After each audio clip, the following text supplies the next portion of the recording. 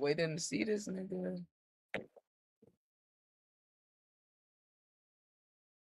Hey, Will Swag, hurry up, bro. You finna piss me off.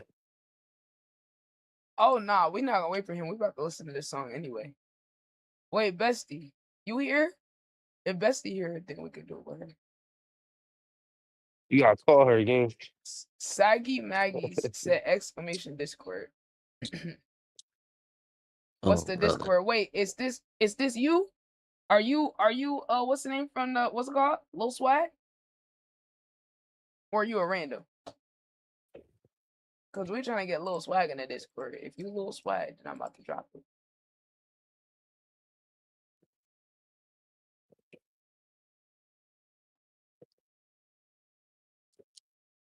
Who are you, gang? Nah, I'm trying to add my song on the Discord. Wow, you're very rude. So you're the type of nigga that go in someone's house and make yourself a plate, huh? Got it.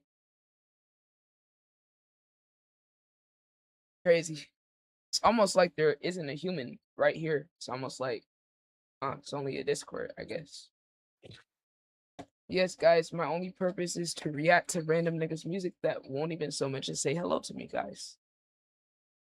What he said, what do you mean? You said you're doing reactions. Does anybody want to explain to him, like, what Today's not I do reactions. Friday, gang. There's no free reaction today, gang. I If react you want a to, reaction, you gotta buy a song.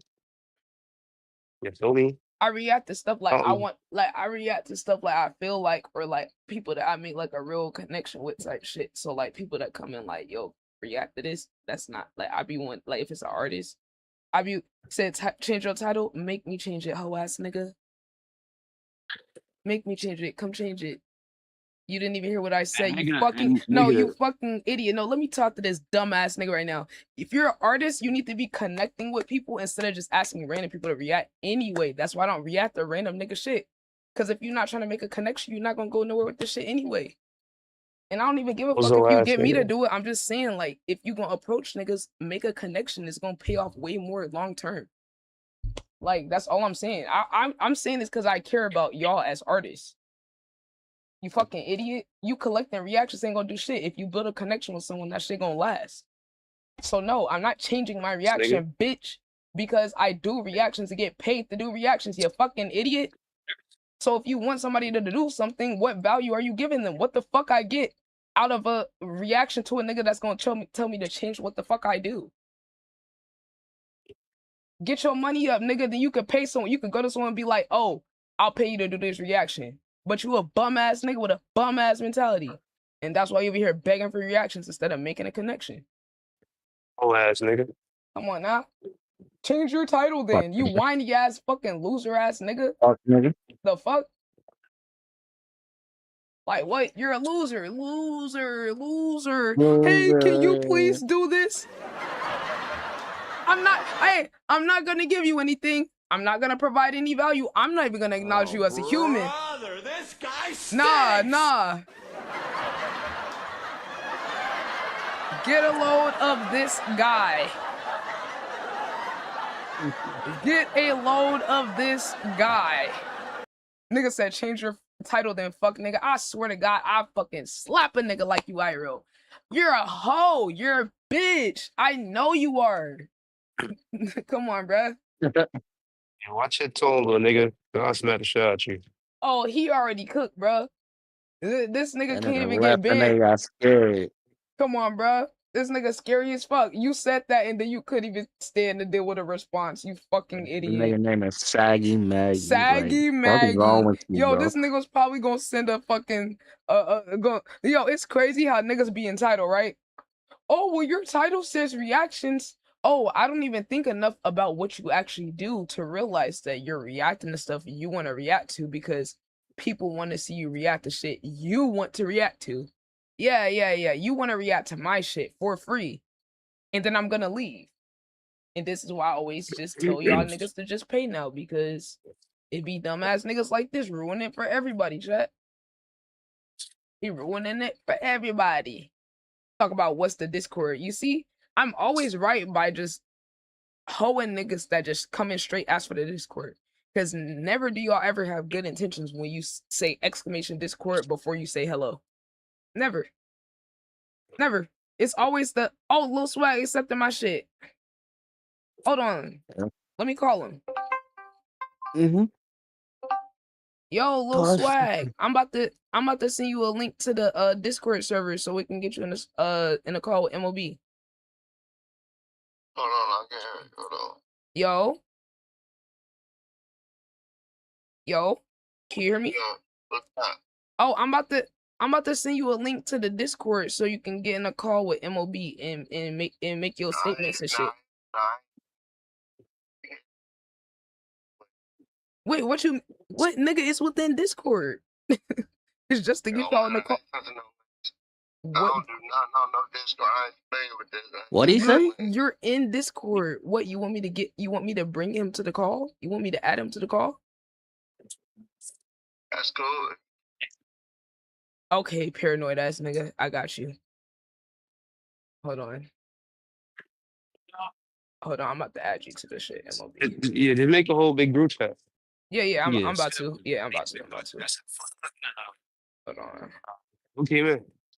You Probably gonna have to nobody, join. so I You ain't gonna seen have to nobody join on the new so. call once he in there. You gonna have to join the new call. This whole fucking. I just put away the whole order. Okay, hold Dry on. stock, the fridge, like back there. Okay, y'all join the call. Let me see. Yeah, join the call. Join the call. You about to Take my join. break and I'm gonna go and pull. Yo, MOB, get on cam, bro. You gotta get on cam, bro.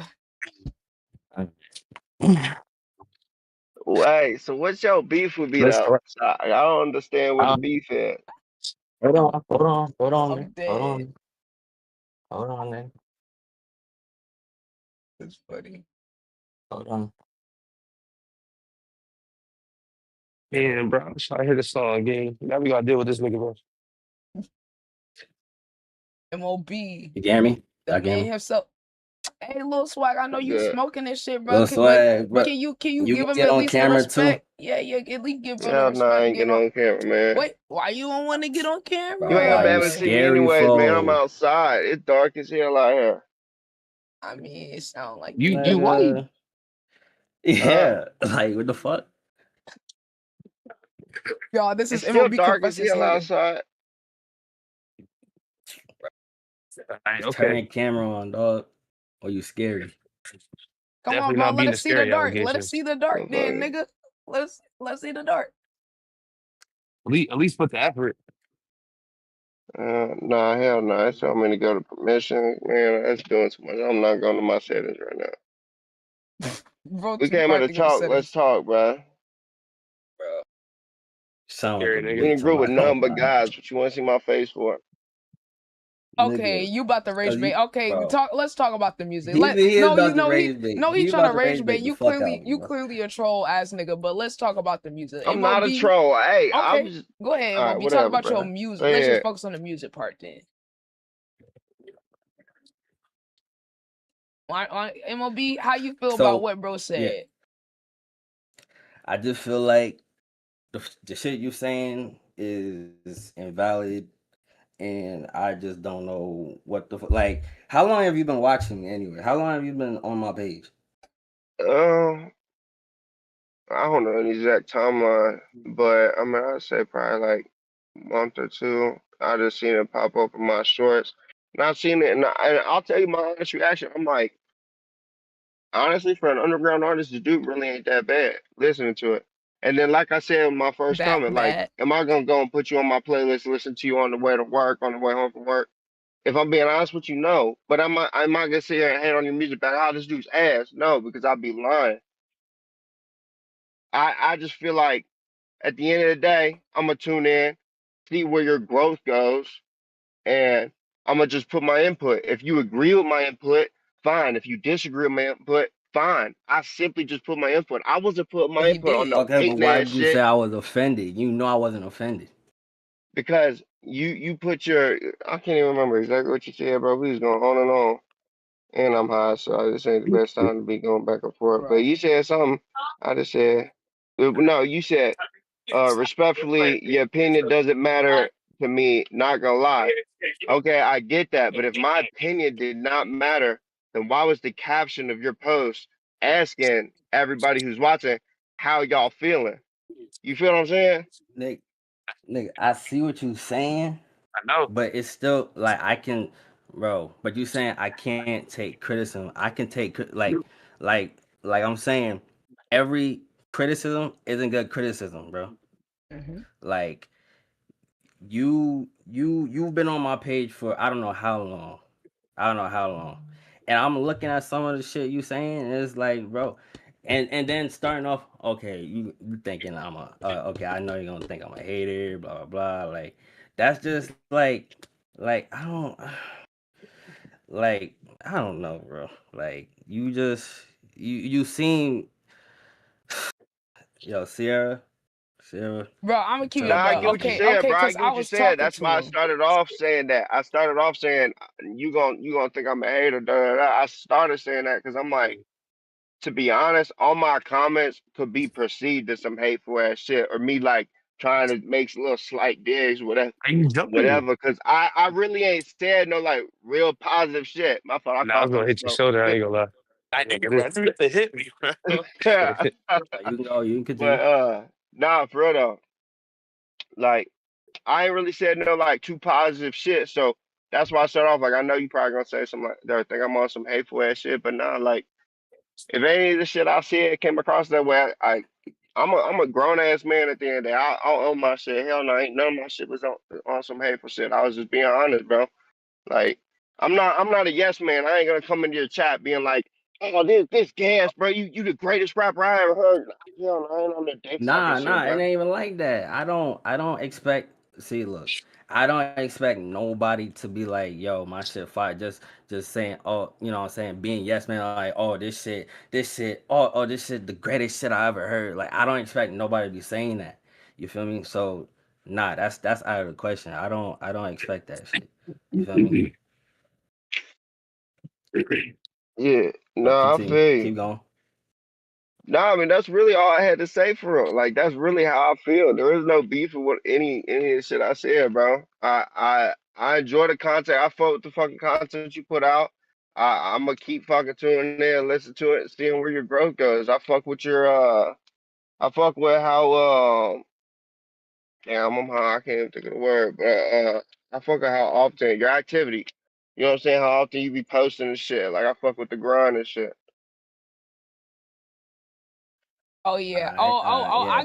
I got something to say to you because when we saw your comment the other day, I told MOB I was like, "Yo, you should get in a call with this guy because this guy is saying what he doesn't like about your music, but he's still able to be objective about the things that you are able to do." And I was like, "Yo, that's like somebody valuable to have around because you know if he does like something, then he really does like it because he's telling you all the shit he doesn't I like." said that. Hey, I said Yeah, that. I yeah, told him yeah. because you started Nah, off saying and some shit. when Yeah, she told me that, I'm like, okay, cool. Like, okay, he's breaking it down piece by piece, but you know what I'm saying, he's still fucking with the grind and shit. I'm like, all right, cool. You know what I'm saying? I didn't trip off of it. I didn't say, oh nah, fuck this nigga. Like, I didn't say none of that shit.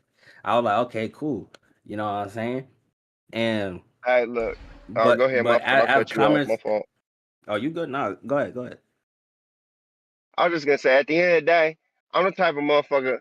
Like when it came to the comments tonight, at least, like when you said about respectfully, I don't care. I'm like, I instantly just started laughing because I'm just like, all right, he fed it, whatever it is. So I said my piece. But at the end of the day, everything I said, bro, at that point, it's just like that's just part of who I am. Like me when I'm talking to my homies, like when we just say shit, you know what I'm saying? Like, you know what I'm saying? Like, but ain't nobody take it personal. We just talking, you know what I mean? Like I'm just out here fan, like he ain't listening. He said that, you know what I mean? But like we just bullshitting, you know what I'm saying?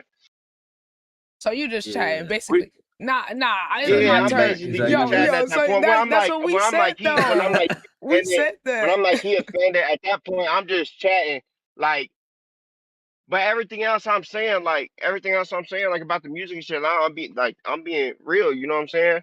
It's just when it comes to other shit, like I ain't just like I ain't on no bro, internet troll shit. You know what I'm saying? That's why when bro. I said if I'm gonna get in here, I'm gonna get in here on Yeah, some adult shit. I ain't coming in here to be on some internet shit like, oh fuck your dad, homie facts. dad. Like fuck, I'm a grown ass man. I'm too grown for that shit. Hell yeah. I like I said, that's why I told him, I Yeah. was like, bro, we should really just ask him if he willing to have a conversation because we sit here and talk about music all the time. But the reason that I also want to be Yeah. in the call is because I wanted to give you a different perspective on like how like what you're saying is valid. Yeah, some Like, some of cause I the feel like shit was what you're saying was like it was cool, yes, but some shit was like, what the fuck is you talking about? yeah. Type I ain't shit. gonna lie, bro. See, look. What I meant by the yeah thing, cause I I was wasn't trying to confused sit about here and that. go like, I wasn't trying to go on for like a whole fucking paragraph. You know what I'm saying? And I ain't gonna lie, I'm from the fucking hood, so I don't know how to read nothing. I ain't got the best education, so I ain't gonna sit here and write no paragraphs that ain't gonna make sense. But but Mm. yeah, so like I ain't gonna lie, you be in your song sometimes, you be flowing, and then like it's almost like you almost at the end of like the little beat or whatever, and it's like you won't really have enough to add more words to put like another bar in there. So you kind of just say yeah, but it don't really like fit. I don't know how they really explain it to her. So I do don't know. It you just so don't go with the okay, so when flow. we when we I when feel we like, but talking it's an about this, opinion right? thing. It's an opinion thing. Nah, I It feel said like don't that. fit. Yeah, music is Oh, this subjective. is Music, funny. everything is opinion based. Like, you know what I'm Chat, saying? this is The shit that you hilarious. like, the shit that you not gonna like, and you like something, somebody else is not gonna like it, or somebody else is gonna like it. So you feel me? Everything is Yeah, opinion based with music shit. But when you're saying the yeah part, right? Are you talking about like ad libs, or are you talking? Because Hey, you said yeah. at the borderline, end Well, of this the is I beat. mean, MOB not confronting a necessarily ad hater. libs. No, it wasn't to be an ad lib. No, it'd be like part of the line or whatever. Like It you be say it your be it bar. be like the main like vocal type shit. Yeah. Your ad libs ain't bad. I ain't gonna lie. You don't overdo the ad libs and you don't underdo them either. I ain't gonna lie to you. Yeah. It just be look. I'm telling you, bro. It's just when you use the word yeah, bro. That's when it be throwing me off. Everything else, I be fucking with it. Nah, alright. But Doobity alright, gang, Wait, feel can you. I ask him Nah, a on some question? real shit. Why he can't Go ahead, wait, sir. I just want to ask you this because you acknowledged this earlier. You said like, oh yeah, like I know it probably seemed like I'm in here because I'm seeing all this nigga. Why you ain't say the positive shit that you like too just as much? Like not Exactly. like you I did say the look. So when it comes to music, I used to fuck with rap heavy. I really did. But like a lot of the new school artists that coming out, at least like motherfuckers just care more about sounding catchy and being like more TikTok rappers and shit. So like I kind of fell out of the love for rap because it's not really about lyrics no more. mm, I don't really be listening to that. I just be listening to whatever's on the radio for real. And uh, when it comes to like that's what I mean when I say like it's just not making my playlist because I just listen to what's on the radio and like he's an underground artist. It's just not on the radio.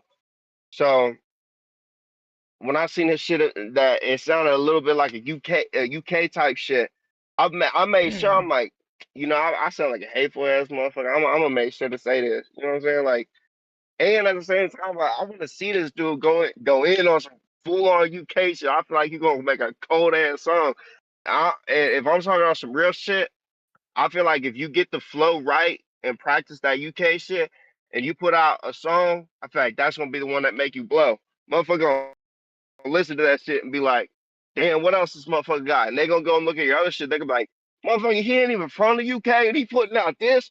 Let's see what he can do. And this gonna make motherfuckers want to tune in and see what you getting. Damn MLB, maybe you Nah, I need to feel do the nah. maybe you need to do the reggae I flow on definitely that feel it. Nah, and that's crazy of the because UK. I told him when he had said the UK thing, I was like, damn, I'll probably look into it. You did Right, the Swag? I SD. told you that. You did the Nah, you SD did say kit. that. You already did the SD kit shit. It's like Yeah, I we did. did an SD kit song. Like most of the songs. All right, so like most of the songs, most of my music is not on my YouTube. You feel me? Like most of the songs are like SoundCloud, or you can check Spotify or Apple Music. You know what I'm saying? So I be most of the fucking with most Spotify. Is songs it that just you don't Mob hear, Carey? yeah, it's just the same shit. I'm carrying I MOB got you. space CARY. You can check all Oh, that. Moonstar. I set up MOB to confront one of his haters. This dude that he's talking to was hating on him in the YouTube comments, and I basically was like, "Yo, why don't we get him in the Discord so he could y'all can have a debate and we could do a video confronting your hater." Music for Have a good night, bestie. What's up, Moon? a certain type of song or a sound that I'm doing, I have other music that's different that you actually might fuck with. There's no like, but if you don't fuck with any of it, okay, I guess you just don't fuck with me as an artist, and that's okay. I accept it. But I have different. I'm versatile as fuck. I have different fuck. I'm in every fucking genre they can be in. I'm going. I'm that. I'm about to do a no auto fucking tape soon. I just did a whole song today. I'm about to have shit. Might go in the country. Who knows? But I'm doing a bunch of other shit. It's not just rap. You know what I'm saying? So I'm open to other things. I'm open to expand my sound and shit. You know what I'm saying? But judging, you can't judge off of the shorts though. You know what I'm saying? Don't judge off the shorts. Like actually listen to the songs and see and hear what I'm talking about and see the cadences and see the flows that I'm hitting on. Cause I'm on some real shit, and it's Hey, not to be cocky and nothing. I'm dead ass different from a lot of these underground artists. Like dead ass. Like, and I've been doing this shit for like 8, 9 years, going on 10 years. Like I've been in the music business. I've been in the music shit for a while now. So the sound that I have, the sound that you know what I'm saying, putting on like a show for everybody to see, that's the sound that I honed in on and I locked in with. And it took me a minute to find this sound. But this is my sound. And if you don't like it, I guess you don't follow me as an artist. But at the And same that's time, okay. That's okay. and that's okay. You feel me? If but I'm still trying to grow as an artist. I'm still trying to grow, get into different sounds, like I said before. But the sound that I honed in on, this is my sound. This is what I want everybody to know me as. You know what I'm saying? I don't try to clone nobody. I don't try to sound like, I don't try to sound like nobody else. Like I sound like me. You know what I'm saying? Even though it's still gonna be people that say, "Oh, you sound like this person," "Oh, you sound like who, fucking Tana," or "You sound like," nah. But there's still gonna be people like that, but I don't clone nobody. I have my own distinctive sound, and that's that. If niggas don't like my sound, y'all don't have to listen to my music. Dead ass. Y'all don't have to listen to my music. But I always do appreciate the ones that listen to my music, and I fuck with y'all the long way. Dead ass. I fuck with everybody that fuck with my music because it's a lot of artists out here that don't care for their fans, don't care for their supporters, but they out here, getting to that higher level. And it's like, we really need to sit down. We really need to have this like combo. It's like, yo, who the fuck are we? Who like understand who we're pushing? Like, there's a lot of artists in this world that really good that love talking to their supporters, that love what they do, that have their own sound, but they don't get as much love because of the way the social media is set up and the algorithms and shit. You know what I'm saying? So me posting all the time, that's me trying to see what works. Trying to beat the algorithm. You know what I'm saying? Cause I know for a fact, and it's not like I said before, it's not cocky shit. I'm not cocky. I'm humble as fuck. But I know what I stand on, and I know the type of artist I am, and I know if I continue doing this shit, like I can go places, I can get somewhere. But it's like right now, like the algorithm, I'm trying to beat it. I'm trying to push as much as I can, you know, and that's that. Like I said before, like this is my sound, bro. Like, you know, no, Yo, you good, bro. I know what you're saying. Uh, yeah, and no, that the consistency and the posting and all that shit. No, I get what you're saying with all that.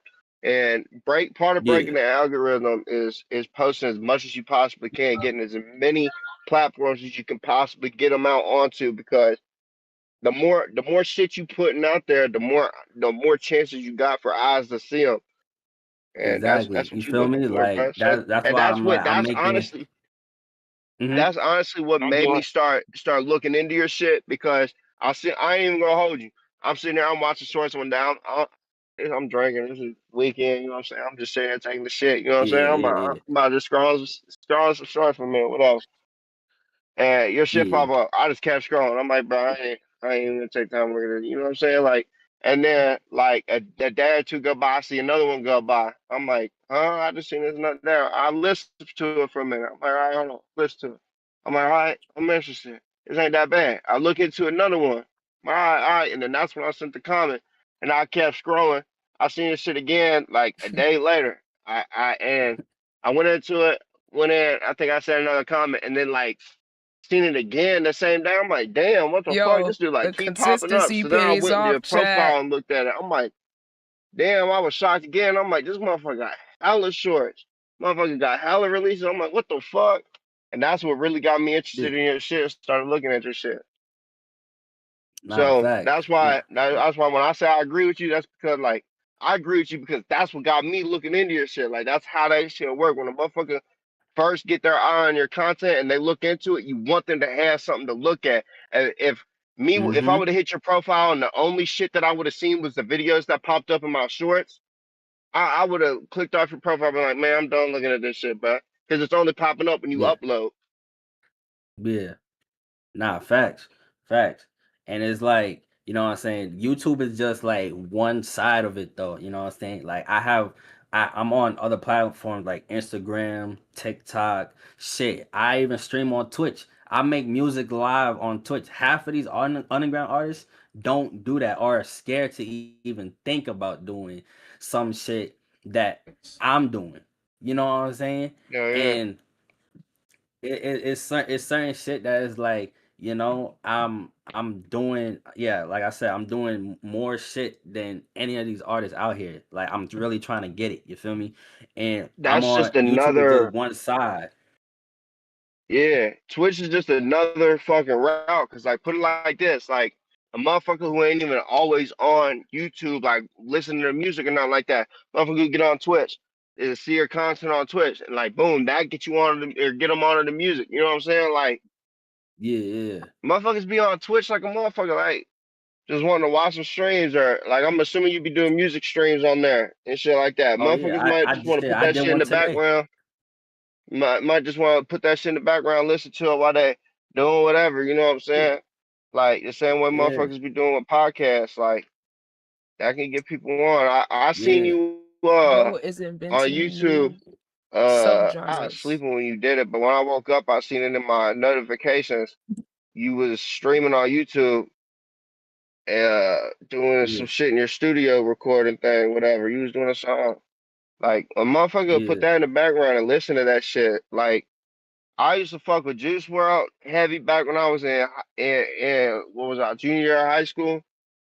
Me yeah. and my homie used to listen to Juice World and listen to his studio recordings that was being leaked. We used to Okay. listen to that shit and like you doing that shit live, motherfuckers will listen to that, bro. Cause watching the production and song, that should be dope. Especially when Yeah, you people see can what do I'm that shit saying? on the Like, dome, when they can just instantly put that shit up off the dome. Like Juice WRLD was cold with this yeah, shit off the that's what I'm dome. saying. I didn't say that. Like a lot of people they be taking The like fuck? days, What are you talking about? weeks, even shit, months, That? you know what I'm saying, Yes. just to Why? make a song.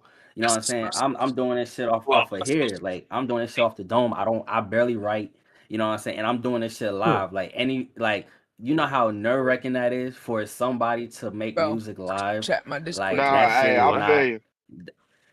But I've grown out of being nerd because I never thought in my life that I'll be making music live, and I did it for the first time, and I'm like, shit, this shit was fun. I'm gonna keep doing it, and I kept doing it. I kept doing it. Kept doing it, and like it's now is like more comfortable for me to make music live and show people the process of making music because it feels I want everybody who fuck with my music or who fuck with me to be a part of the journey, to feel like they're a part of what I'm creating. You know what I'm saying? Like I did I didn't drop it, but I did a whole thank you chat tape on stream where anybody can come in and tell me what the like, give me any suggestions on my music, give me any suggestions on what I should do at certain points of the song, tell me the song name. Like I did that live on, I did it on TikTok, I did that on YouTube, I did that on Twitch, and that shit was the most funnest shit I ever did in my life. You feel me? So I'm you know what I'm saying? Like shit, like don't I just want you to like don't judge like off of the shorts, cause you only get like a couple seconds to hear certain songs, and then it's like, oh okay, it's cool, or it is not good. You know, like actually go into the discography, listen to the songs, you know, see the progression of certain artists. You know what I'm saying? Or if in this instance me, like go into my discography, go see where I started from and where I'm at now. And then if you're not fucking with it, then you can tell me, oh, this just not for me. I'm like, okay, I'm gonna accept that. You know what I'm saying? I'm just not the artist for you. But I know there's something in my discography that you're gonna fuck with. And it's not being cocky. That's just I know my music. Like I put real time into my music. Even Can though I it say looks something? like I'm go And ahead, go ahead. if it's not already out, it could be in his vault. If you were like, It this is what could I be in the want to vault. say is that other reason I wanted you to actually talk to him is because I'm like, bro, we need to like elevate the interactions that we have between artist and the listener. It can be more than Yeah. just, you can engage with an artist in more ways than just critiquing them. And even you like subconsciously in your head even realize, like, even though you knew your intentions wasn't negative and hating, you knew that because the balance was off between the positive and the negative, you even felt like a way saying it, even Yeah. with knowing what your heart is, you still felt the way. You know why? Because we don't have good examples on how you can engage with an artist outside of like critique of like Hmm. what you do and don't like. The way that we're like trained on music, the way like it's big in the product and music and the radio and all that, Yeah. it's really based on like what do we like and want to hear. But like I feel like crazy theory for those of us that just love music, period, Yeah. we can have more interactions with music than just it being a song that's made for us to like. Because watching him on stream make songs, like you see how you're saying you like lyrical rap, all of that. If you were to build a connection with him, be someone that's in Crazy. his live stream, you could possibly have an interaction. Like That he was said, he can that create an was damn. experience that That's could be destined. something that's It's something destined to cool to happen. you. It's like, Just oh because you well, know. I'm kind of glad they took Wait, this Ty, fight. can you mute? Can you mute Ty? Hold on, I gotta mute him on. Okay. Yeah, I was saying like because we're in a new age with the streaming and all of this, it's like the artist got to look at shit different, right? With the different resources and platforms. But I also challenge you as a listener and someone commenting. You got more ways you can engage with the artist now versus before. And look, I'm not just telling you this as a listener. I tell artists this myself. I work with artists. I challenge them to interact with their supporters more. I say, yo, if someone's commenting, go back and forth, give your opinion. Be more than a person just posting your song. Let them know that you got That's a fact. thoughts, feelings, opinions. Have it like engage with them, bring them into your process. And I feel like this conversation just proves that, like, at the end of the day, I told him, I said, this is a person that cares about music to some extent. Regardless what he think, he care about music and he's invested into your journey. So this could be a person that could be useful to have like in your community for you to like have just a different perspective, right? Because I'm like, no one's ever gonna like everything you do. But like MOB is a different type of artist than your average artist. He could do the lyrical shit, but you just wouldn't know that because the way that he's being forced to promote himself, the way that the algorithms is forcing you to like get exposure as an artist, forces you to pick something. You feel me? And like artists are getting Hmm. suppressed. Like it's hard for them to get seen if because the apps have made it pay to play. Like the people like you, a listener, you don't realize that it's pay to play now. So like the shit you're seeing on your algorithm, and some artists don't even know this either. So because like now they make niggas pay for ads, right? All the apps got a YouTube, TikTok, IG.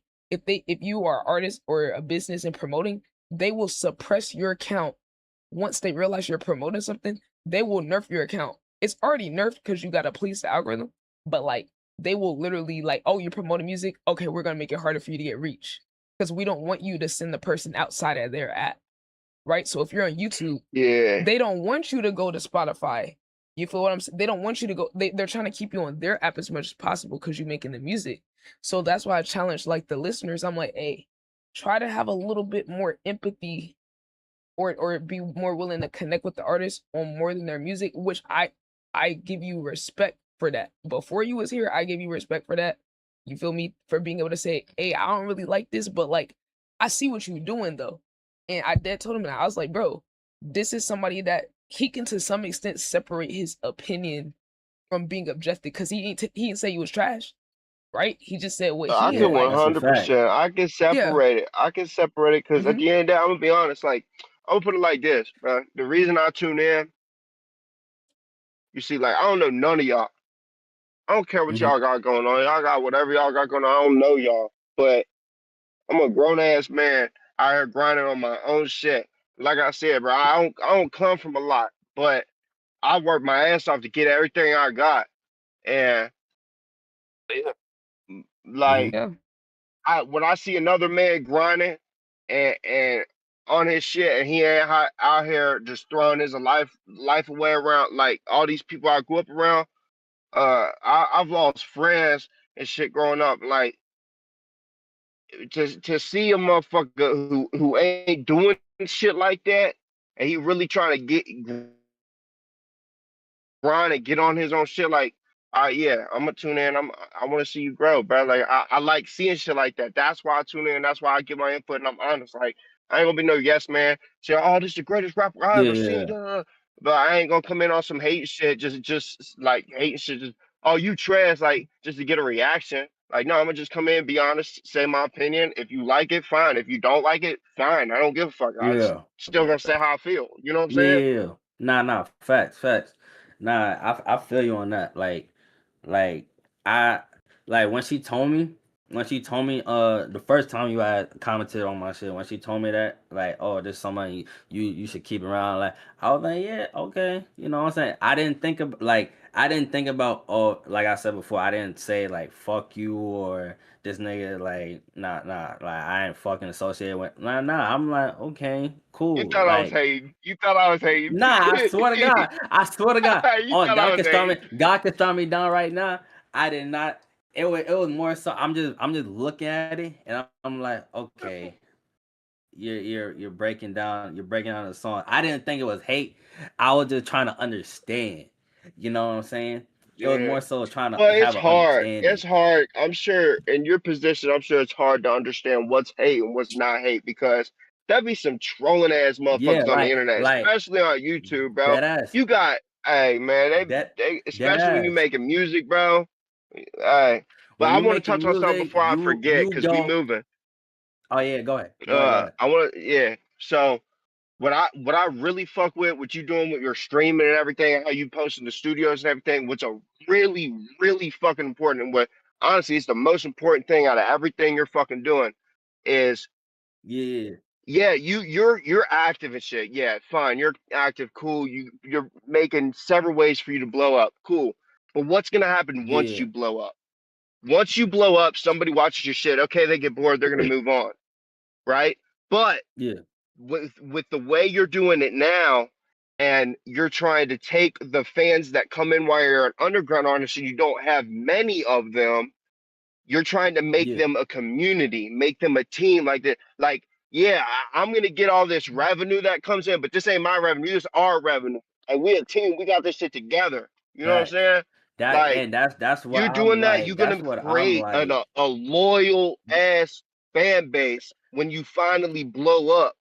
And Yeah, that's what I'm then like saying. Like Juice World, look, I always said this. try to talk shit about Juice World in front of a Juice World fan group.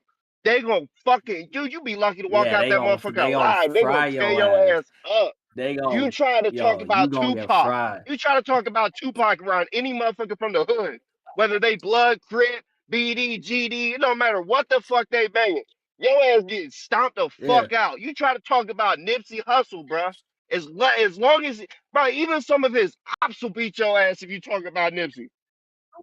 Nah, facts, You know what I'm saying? facts. Like Like that's why you I'm create a like loyal fan I've base, always motherfuckers gonna support you. like I've always said, okay, I'm a I'd rather have like I'd rather just for random numbers. I'd rather have 10,000 people who would be a cult fan base that would like, oh, buy my merch. Oh, come to my shows when I'm performing. Oh, buy certain shit from me. Or just watch or stay in for the streams. You know what I'm saying? Like, comment, subscribing, you know what I'm saying? Doing all that shit. Then have a million fucking people that don't give a fuck about me or what I got going on. They just here for the music. Dead ass. Oh yeah, Like, facts. you know? So it's like I don't care. Like, my thing is, like, I don't care. Like, since I'm talking to you right now, so you know where I stand. I don't care to blow up. To be honest with you, I don't care to blow up. I just want the certain people. I just want to be able to share my story and be able to, you know what I'm saying. I want to be like the people like I want to influence and I want to like be the one that like okay, cuz I on some real shit like I was once that kid that never had a voice. You know what I'm saying? Never had a voice. People told me I wouldn't be shit. That I would never make it in music and shit like that. And I know there's a lot of people that feel the same way, that have been in my same shoes, been in the same situation. And I want to be the person that been like, okay, I just beat all the odds. Like y'all have no excuse. Like I want to be an impact on a lot of people.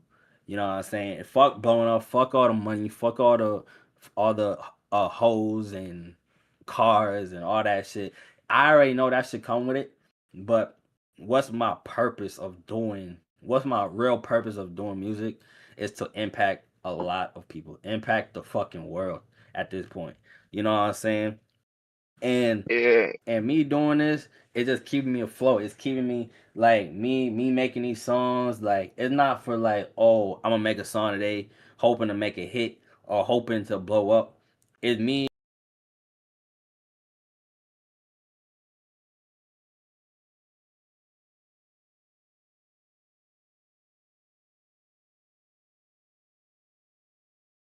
whether I'm doing reggae, dance hall, like all of this shit has a story. All of this shit has something in there. Whether it might not come off sometimes as that, but it's something in there that you really have to like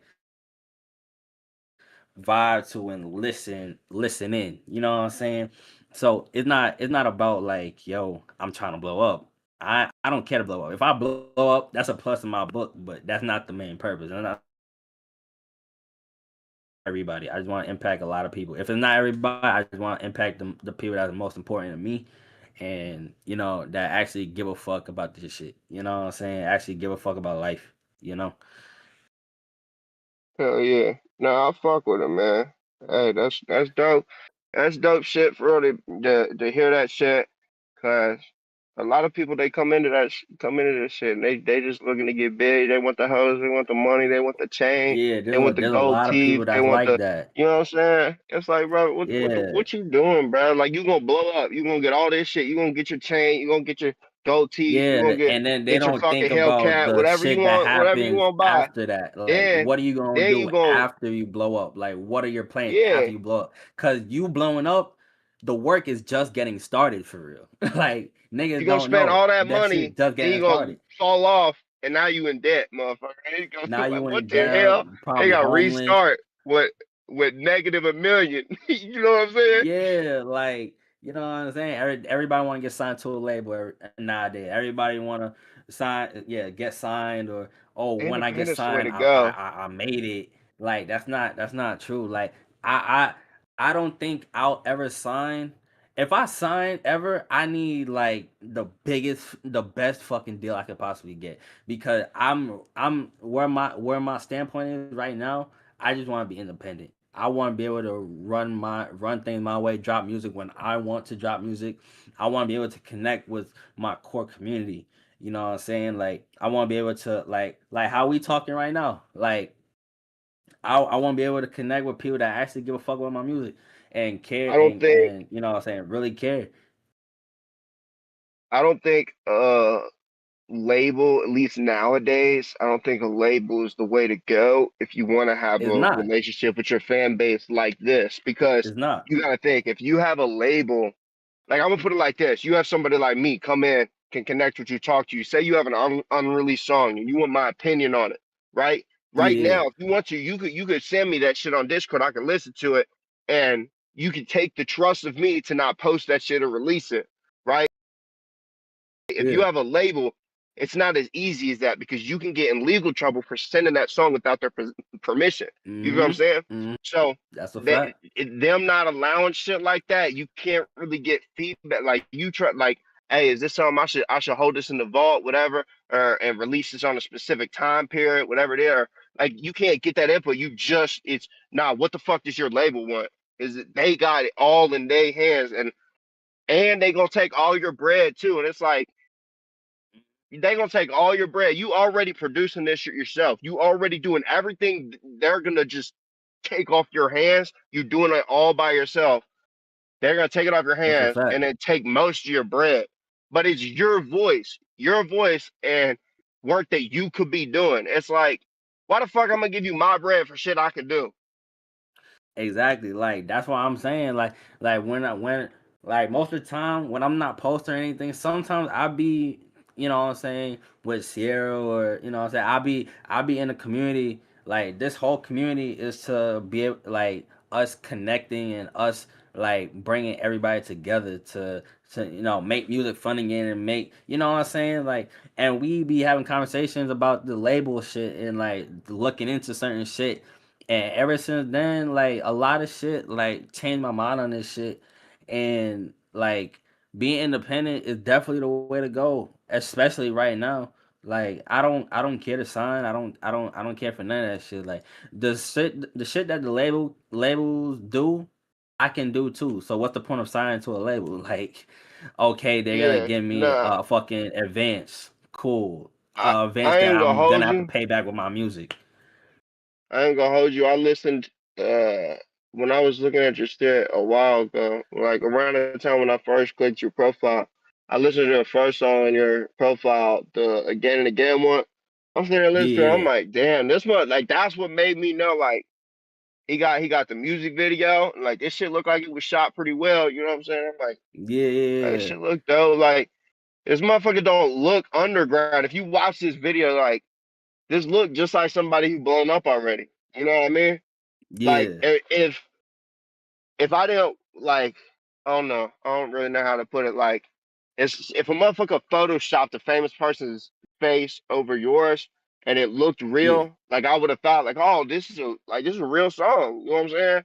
yeah. Nah, facts, facts. Yeah, yeah, yeah. We definitely like that shit was like 4 years ago or some shit. Like, and Nah, it was I only only have two one or some video, shit. but oh yeah, yeah, some shit, something around there. But like, I like I only got one video. I should have more, but you know, shit, life happens. But you know, I'm trying Hey, my like really I'm trying my best. I'm trying my best to give y'all like the most I can possibly give y'all. Like I dropped how many songs I dropped this month? I dropped like 13, 14, like 12, 13 songs this month, and y'all getting a yeah, project next month for my birthday. yeah. Like I'm dropping a That's lot. what I wanted Like to touch on. I'm not yeah, knocking the consistency. I'm not whatsoever. yeah. I fucked with the music video. I did. Now, Yeah, what your homie was talking about kind of like ways he wants me to go about looking at music, I get that. But when it comes from mhm. an expectation on how you expect the average viewer to go about viewing your content, you can't expect a viewer to go about it any like they're gonna do whatever the fuck they want. You know what I'm saying? Nah, You that's a gotta fact. grab They their definitely attention. They don't have to grab yeah, yours, you have to grab theirs. You know what I'm saying? So facts, what grabbed facts. my attention when I first clicked your profile, I'm like, I just scroll through. I just want to see which one am I gonna click on. The first one I noticed was just the music video. I'm like, all right, fuck it, he got a music video. Let me click on it. So I just clicked that one and I fucked with it. And now I be a busy motherfucker. I'm always doing shit for the most part. So I didn't Yeah. listen to nothing else. I'm gonna go back. I'm gonna listen to the other ones that ain't got music videos. But my point here is what grabbed my attention was the music video. I just wanted to, you know what I'm saying? So yeah, you Yeah. got hella consistency, but maybe hold some of those back in the vault so you can spend more time instead of producing those extra product or projects you got. Spend a little bit more time making a few music videos. That way, you still got hella songs you can release, but you got some music videos you can drop too, because people Yeah. want to watch music videos too. You know what I'm saying? Nah, that's a fact. That's a fact. Like, I just dropped the audio cause I've had a time where I wasn't really dropping as much. I wasn't dropping a lot. I wasn't posting. Like I've had times where people had my music and basically shelved me, held me back from my potential and my growth. So I'm like, okay, you know what? Fuck that. I got a setup now. I'm recording music like all the time. So I'm like, fuck it. I'm about to just release the vault. Whatever goes, goes. If it don't go, then it don't go. But I'ma still do that and do what I'm saying, like I'm gonna drop music I'm gonna try to drop music all the time as I can. The music videos though, like I'll definitely like I can drop official audios, but I can always make music videos too. Like it's no like time isn't real. You feel me? Time time isn't real. Time like I can't always do it, you know? Like I can Yeah, always do that. I can always drop music videos whenever I feel like it, whenever I want to. I can go out, shoot a music video, edit that shit, drop that shit, whenever. But I'm just trying to like get back into the consistency of releasing and dropping more because I was slacking. I wasn't like I was making music. Don't get it twisted. Like I was making music. I just wasn't, you know, dropping the shit cuz either I didn't really want to drop them. Somebody was telling me I had people in my ear telling me not to drop it. Fucking uh you know what I'm saying? It's a lot of shit that goes into it, but I'm just trying to like really like be consistent, active and drop as much as I can, you know what I'm saying? And try to give y'all different content too. Cause the content that I'm posting now, like the shorts that you're seeing and shit, like those are just little pieces of the pie. Like there's just something that I can just whip Oh, up real quick and imagine bro shoot. seeing the other shit. Imagine bro seeing all the shit we got in the vault. Like he be posting little play like I'm little yeah, base hit I'll be content for posting a real. little play shit, but when I'm in here, we be making real content. Like I literally, she can tell you, I literally did a making a song while playing 2K.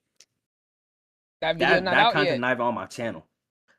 It's Oh, not even out yet. I did a 1 hour. I did a 1 hour speed run of fucking make. I made 3 songs in an hour. That video has not dropped yet. We literally did a 2v2 fucking speedrun EP with it was an artist and producer versus an artist and producer, and the producers flip flop to both artists, and we literally going direct to consumer, and people are paying us for our for the EP that we did. mm-hmm. That shit that's hasn't even dope. dropped yet. That's What what You we're I'm know? hearing doing. is dope. I'm not knocking y'all. I'm not knocking y'all. Don't take this on no hate and shit at all. Like I'm not. Oh no no I'm no this. no! It's not. This is yeah. Yeah. This ain't nothing against what you doing right now. But I do want to say there does come a point with consistency to where it becomes too consistent, to where Yeah, if you that's a try to fact though. force songs out too much, like I'm gonna put it like this. Like Juice WRLD was fire off the dome, but there was times Hmm. where if he was freestyling too long, it's like, all right, bro, like you gonna have to switch the beat or something, get on something else. Like, bro, you just like you ain't good anymore. Like you gotta go to something else. You know what I mean? Like, and then he get on another one. It's like, all right, you pretty much saying the same shit, bro. Like when he did his 1 hour freestyle or whatever went on the Eminem shit. Like he was spitting. I ain't gonna lie, but like I say about half of the fucking time he was rapping, he was kind of Yeah. saying the same shit. It's like, I mean, but you're rapping for an hour straight. It's gonna be fucking hard. You know what I mean? Yeah. So Facts. like, what I'm saying is, if you really like take your time on a project, like me, I'm not trying to compare myself to you because I ain't got the balls to do what you're doing. I ain't gonna lie to We post my shit know. online, try to do like create my own fucking status with like hell nah. Like, I ain't on no We fucking know. artist level type shit like that. I just wrote a couple songs about my life and shit in my notebook. You know what I'm saying? Yeah. Yeah. But like Nah, if you facts. really dive in on something, you just keep going in on like line for line, like and kind of keep repeating it. Like that's how I did it when I was writing my songs, like boom, try to make it fit. But like I want to go into where I was like forcing it. You know what I'm saying? Nah, facts. Yeah, But this yeah, nigga that's Yeah, I finna don't hear know. like, this bum you ass know, You'll LB. just make a song, and if you really dive in on it, like you could put out other songs, but you really dive in and you lock in on one song, and you have one to where you're in the studio on one song. You spend like a couple weeks on it while you're putting out your other shit. You could like put out one song where this is the one you put the music video on, and it's just bar, bar, bar, bar, bar, like at the and like this one's just fire as fuck. Like that's the ones but you want to see, put a that's my music that's video my on. The that's my motherfucker be thing looking at it like, though, cause damn, I was jamming in yeah. this bitch. You know what I'm saying? Nah, I feel you, but my thing is, right, like I can do that. You know what I'm saying? Like I can do that, but it's like it like okay, I make music off of the feel how I'm feeling. You know what I'm saying? I don't like wanna like force anything. Like if I feel like if I'm in the flow state, if I'm in like feeling like okay, I'm gonna go in the booth right now, find a beat, whatever, make a song, like record or whatever. And if that shit come out in 15 minutes and I think it's hard, shit, it's hard to me. Like, you know what I'm saying? Like I can make a song quick as fuck. But sometimes I will take like I have you probably haven't heard like some shit that I have like I have introspective song that I'm actually talking about my life story, real shit. You know what I'm saying? Some songs that's like there I have they're just like Bro, they hype don't be songs popping or up. vibe Bro, they songs don't or pop as much R&B, as the you vibe know? songs, bro. It's not his fault that the other songs don't perform as well. Because Yeah. it be people like you that say, oh, I want to hear the deeper shit. I want to hear that. But that don't be what catching the algorithm. It's still there, though. He still That put it don't out. it's just the out yeah, the I algorithm. get That's y'all. why that's Yeah. why when I said I get earlier, that. like fighting the Y'all talking on algorithm, the you know? algorithm. Right, Yeah, because I get what y'all mean with Yeah, the that's what like you're algorithm getting because seen. I can easily make a bar for bar song or talk about my life story, what I went through. Cause I have done that before. But fighting against the algorithm, that shit not it. Like it's not it. you To some see, people that's it's why gonna be fire. But you know, against the algorithm, they don't want that They're shit. not going to push it out because that's people aren't another engaging reason with why I it. won't release my music. I won't release music. That's part of the reason because I can't go with I can't fuck with the algorithm. Man, I'm gonna be on my own. I'm just do my own shit. I'm never gonna blow up. I'm too fucking busy trying to come up. You know what I'm saying? Working, putting on what I'm doing. I ain't got Hmm. time to do the shit that you doing. You know what I mean? To try to blow up. What like? I ain't got time to put that towards music. I'm not bad at writing music. I just, you know what I mean? I ain't got enough to put that focus into it. You know what I'm saying? Yeah. Nah, I So feel like you on that. I feel you what you talking about. Like you can't do necessarily what I'm saying I like because if you Yeah, was nah, doing it but like like that, I saying you like wouldn't I can really it'd do be it. so hard to fight the algorithm and Yeah, you shit if feel you me? just touching on one subject. You gotta like the era Yeah, I music's gotta in, switch you it gotta up. be able to Like make a some pop song. You gotta be able to make a song that a motherfucker's gonna dance hmm to. You gotta be, you know what I mean? that's a Like fact. Like as like as motherfuckers as like I bad can as it easily sounds, you make gotta make a a song where it's just catchy and it's real mumbly. yeah, Like you don't have to that's a mumble, fact. but Like like it'll sound like a mumble song almost. yeah, like you know what I'm saying? Cause like I said, like I can make the introspective song where I'm talking about my life story and everything like that. But sometimes that some like certain audience there. That's why I'm versatile. That's why I don't just stay in a box. You feel me? Like Yeah, that's like staying in a box.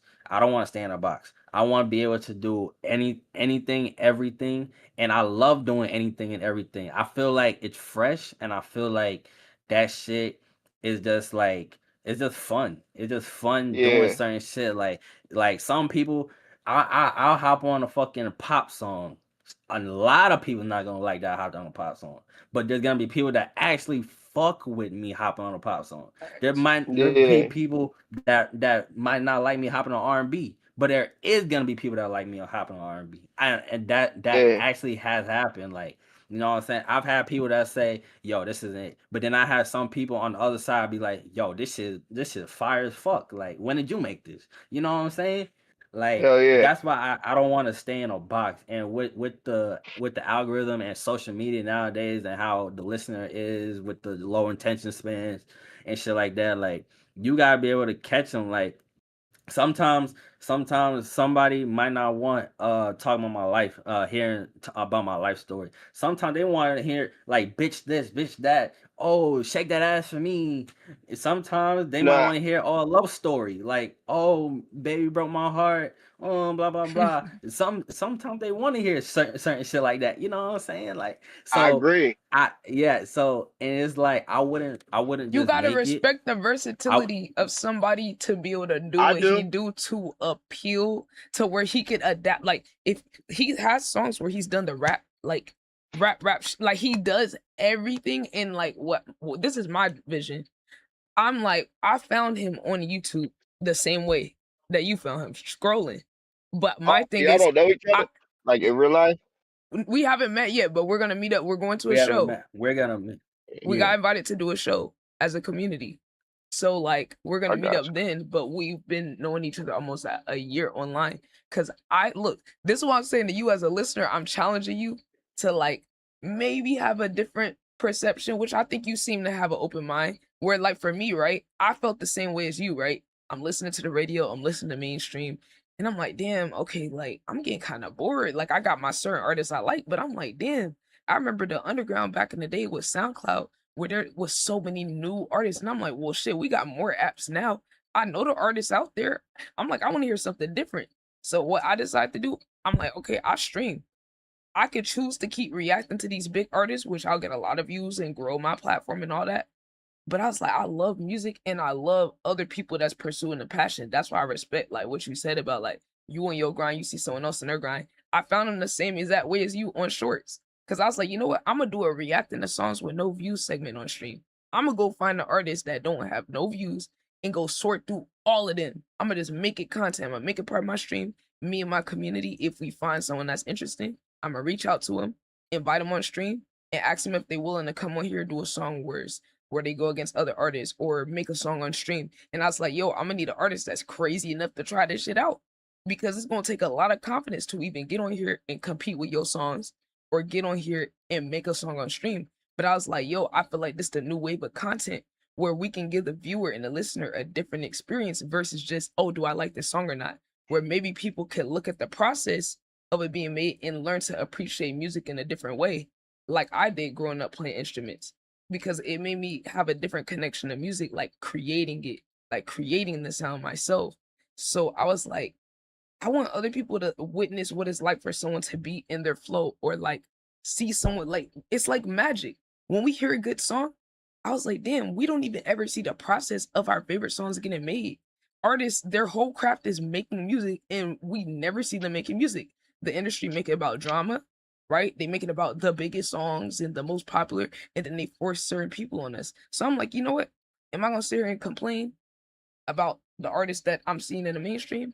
Or am I going to do something about it and go find the people myself? Because I'm like, I know it's other people and I might got to listen to a lot of mid people, which I have. I spent hours the past years looking for people over and over and over to prove to the world that there's people that we don't know that's not that big that are talented or just as talented, if not more talented than these bigger artists. Cause I'm like, bro, I know there's people out there innovating the Underground sound. artists is where it's at. Exactly. Mainstream artists just try to fit with like what the mainstream artist is the reason why fuck it, I don't listen to rap anymore. Like it's just No, bad. facts. It's bad. It's boring. But It's nah, boring. when it comes to your music, man, like I get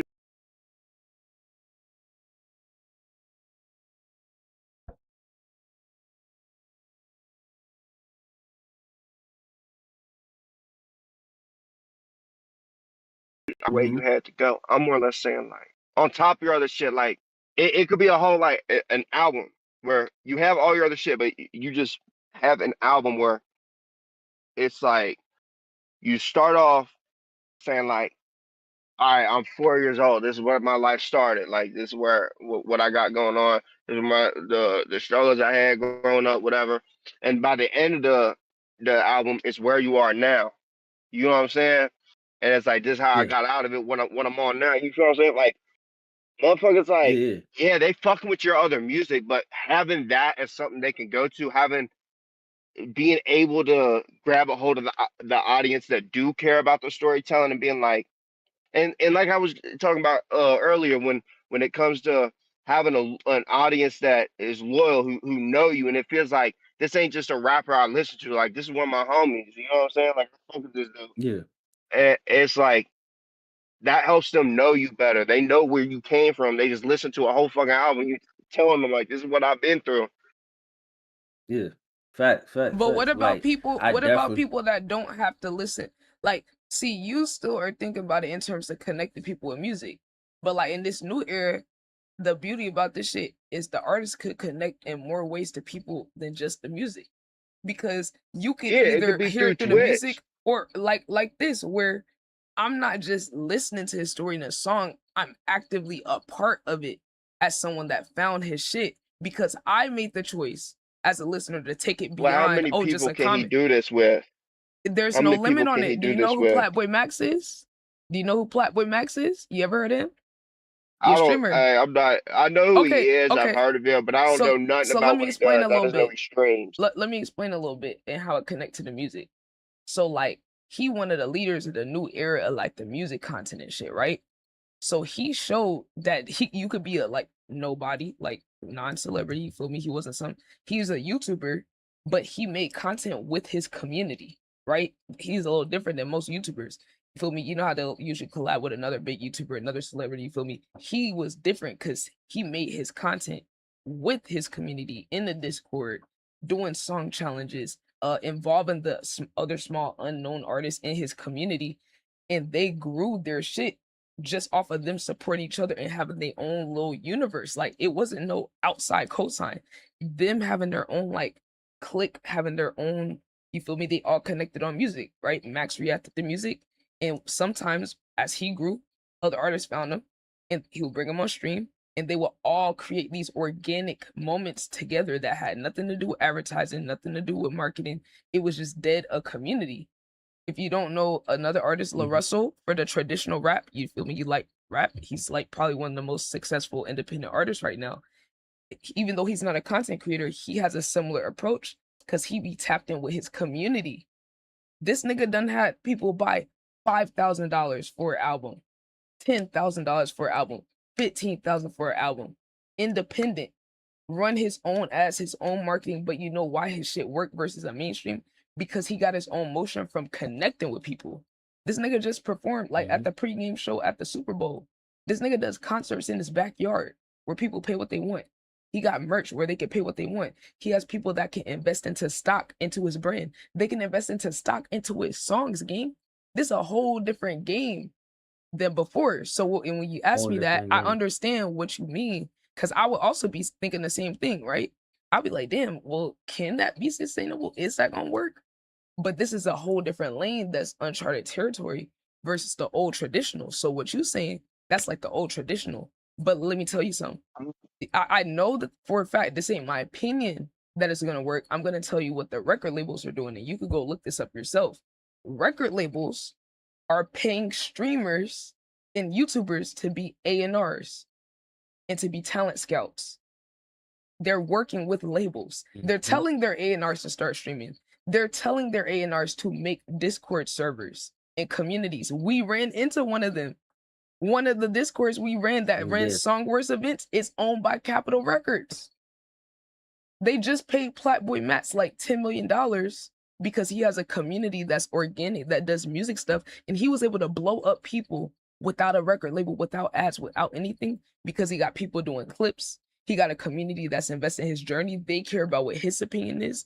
His cosign means something to where he's able to push artists just off of their fucking community and reach, and outside of that, and being able to organically go viral for free, that the record label had to come do a deal with him. So I just want to share that perspective with you, because as a listener, you might not understand how the industry's shifting because you're only looking at it from one perspective, but labels are trying to recreate the shit that a streamer does with a community. They're making their artists stream. They're making their artists get Discords. They're making their artists go direct to consumer and sell music directly again. Dude, they just made Cardi B go out and sell her fucking physical copies. They're shifting back to physical. They're shifting back to direct to consumer and direct to fan relationships. They're actually buying companies right now that do that. So that is actually the future.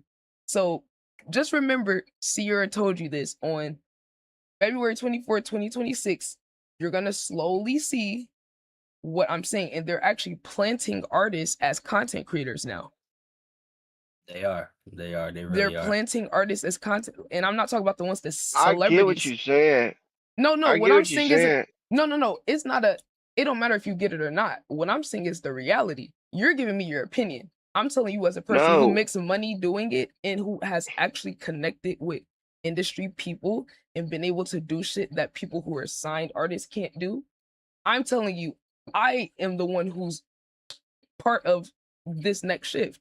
And there's people who is in labels who's coming to copy what I'm doing. Am I lying? There's people who are watching what I'm doing that are A&Rs for labels that are coming to me and trying to do what I'm doing with artists, or take the artists that I'm finding organically. And I'm not even that big. So I'm just telling you what it is. Like, I get what you said. Like, what we is basically hold on. saying the same thing, but we going. What is your Look, what is I'm your not end saying goal you can't go that suggestion? path. I get Hold you on, can go that I'm path. The asking. only thing I'm saying, I need to understand this first so I can understand your perspective. Let me ask you this, because I'm thinking like, okay, so the route that you're saying go, this is advice you're giving to someone who wants to get signed to a label, I'm assuming, because to me, no. What's your No. the path that you're I'm saying not. your No. shit leads to? You're looking at it. You're No, looking I'm at what I asking said. you. You're not understanding what I said.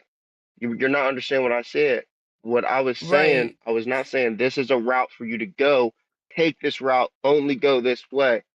I was saying Right. this is another route. That's a route to that you think works more, in your opinion. Take.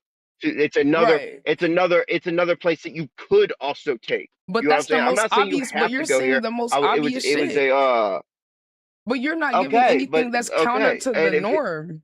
That's like obvious. So You like, talking about a whole thing I don't get into. You talking about social media stuff. I'm not a social media person. I just I just sat there and It's explained it to you. 2026, and I just now made my first Discord account.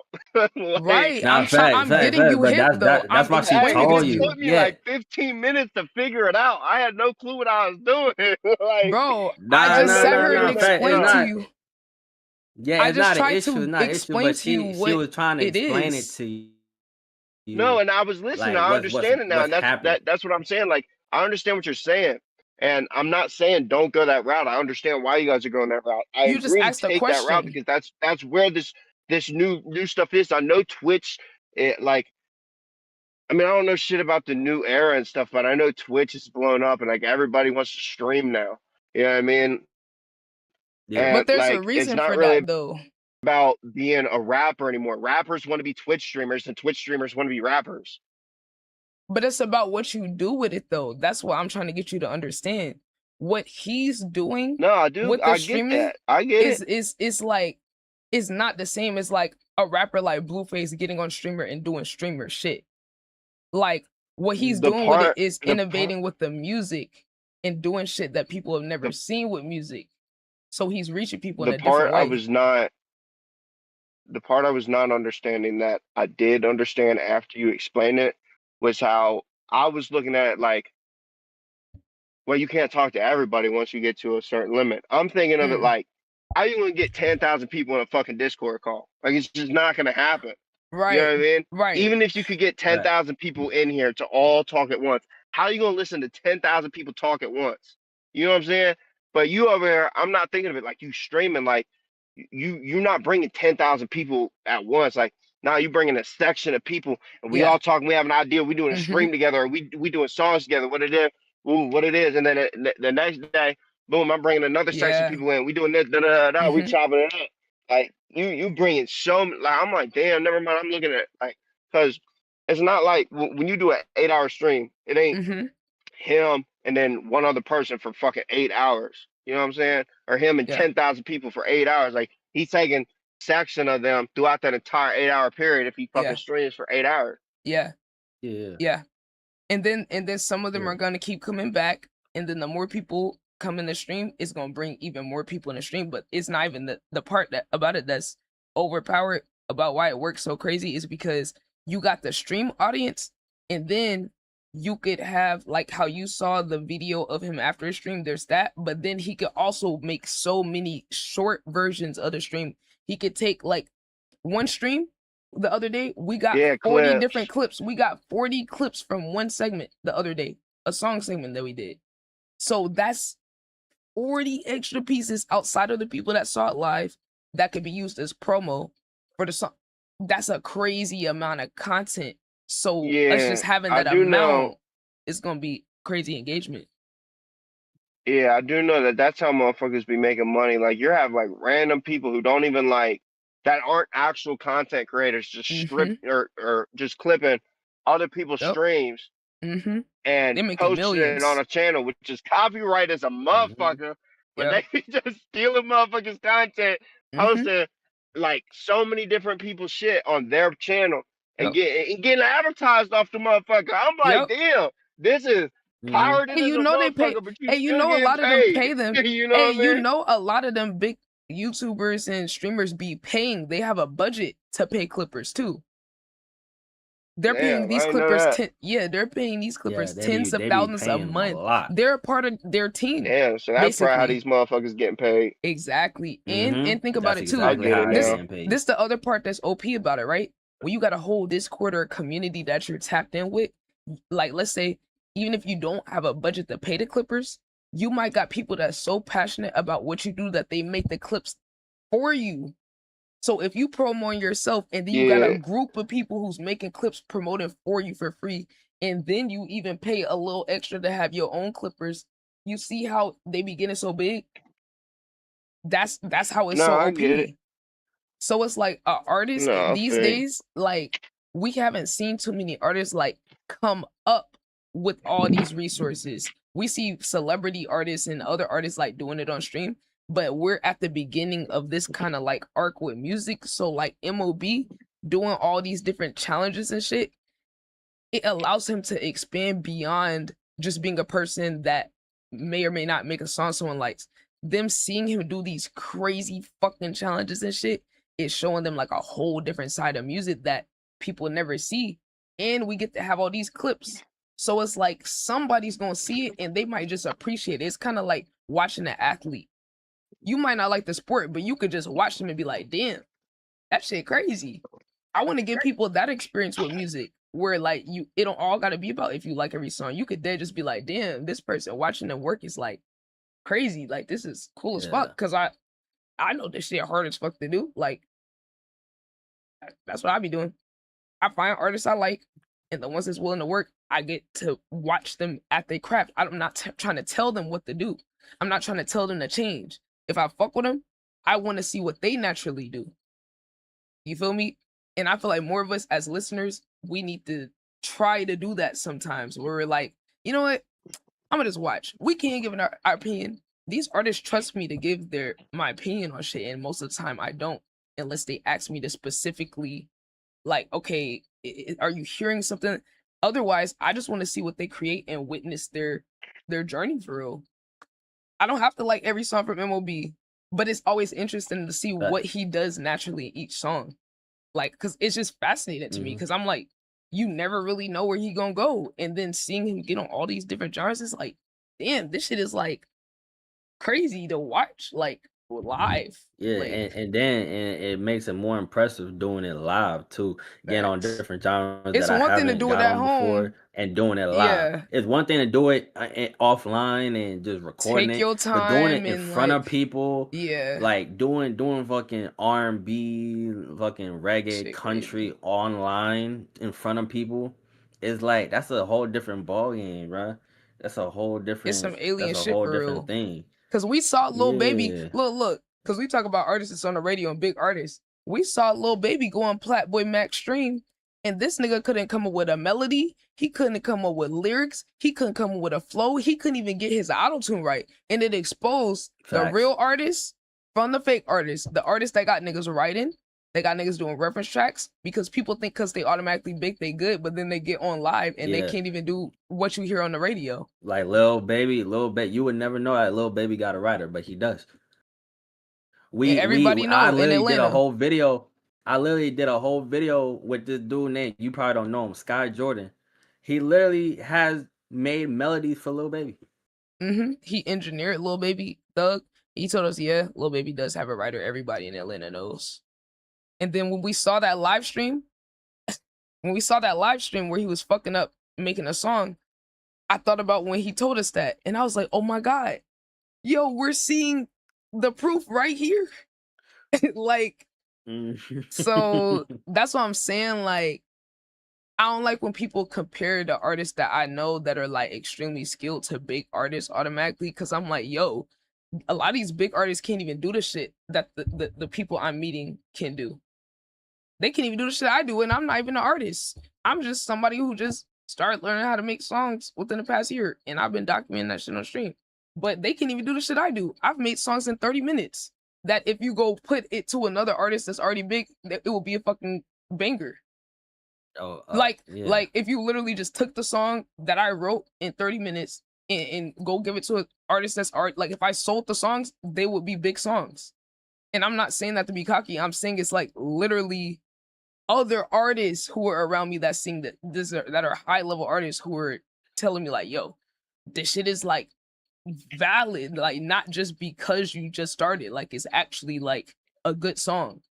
So like it's really your average person that make music that's a lot better than the bigger artists you've seen. It's just, you know, like these niggas got like say for example, they say it costs $100K to promote a song. Like at the industry level, they'll put $100K plus behind a single to get it to go, to get it pushed on the radio, to get it right. It don't mean the song ain't still cool, but you gotta remember, like the people you hearing on the radio and all this people that just got a big budget behind them that's forcing you to hear the song until you like it. Forcing you. So you naturally don't thing, the marketability. Exactly, like because you said like, oh, it's not a song that will be on the radio. Well, MLB's song has already been on the radio though. He's had a song on the radio. He's performed. I wasn't saying no. I'm not saying that specifically. I know you're not was saying making it like point that. I have heard him on the radio. Right. I'm just saying like even your perception of like, oh, you haven't heard of, is levels to it, because like locally, he's already earned his stripes. You feel me? To where like you might not know him, but like he's just now getting his story out there for people to, like how you said, like when they find you, give them something that we've been working on that for the past year, rather it be songs, videos, right? Because let's say, for example, right, you say he should get music videos. I agree. But like he said, the people that's around him was hating on his style and didn't necessarily help develop him the way he should have and give him the resources all the way, because they knew he should have videos, and they were even hiding his songs. Like the people that was managing him literally shelved a song that was very good and should have got all this promo just on some hidden shit, and that was earlier in his career. So like I looked at him and I'm like, bro, I believe in you in the vision of what you're doing. I want to, as a content creator, instead of me just critiquing like, oh, you should do this, you should do that, I am going to do what I can with my platform for us to come up with ideas and us put our mind together. If you can't have a music video, what can we do instead? If you don't have the budget, what can we do? You feel what I'm saying? how you brought up all these problems, you're right. No, I feel you. But what we got to do is focus on the solution. You feel me?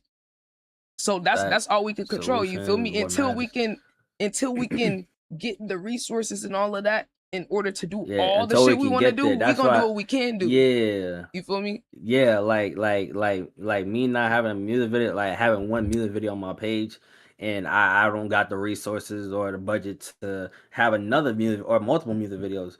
I'm pushing. I'm like, what can we do? What's the solution that I'm going doing these little 30-second videos, posting. I'm fucking doing content on stream. I'm streaming. Like these are solutions that I'm doing. That's like, okay, until I get those resources, this is like really just what I'm gonna do.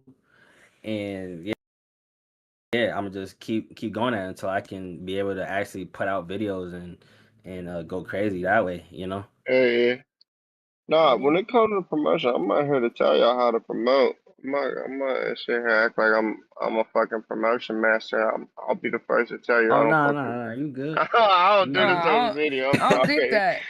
Y'all speaking Nah, you good. gibberish to me, but y'all making me understand. Like I'm not fucking retarded. Yeah, we're like, just trying I mean, to I'm willing, I'm come to able to learn, understanding. but Yeah, I'm just trying to give you a different it's like, perspective, you know, because when you're a listener and a viewer, different you're perspective. it's like we don't expect you to know this shit. That's why like we want to talk to you, because you're already willing to like be objective. So like I enjoy conversations like this because I feel like it's nice to be able to share with somebody a perspective that they like, you feel what I'm saying? Like it's nice to be able to share the perspective with you, for you to be able to like, oh shit, I didn't think about that. Like, oh, okay, like, you feel me? Because like people don't be showing the process of this shit for real. You just see the final product. But that shit gonna change though. That shit gonna change. Ty. Yeah. You look but yeah. Hey, I ain't gonna that lie. motherfucker was here. Hey, you gotta do a segment with him where he tell you what type of song to make. I'm fucking weak. What, me? Yeah. Yeah. Yeah, we gotta get him to make a song. We gotta get him to make a song. Let's swag. Let's swag. Oh, a little swag song. Let's Hey, swag. you know what? I ain't gonna lie. Hey, Lil Swag, I know you said you don't want to share music. If we did some shit, if we did some storytelling, I could jump on it. But I'm telling you, the only reason I say that is because I wouldn't really be able to write you a good verse unless I was talking about my life. Because that's where if I get in on some like some deep shit, like talking about my life and shit, what I went through, I can give you a fire ass verse, bro. Then why don't you find a beat and then you do your part and then you send him to open. And then he can match your vibe. I don't know how to make beats. I don't do none of that shit. No. Just I just find one wrote on a YouTube. song. You can search head. it up.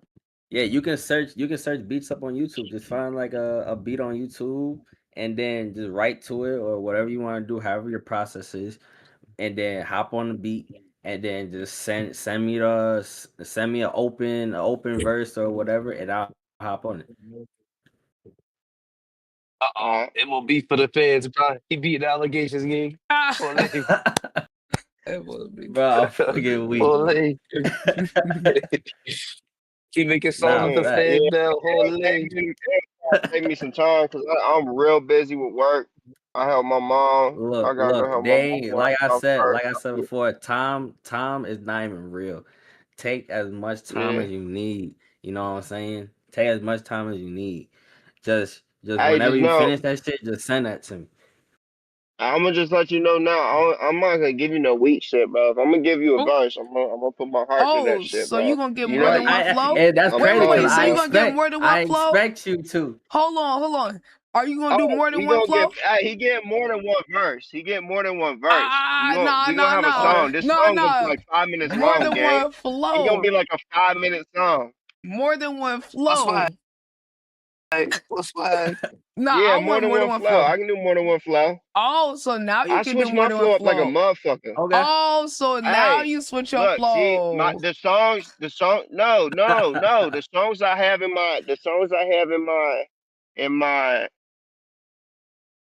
my notepad. The reason I don't have a beat is because I don't know how to make one. The song I have, the flow switches like so much throughout the song to make everything fit the rhyme scheme. If I ever were to publish that song and finish it, I'd have to make a beat around, you know what I'm saying, to fit the flow. But the song would be fucking gas, I'm telling you. Yeah, I mean, you necessarily don't have to make the beat to fit that flow. Cause You I supposed know to for a fit to fact the there's beat, like, bruh. You supposed to yeah, match you the gotta beat. fit to the beat. Well, You know what I'm I saying? can fit it. I just gotta find something that'll fit it. I don't know. See, this is music shit I don't fucking get into. Go on YouTube, the YouTube search, and type beats or type in an artist and then type beat or some shit, and then go through. There's millions of beats you can find. I'm trying to tell you, there's I ain't millions gonna of lie, beats you bro. can find. Hold on, Billions of beats. MOB, this is MOB consultation at this point. Hold on, Lil Swag. So wait a minute. Wait, why? Wait. I feel like Lil Swag would snap on like a Nipsey Hussle type beat. I'm fucking dead. Yo, Nipsey. Hold on, Nah, look. like, no Wait. Look, this is what I'm saying though. Like, Lil Swag, like, I just feel like this go back to my point of like you can engage with artists in more ways than critique, because you could have easily been like, damn, this nigga got some bags I don't got. He can do some shit I can't do. Why didn't you ask him? Like, you could ask people, like, because he's a smaller creator and you have the opportunity to go back and forth. You feel me? If I see someone that's doing something cool, I don't be focused on what they can't do. I'll be like, damn, hold on. If I could get a response from this person, I want to ask them about their craft. Because you could have easily asked him for advice, you feel me, based off of his skill set for real. But this is an opportunity where I think he would be willing to, the things you're saying you struggle with, you could learn from him. You feel me? Like, you're not really, I you really but could for I real. ain't got enough time. Like I said, I Well, don't take it serious. whenever, but it could be for fun. It could be whenever you do have time. Whenever you do, like, you feel me? Since you connect when I'm with them. smoking weed. Hey, if that's that, what I'm doing right now. Hey, if that's what it is, yeah. If that's what you gotta do, then I be high all the time, much weed. Hey, it's okay. Hey, whatever time like, you do we have, can really just yeah, like we can really just hop on that shit for fun. You don't gotta take the music serious, or you don't gotta drop it or whatever. Like, I'm just hopping on it. We just hopping on it just to see what we can do and see how we gonna collab. You know what I'm saying? Yeah, I mean, shit. Whenever we collab, just post the shit on your channel. I don't care to get big or nothing like that. Just put it all in your shit, bro. Did you do Trash Runner? How about I didn't do it earlier. I just put whatever was in here. Put it in the. I'll post it on my SoundCloud. Nah, you can post it on whatever. You don't have to post it. I'm saying if you want to, you can. Nah. Facts. I feel you, but for you though, I will post it on my SoundCloud. You know what I'm saying? Cause like, cool. I know you're not an artist or anything like that, but you know what I'm saying. From like, I respect you enough to be able to be like, okay, I'll still post it, even though you tell me not to post it, or I can no, post you it. can. Whatever. I don't care. Yeah, but I'll still saying post it. I don't though, care to get big. I'm not gonna post on my own socials. Oh yeah, nah, you straight. I'll post it myself. Like, I'll tell you this to your face. Like, I will post it. You know what I'm saying? I will post it. I got you. That's cool. Who knows, man? There you have it, ladies and gentlemen. Maybe you might like the fucking. Maybe the song gonna be fucking fire. Who knows? Who knows? That's what I'm saying. Never know. This be the song that blow up. This be the song that make you big. Hey, yeah, that's what I'm saying. You never know. That's why it's you gonna be the stimulus package, man. Fuck out of here, nigga. Man, watch out. I ain't mean it like that. Nah, I'm just trolling. No, I'm trolling your ass. I'm trolling your ass, bro. I know. Bro, hey, like I said, this is how my homies secret not sauce. talk. Like I said, hey, like I said, hey, like I said, this how me and my homies talk. Like with the back and forth that we was having earlier. I'm like, oh, you offended? You like, I'm not offended. I'm like, and I go in to be like, this is why you offended. And then you like, trying to offend. I'm like, see, now I just cooked you. Oh, okay. I see. Talking shit. I We see. just talking shit. Okay, so he really just like us for real. Okay. Yeah, Yeah, just type talking shit. shit. Wait, It don't mean nothing, swag. bro. Hey, I'm gonna put it like this. I'm gonna tell you what my big homie told me. My big homie told me, he said, know your enemies. And what he mean by that is like I'll be at work, right? I work a blue collar job. I work on cars. It's an easy life. I ain't gonna worry about a motherfucker wanting to take my head off. You know what I'm saying? So Yeah. easy, honest, paid living. Go can come home with a check every single day. Fucking I go in there and the motherfucker, we got this motherfucker who uh who like borderline autistic, but like he not autistic, but he think he tough. You know what I'm saying? But he just like he a crazy motherfucker, like he got a screw loose or something. You know what I'm saying? But he think he Yeah. tough, but like I know this motherfucker. He got beat up by a girl in high school. Ooh. Hey, you was on the wrestling team and lost to a girl in a fight, bro. How, bro? Like, how? I'm sorry, but if a guy and a girl both train the same sport, the guy has to be better. Like your body is biologically stronger, or not biologically, but naturally, like genetically stronger. You're supposed to be able to throw them around. Yeah. Bro, she fucking destroyed him. Oh my god. Like was throwing this motherfucker around, and he was like 250. I'm like, Oh how, shit, bro? what the fuck? Like, how your big ass getting thrown around, bro? But anyways, like he be talking the most shit, talking about, bro, I'm gonna beat you up, I'm gonna smack you. I'm like, bro, you ain't gonna do nothing. You know what I'm saying? Like, but at the end of the day, I ain't gonna wait for him to get off the clock. Like, I'm about to beat this motherfucker. Like, he not my enemy. He ain't gonna do shit. You know what I'm saying? Now, a motherfucker who killed my best friend when he was 16. That's a motherfucker like that. I don't want to be around that motherfucker because I want to hurt him. You know what I'm saying? Like, those are your enemies. Like, you gotta know your enemies, bro. That's a fact. And like, y'all is not my enemy. So we talking back and forth, talking about some shit on some stupid shit that don't even matter on the internet. I ain't gonna get in here and talk about fuck you, fuck da, da, da. You know what I'm saying? Like, I don't mean nothing. No, Facts. I got respect for that. I like to talk to people whether I agree or disagree with them because it's like I'm getting a different perspective for real. Like that's really what we be trying to do. Where like, you know, if we got the common interest, like we don't gotta agree. We can still talk. Like, you feel me? Like I just always think it's interesting to hear what other people think. And in the comments, it don't give either person a chance to like fully get their thoughts out. That's why I like talking to people if possible, if they be willing to talk. It's more interesting to hear your full perspective. Comments. That's like you can just say something in the comments and be like you can just have all these assumptions like going through your mind. It's like when you face to face with somebody and hear them and know how they're portraying it or like how they want to say like it's different with that face to face interaction than just being a tweeter or fucking commenter or something. You know what I'm saying? Like it's different. So like when you was commenting on my shit, like I just like I wasn't thinking about it for real, but like I had assumption like what are you talking about? But now that we're actually face to face, I understand more. You get it? You feel me? No, I get it, bro. Like that's why, like I said, bro, it ain't nothing serious to me. Like when I seen you commenting where you at, I'm like, bro. And I instantly like I'm already knowing. I'm looking at it like I know this motherfucker about to like think I'm coming on some weird shit. You know what I'm saying? Like I know he think I'm a goofy, some little average white boy in the comments just talking with them little Twitter fingers. I got nacho cheese all over my hands.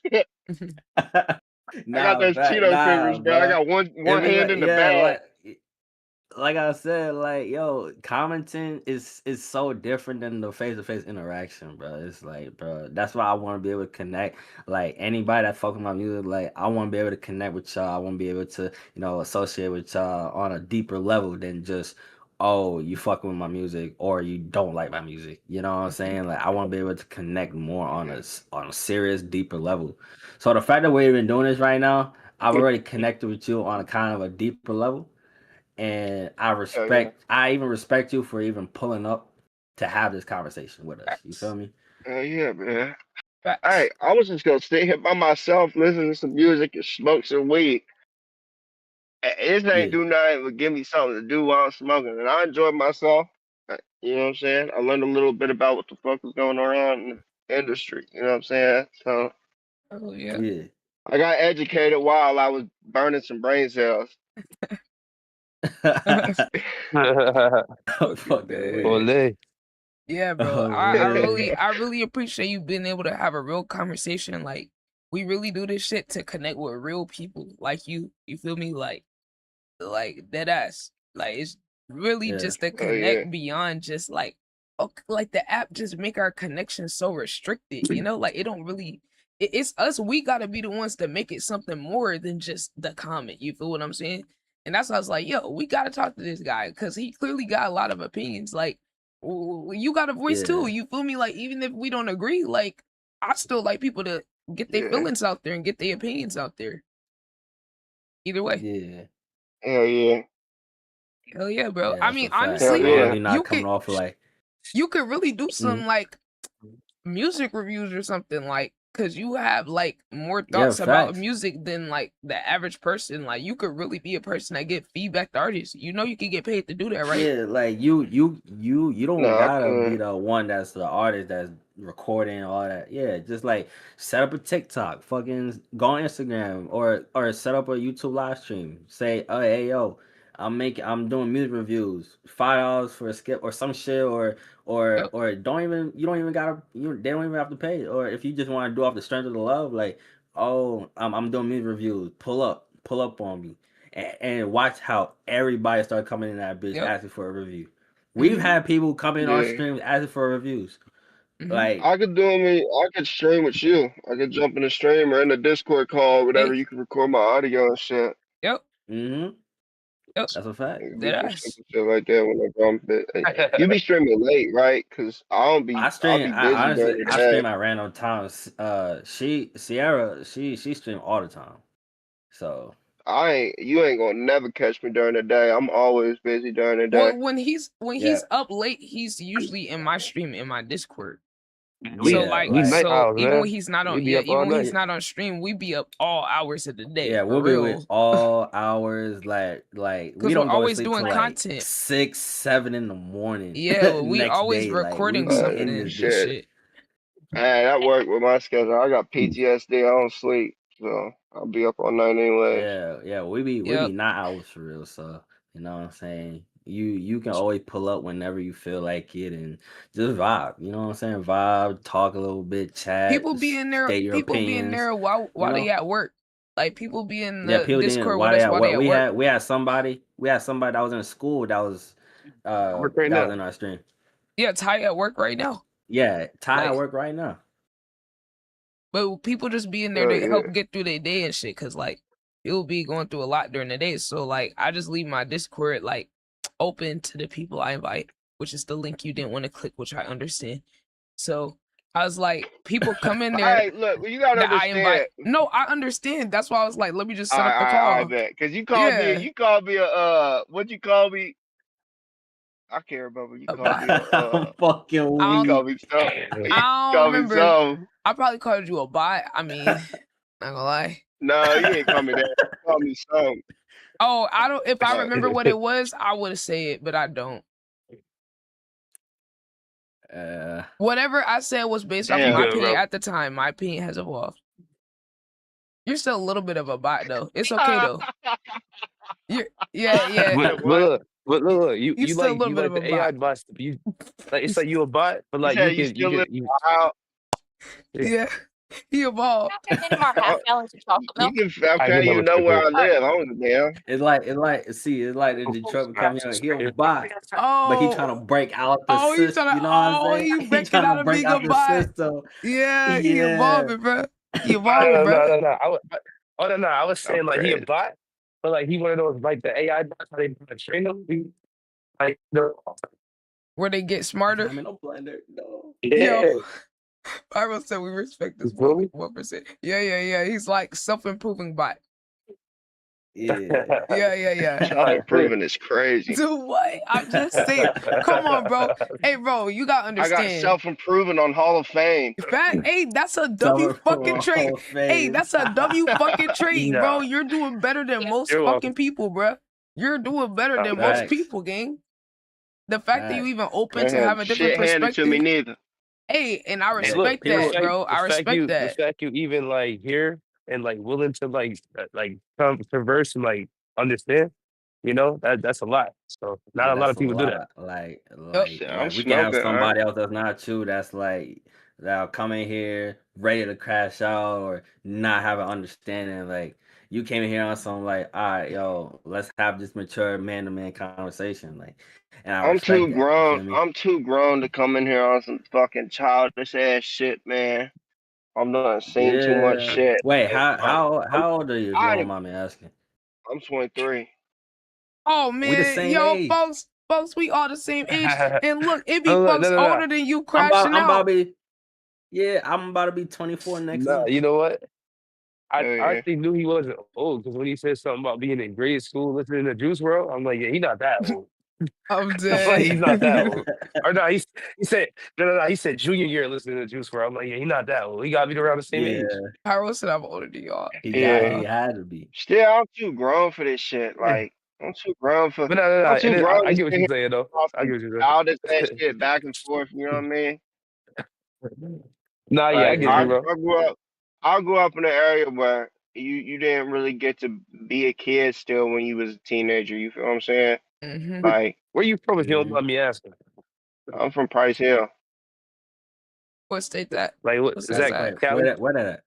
That's downtown Cincinnati. Like right outside Oh, downtown Cincinnati. wait, Oh, wait, okay. So, wait. Oh, Wow, you Hold that's near? on, different. hold Oh, you near? on. You're in Cincinnati? Cincinnati? Oh, man. Wait, hold on. yeah. So we got a show that we're doing up there. You gotta come to the show. You You gotta got. I come to think the it's like show. 3 hours away though. I It's don't in Yeah, know. Cleveland, right? hey, The show's in if Cleveland, right? it's the right day, well, they're Cleveland saying it's 4 hours no, away, gang. they're saying it's not gonna be in Cleveland. They said it's not. Well, They no, said they can't get is no it near? venues in Cleveland, so we don't know where they're Okay, gonna okay, do it. okay. They're looking for a venue, so Okay. they're looking outside of Cleveland. I don't know where it's gonna be though. All right, tell them we gotta go to Cincinnati, bro. Well, we Yo, we that'd be gotta meet crazy. him, bro. We gotta meet him, bro. That'd be crazy. That'd be That would We be crazy. gotta meet him, crazy. bro. I don't know. I don't know if I can make it 4 hours or not because my truck blew up on me. My truck blew up, so I got Damn. to put a motor in that motherfucker. Damn. And Damn. my You good, bro? sports track, I got to pull the motor on that, so I can't drive that. My Lincoln's blown up, and my Mazda, I got in an accident in Pyro. that, so the front end's What all up, fucked Pyro? up. I I could got a new drive it, song to but I show don't you. think I'd make it 4 hours on the highway. Okay, I Damn. got you, bro. Hey, I Nah, respect that's the I want to grind, do bro. I it hope you're able to get ridiculous. all that shit fixed, bro. I know that's a lot of like I stress. can, no, I can. It's just gonna take time. I'm about to put Yeah. the Yeah. thing with my truck is it's a 1978 F100 custom. So I want to take the 302 small block out of it V8 and I want to put a 7.5 liter 460 V8 big block in it. Oh, see, now you speaking gibberish to me, cause Okay, well I don't basically what even I'm know what going you're to saying. do is I'm going to take a truck. I'm going to Okay. take a truck that's supposed to be able to tow about 1,000 pounds, and I'm going to Okay. make it be able to tow 30,000 pounds. Damn. What the fuck? Yo, how the Yeah, fuck? that's Hey, what you crazy. I towing? ain't How gonna the What lie, you that's towing? crazy. yeah, What the hell you towing? bro trying to I'm carry a basically going to be house? driving around a Hellcat that's in a 1978 Ford F100. Yeah. Damn, I'm dude, going to be that's able to push crazy. Damn. 200 on this motherfucker. Damn, Damn. It's you about to badass. create some crazy shit. 200. Yeah, I'm about to Facts. build this whole shit by myself. So you about to He Frankenstein this probably shit. got the You about to underglow, the fucking Yeah. LEDs on that shit. damn, that's I don't know if you'd be crazy. able to see it. I can turn my camera on and walk. I'm outside. Bro, Oh, there you go. I thought bro truck. about to be like, you want to Shit, race? I would see the He truck. gonna race somebody and dust him with an old truck. It's Yo, crazy. that would be. I do be seeing those races where they'll have like one type of car versus another type. I don't know what they call, but like they'll both be in Oh, two I gotta Drag go to lanes. my racing. settings. I forgot. Yeah, it's like I don't know. It's on the track, but like it's a different type of racing than regular racing. It's just like two like It ain't 1v1. It's like 1v1, like but it different types of ain't drag racing. cars. They don't be dragging. It's like them just going straight, like one straight shot, like who cart faster, and it'll be like different types of cars against each other. So it'll Yeah, I be think Todd, correct me if I'm wrong. I don't know if you know either, but I'm pretty sure it's drag racing because drag Is racing it is a drag? straight shot. It might. I think it is. I'm not even too big on like the terms and shit like that, but that Yeah, do sound like drag racing to me. I think it is drag though. Okay, yeah. because I didn't, Drag racing is a because I straight didn't shot. know if. Oh, okay, that's drag racing. Okay, well, whatever that is, Yeah, drag it's racing like straight shot. different Yeah, because it's not like with professional people. It's with like car enthusiasts that be yeah, tricking out their own Oh cars no, and shit. it'd be like that'd be like street drag racing. Yeah, but yeah. but this one is official because they got it within the track, within the racetrack, but it's like an event Oh specifically yeah. set up for it. So like I watch some of those and it'd be funny because it'd be the car that you don't expect, but they got some crazy mods on the car to where they beat out the other car you would think is gonna win. So like when he said that about the truck, Yeah. I was like, yo, he about to have one of them trucks where like they gonna be like, oh, this truck not about to beat this car.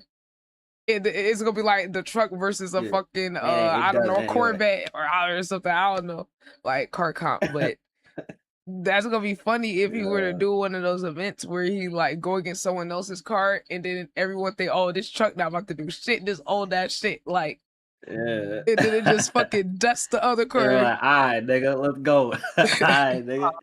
Unless you try to even race them, they probably gonna be like, nah, you probably got something.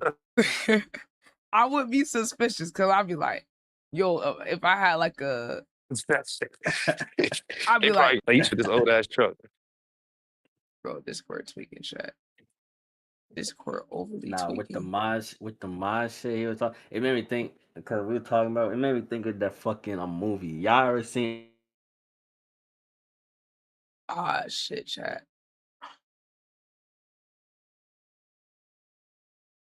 What the?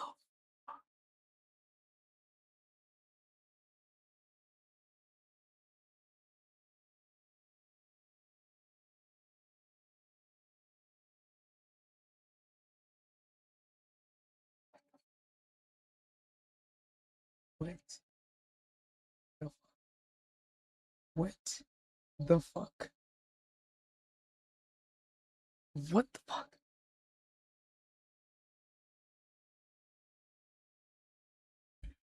Oh my god.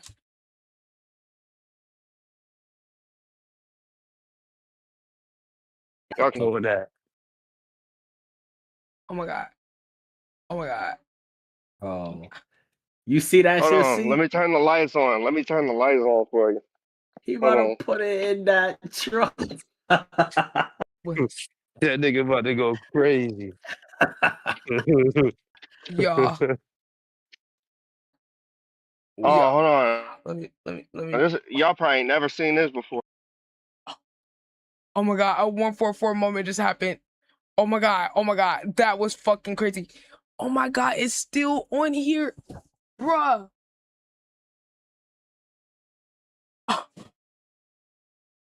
Yo. Yo, my computer just froze up, right? Bro, I'm about to put the video. My computer just froze up, right? I click OBS. Got Yeah, the you about to circle have beam. this I shit. click, bro. Yeah, you about to have this. I click OBS to see if my recording was paused, like if it was glitched, like, bro, look at this, look at this, look at this. That's my grandma.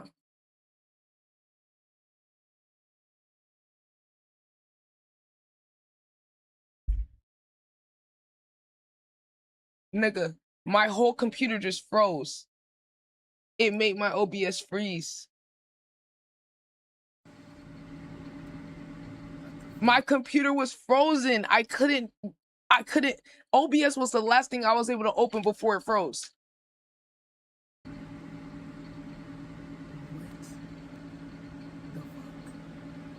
What the fuck?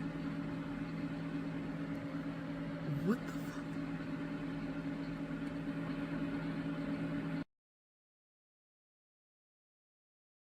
And then there's a 144 and 144.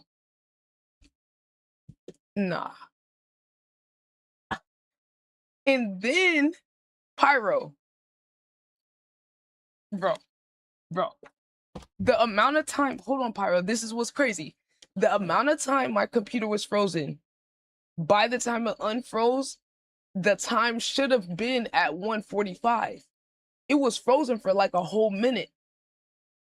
But it unfroze for over a minute, and the recording resumed from being paused and frozen.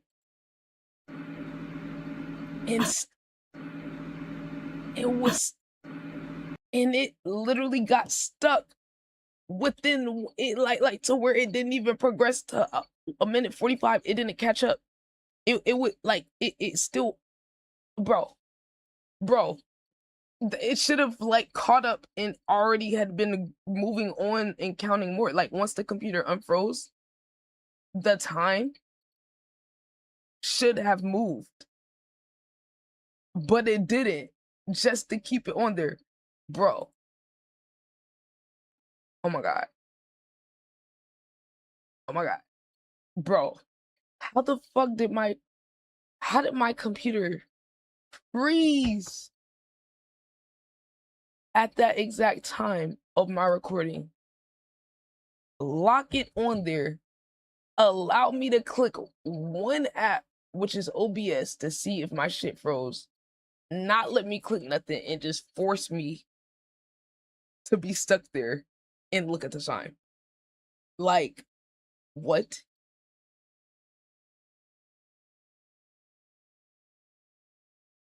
And then Pyro, this is crazy because, like, bro, I gotta send you the timestamp on the bot the other day. Were you here when the 144 thing happened like 10 times in an hour with me, Cenat, and Ty? That was the craziest. Like, I gotta send you the timestamp for the YouTube bot if you weren't here. Because, gang, it literally happened 10 fucking times. And it was the craziest shit ever, because literally the first like 5-6 times we saw it, Ty was like, you know what? Okay, this is crazy. I'm about to go look at stuff around me. He started picking up random shit around him, right?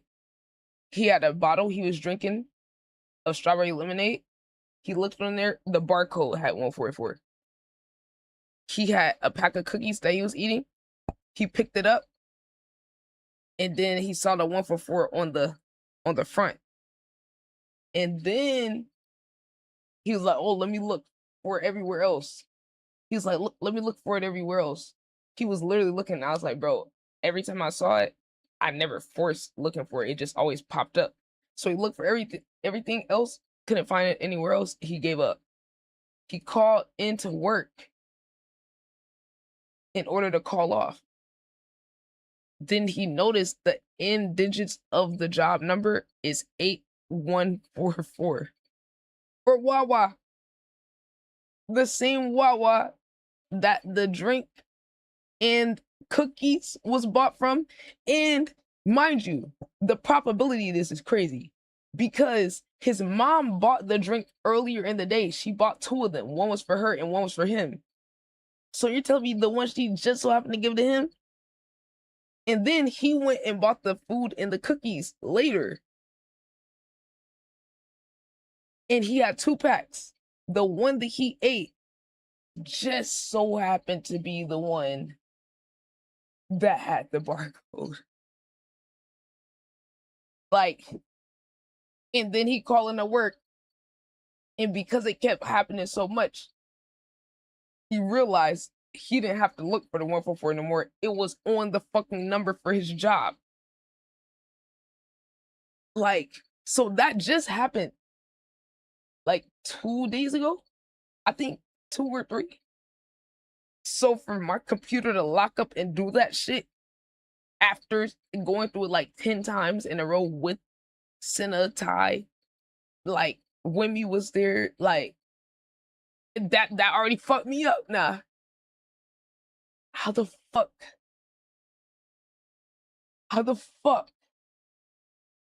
did my computer just freeze up on that number?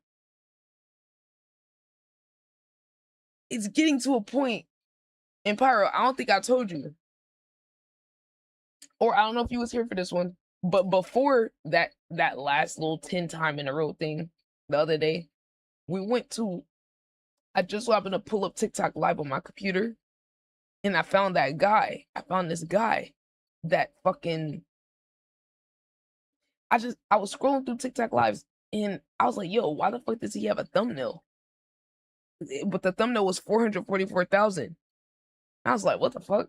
And I kept scrolling, and I was like, wait, why does he have a thumbnail? Nobody else got it. I didn't know TikTok had thumbnails for lives, because it just send you from one live to the next. I'm like, what? Yo, I was like, yo, what? Because 444 my other number. So I went to his stream.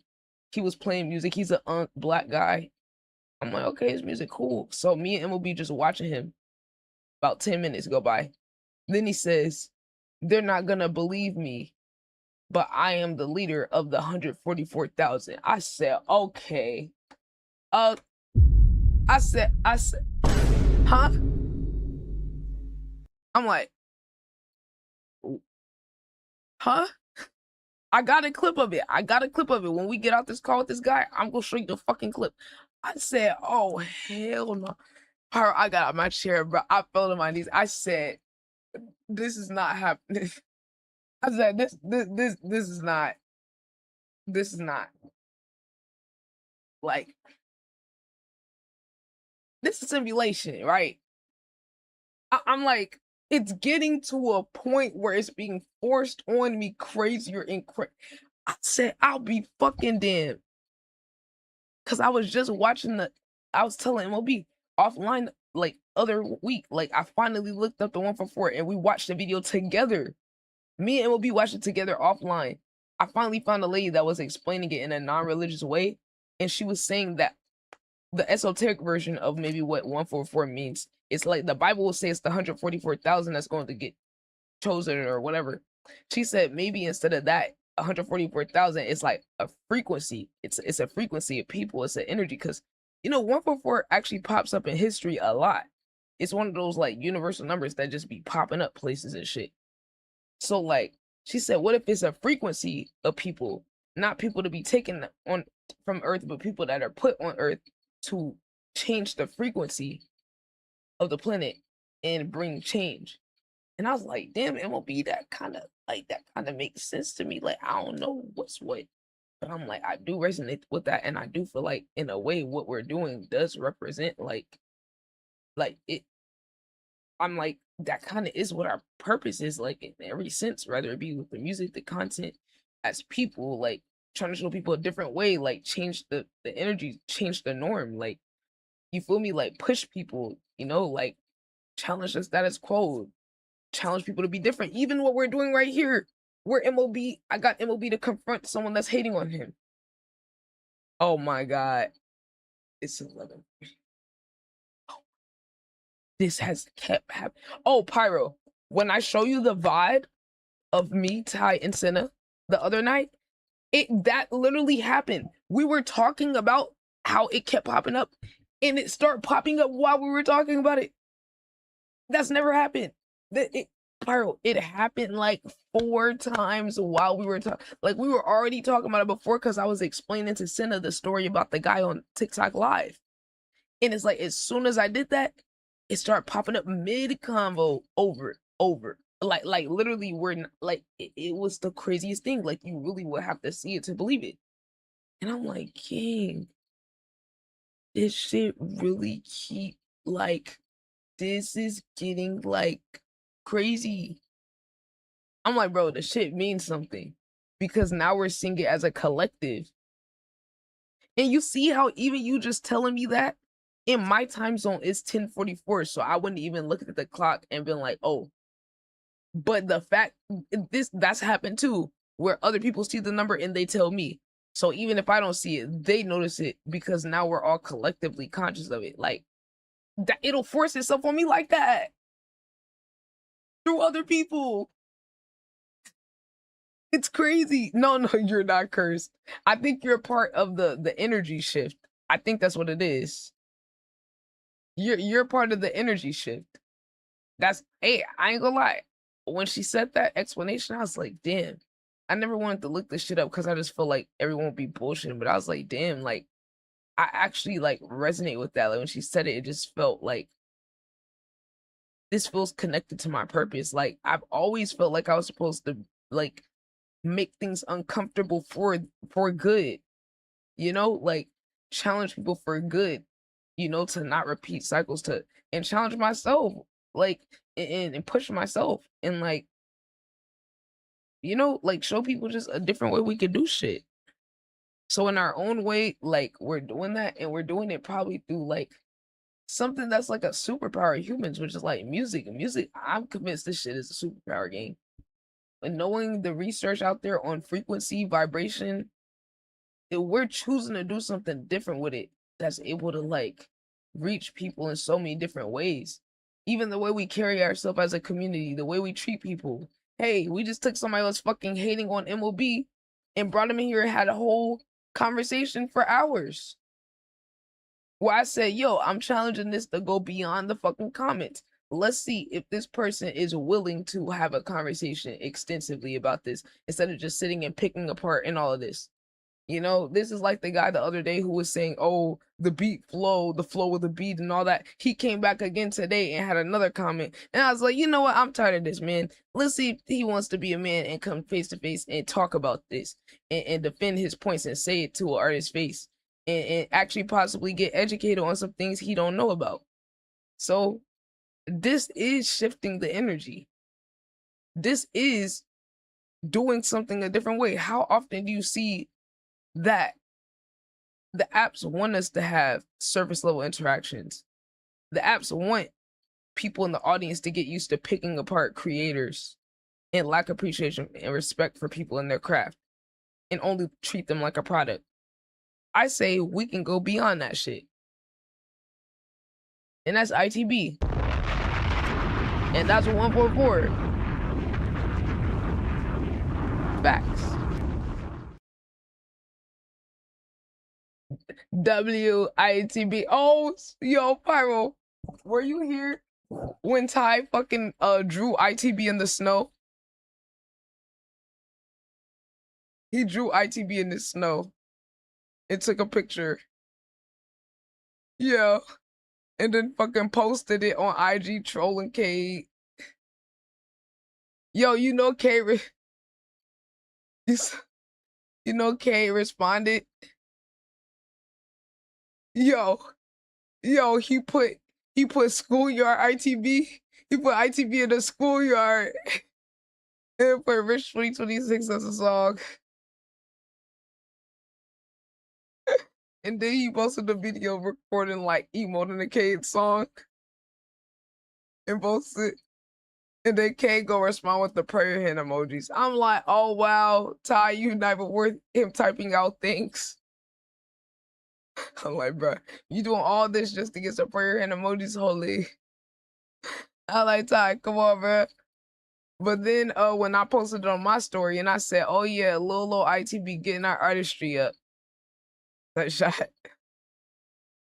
So then the K came to the stream. He was like, I see y'all with the heart hands. I was like, oh damn, K, we unlocked the new emoji. Damn. Damn, we gotta upgrade from the prayer inside guy. Oh shit. The man himself. I just trolling his ass. He was like, nah, y'all lost me. No, because Ty was like, oh, can I get a feature? I was like, nah, Ty, you can't get a feature. You can't afford a K feature. The price went up, gang. You think about the old K. This the new K. He can't do the same shit he was doing before. He can't be giving out the sauce for free. K was like, oh man, y'all, you lost me. Y'all lost me. I'm like, yeah, I know. I know. Right, yeah. Look, Ty, you associated with ITB. So like, you might be bad for business because you're like 50% TG and 50% ITB. So like, you might gotta drop ITB in order to get the K feature. You feel me? You know we a bad look. I'm like, I don't want to drag you down. You know, I was like, hey, look, Tata, you gotta drop the ITB to get the K fee. I'm not gonna judge you, gang. Bro, it's like, bro, if you on some bullshit, I'ma just fucking troll. I'm a troll. But yeah, after that he left. And I'm like, bro, it was a inside joke. Like, because you're not ITB. Like, you feel me? You just fuck with ITB. You feel me? It's a difference. It's a difference. You feel me? Sometimes you fuck with us. Sometimes. In private. Not public.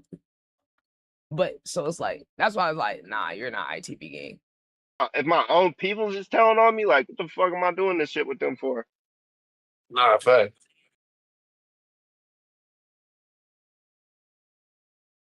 Yo, little ITB. Yo, Lil Swag, man, I appreciate you, bro. You know, you a part of history right now. It ain't been many times someone been able to talk to someone that's just from the comments and have a whole convo with them and shit. Like, you know, you part of the change, bro, for real. Hell yeah. I guess, yeah, I'm just out here smoking. Hell yeah, What's bro. what? Hey, so, okay, so whenever you got time, Why you say my name like that, bro? he giving us some aura, bro. Look, I can't wait for the rap. I can't wait for the raps to come out, bro. What's what? Yo, and all I know is, man, look, if you could get some free advice and coaching from MOB, you better take that shit, bro. Nah, I'm gonna be giving him advice. Oh, word. Oh, it's not like you already did that. You already did that. So after this feature I give him, he gonna be a whole new artist. Oh shit! You about to change the game. Hey, okay. I'm putting him up to it. I'm putting you up to it. Okay, let's see. Nah, I need to see the little swag effect. Nah. Yeah, I need to see that. The little swag effect. Hold on in chat. Yo, is Lil Swag about to unlock a new MOB? Yo. You know who he fuck with, and you know I got that Hall of Fame dimer. Hey. And look, hey, you know Lil Swag will fuck with Cenat heavy, and they from Ohio. Oh That'd be yes, crazy. you would fuck with Cenat. Since you love the lyrical shit, we got another artist in the comp. He makes such good music. You talk about want to know about his life. He made a whole project about his life and his family.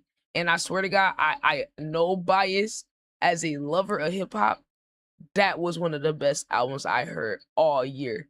I don't care about no mainstream. I'm talking about he got the rhyme scheme, he got the flows, he got the different styles, he's singing. Yeah. He talk about that deep shit. He got the bars. He made all of us want to edit, like elevate our shit. You feel me? After listening to his project together, so like I would recommend him to you. Elevate my shit a lot. Like listening back to that, like I was like, yo, he made me want to do an introspective album. Shit, and I was working on it the next day. Oh yeah, and he a white boy, so he beating the odds. He one of them white boys that's not like, you know, got a soul. Like he got a soul and he got a story, and he actually love hip hop. He actually love rap. Feel me? Like on a deep level. So you would definitely fuck with him. I'm not gonna lie. Hey, you talking about me? No, I'm talking about the guy we're talking about, the artist. Yeah, you would probably like him. The other artist. His name's Senna. You said white boy and it threw me off. Yeah.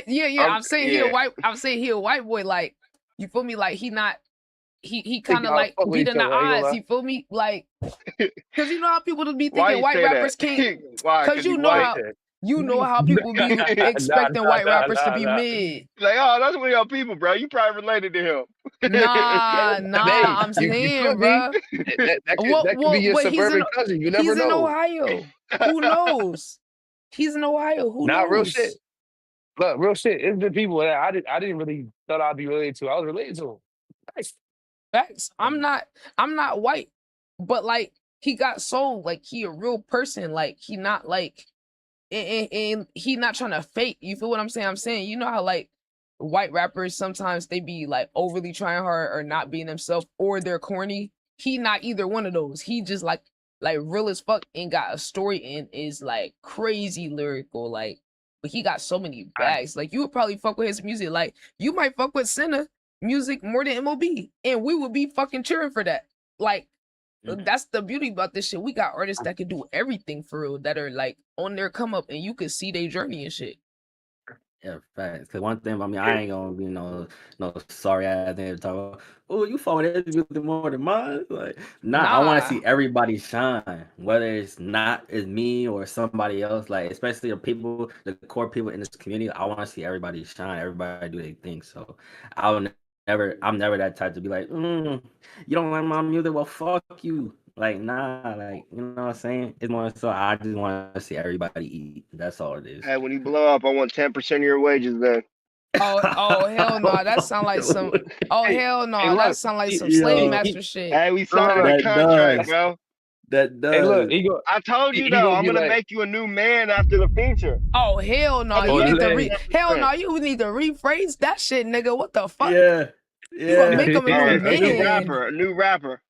Well, nigga, you can't even say that either. You need to learn how to rap on beat first before you even think about fucking saying anything to him. Well, okay, then you need to talk about shit that's on your skill level and respect somebody that's above your skill level. Talk about shit that's on your skill level to your understanding. You look, niggas, you gotta respect people that you feel me? That's like going to Steph Curry and be like, oh yeah, no, I'm saying I'm trolling your ass back. That's like going to Steph Curry and be like, oh yeah, bro, I'm about to teach you the craziest shooter method. Like, I would tell him that. Yo, you seem like the nigga. You seem like the type of nigga gonna do that. If I ever got a moment with Curry, I would tell him like, bro, I'm about to teach you some shit, and I would show him his own move. Yo. I shoot better than Curry. I ain't gonna lie. Fuck it. I ain't gonna lie. I shoot better than Curry. All right, let's say MOB versus Swag. Oh hell no, MOB would Swag would have to go versus like Swimbo or some shit like. The nigga that can't rap on beat. That's disrespectful. No. I need Lil Swag to prove to me that he can write something to a beat instead of writing and going to find a beat. Hell no. He said Swag clear Swimbo. Oh, okay, bet. Tell Swag to put the video back up on his page. Tell him to put the video. Nah, you know what, Swag? You know what? Yo. You gotta make a song and let MOB review your song. How about that? Full circle moment. And I'm not gonna be buying the same critique you give. I'll critique that shit. Like if it's fire, I'm gonna tell you it's fire. If it's mid, I'm gonna tell you it's mid. If it's trash, I'm gonna tell you it's trash. But I will critique. You know what I'm saying? If it's fire, if it got no flaws, then I'm gonna tell you that. If it got some flaws, I'm gonna tell you the flaws. Hey, hold on. MOB gonna make you a new rapper. He gonna make you a new rapper. So I'm ready to see that. Nah, hell nah. Wait, why you saying it like it's a bad thing? I gotta give him advice. Wait, why you can't take no advice? Wait, so you can get a feedback, but you can't take it back? What the fuck? Nah, cause I'm perfect. Oh, you one of them narcissist niggas. He one of them narcissist niggas. He said, nah, I'm perfect. This nigga. Yo. Nah, that 10% got it though. Still, he gonna be like, look, wait, 10% is me being generous. I know. So what's the real percentage? I should really get like 60, bro. 60. Oh, that's crazy. I knew this nigga was on some slave master shit. You know, I knew it. You know how you can really get him though? Hell no. You know how you can really get him though? You can really get him. You can really get him by being cool with him, right? And now, let's say like they don't know when MOB gonna drop his album, he being mysterious. He gonna tell you the real release date, and you can bet whether he gonna drop it or not. And it makes hella bread, bro. I'm telling you. Yo. Yeah. Put like a whole band on that shit. Yo, look. That's really the only reason I joined the call, really. I was gonna try to sign, bro. You was gonna try. Wait. Yo. You was trying to offer you a deal. Trying to get you the 360. I'll give you like $100 a day as long as you give me 60% of your earnings. Oh hell no! Oh hell no! I need the Bad Bunny method, man. I need 90%. I'm sorry. All right, I'll get the 10. That's fine. Nah, the other way around. You're a hard negotiator. The other way around. He's not getting 10. I'm fucking dead. Yo, I'm fucking dead. Bro, I get 10. Yeah, I guess you should have been more specific. Be generous, man. Yo, he said he's trying to help you out. Yo, he said he's trying to help you out. Yo. Hell no. You Crazy. need to be paying him to teach you how to rap on beat. That's Bro, what but you you need to gotta be doing. understand. After you sign with me, you gonna be like the next fucking Tupac, the next fucking Biggie. You gonna be the next Lil Wayne. You know what I'm saying? Yo. He Gotta said see you gonna that be out of here. portfolio. He said, look, I gotta Where's see the your portfolio? resume. Where's the portfolio? my Yeah. only friend is Yeah, who you done Benjamin. blew up? Who you done blew up? I need receipts. My only friend is Benjamin. My only friend is paid. Hey. So You know, I'm actually the manager for Lil Wayne. Oh, type shit. Oh, And so is that why Tupac. this I was nigga the fell manager off? for Tupac, Biggie, Lil Wayne. That's why I was the manager for all of them. Right. Right. You was still, right. You was the manager. You was still in the nutsack when Tupac died, type shit. Yeah. All right. I was. Yeah. I ain't gonna hold you, but I was managing though in my past life. He was managing in the past life. Oh, type shit. Yeah, so you Yeah. just picked up where you left I off feel when you. you was born. You just Was picked right up. you Yeah. on? Hey, y'all You was ever on see death that row? video of that 4-year-old coach for the basketball team? Yo. Oh, that was you. That was you. that was me. So was you on death row or were you was on underground? Where was you at? I was on both at the same time. Both at the same time. Oh yeah. This nigga got it. Okay, y'all. This nigga got They it. definitely did business together. You right? Yeah. No, they didn't do Oh, you business was a together because I spy. own both of them, so I did them separately. Okay. I own the competition. That's how you have no competition. Right. On some Amazon shit. Right. So you at the top. You wanted to like the That's what I'm niggas saying. that don't got do much. I'm being generous, giving them 10. Right. Oh, Cause you all got right. like two lifetimes of experience. Like so it's like let me ask you I see it. Hey, so let me ask you a question now. If you at the you was giving me game earlier, I'm giving you game now. No, I'm peeping it. It's like you gotta combine the shit. You gotta charge extra for that shit. Fuck that. Since you at the top, right? Don't tell me you was in them Epstein files now. No. All right, shit. Find out. All right, it's time for me to get off of here. I'm fucking dead. We got him. Hey, I'm gonna be like Trump. As soon as you bring up the Epstein files, I'm gonna be like, nope, no longer need to release those.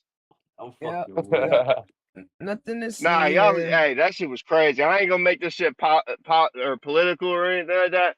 But Trump was like, let's release the files because nobody gave a fuck. And then as soon as everybody's like, oh, we give a fuck now, he's like, maybe we shouldn't release them, you know? Yeah. Or every time they ask him about it, he's like, oh, I haven't seen it. I don't know what's in there. You're in there, nigga. You're in there.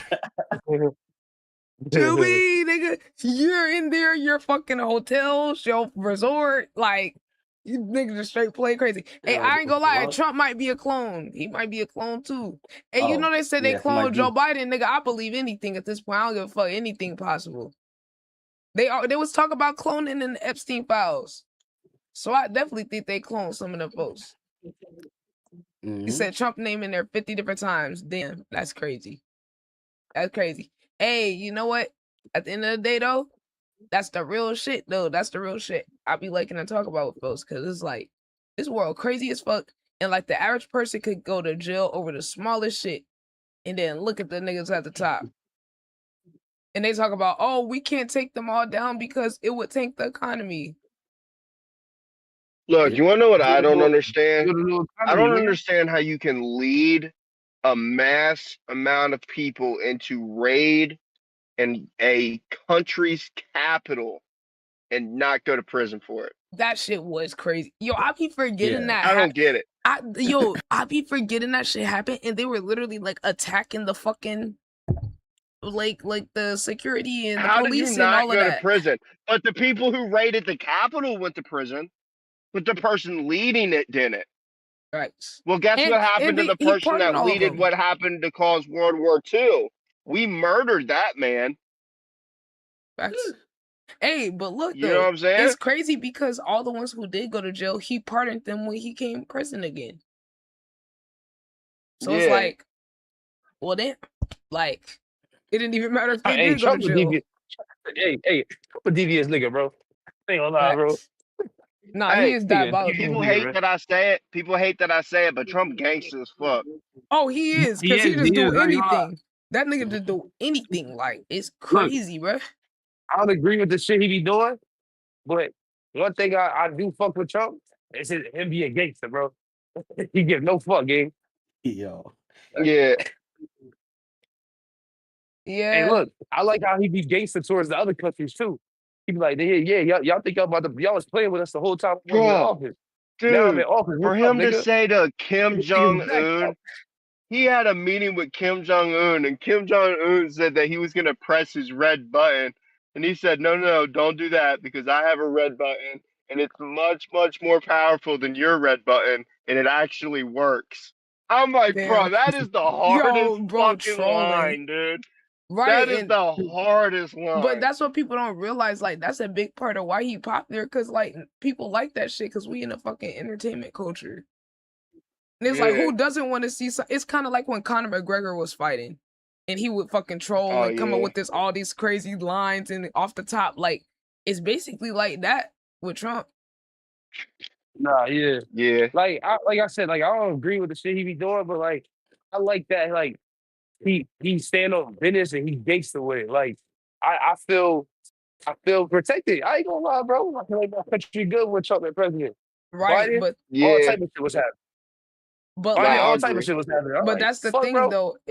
That's the thing though. They both didn't. They both do the same thing in a different way.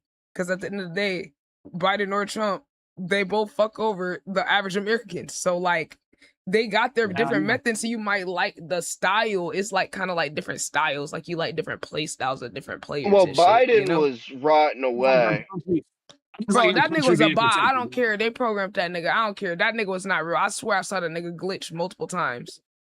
I swear to God.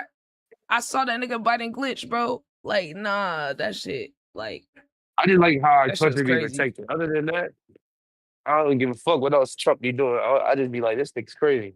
But here's But my thing when he though. stand on business, We not protected because him doing all that fuck shit like is dangerous to Americans and our fucking military, and he throwing our military out there, you know, for bullshit like that don't even got nothing to do with us, or it's just to manipulate and shit. yeah, So I can like agree with that. Yeah, but that's what I'm but saying. I How are just we know them other protected countries when not we're gonna fuck with us. Though. What you mean, bro? They teaming up with each other. China is ahead of like we can't even make as many chips as China does, and the chips is what power all the shit. So like we're not innovating. Like it's a false sense of like protection because we're not actually making progress. He just so happened to do shit that like satisfies that like dopamine hit of like, oh look, we're gonna take this action against this place, but then when you look below the surface, it's like, oh, this is so you can do some fuck shit that's gonna fuck us over. Kind of like, oh, we're gonna put tariffs on so and so. You making all our shit go up and the economy already suck. Like, you feel what I'm saying? Where it's like, oh, US is taking a stance. Whole time it's hurting American people more. Like, and that Yeah, be the thing where it's like he's good at the optics. Like he got the optics so fucking down. Just like Obama. Obama was good at optics too. Fuck that nigga too. Because he was fucking us over too. Doing it in the same way, especially with black people and people that struggle or like Latino people. He was able to especially get us because he was playing off our heartstrings with our hope and shit. You feel me? So it's like it's just all different ways they go about like manipulating. And Obama and Trump are two of the best politicians of all time, I think, because of like in terms of like being a politician and doing the car salesman shit, they are two of the best. You feel me? But they're literally both the same though. Obama deported more people than Trump. He just had a different PR. yeah. Obama was dropping bombs on niggas over across the seas and dropping bombs on fucking people that go volunteer to do medical aid for people across the world. They were dropping bombs on Yeah. those fucking volunteer people. Like these are war crimes and shit, but because his PR was a certain way, and think about the shit they was hating on Obama for. It was dumb shit like, oh, he's wearing a tan suit. Who gives a fuck? You know, like, you know, so it would be dumb shit he would get critiqued on. So like, Coming from a white man, I'm able to say, at least growing up, even growing up in the hood, like I grew up around majority minorities. You know what I'm saying? But even then, I was still around a lot of white people. Like the school I went to, my parents gave a false address so I could go to a better school. I was around like let me nothing but snitch. fucking white people because I was in the middle of a rich ass neighborhood. You know what I'm saying? Yeah, And whenever it would be talking about Obama while I was in school, it was always, oh, Obama sucks. He only got in because he's black. Like, Mm, whenever people would mention Obama, they would hate on him, and they always wanted to mention him being black. And it's like, why you got right, to mention him being black? Why can't you just right, say what you don't like about him? You know what I'm right. saying? So Yeah. I feel like when it comes to judging how well Obama did, people fail to realize what he actually did because they were too Chat, I'm caught about to up on the reset. fact first black president. Like I'm about to that, reset it doesn't stream. fucking matter what color he was. yeah. People just fail to realize that all it matters on what he did, not what color he is. Facts, Nah, facts, yeah. and I don't hell care yeah. that this nigga Trump is orange. You feel me? I'm Like I don't fucking care that dead. nigga I orange. agree. That motherfucker orange as hell. He orange as fuck. He's scaring these nigga though. I could get an We orange can't man, even but claim scaring him, nigga. bro. It's not even possible. Hey, look After though, all I this ain't gonna lie. spraying, when you spray on that much, you no longer white, bro. Nah, I ain't gonna lie though. I give Obama his flowers too. That nigga was on time too, nigga. He took out Bin Laden. Like now what, nigga? Play with me. Yeah. That nigga Obama was on time too. I ain't gonna lie. I don't know. I like my presidents to be gangster. I don't even really get into the politics shit, which I should, but it be too political. It make you not even want to like pay attention to it sometimes. But But it's like that's what they I be just banking on though. Like they be banking on you like wanting to be swooned by the entertainment part of it. Where it's like you like the bravado, right? It's almost like on some hip hop shit, right? You want a rapper that gon' brag about this shit and pop they shit and be ready to crash out at any time. Like, you feel me? Like yeah, that's a natural sway I think us humans have. I think it's just like we just gotta catch ourselves sometimes and remember like, oh shit, like this is a part of their job to like charm me. And you can't yeah. be, you feel me? We can all be charmed. When I was a kid, I was charmed by Obama. And then when I start actually learning, No, I was like, fuck, like I don't care that he's black when he's doing this shit. Like, you know? nah, back. Yeah, So I had, but I had to learn that though, because you know I'm growing up like, oh my god, like we're getting taught to be proud of like black people being successful, you know, like that's not fake, that's some real shit. But like then I'm Yeah, like, fuck, like they manipulated that.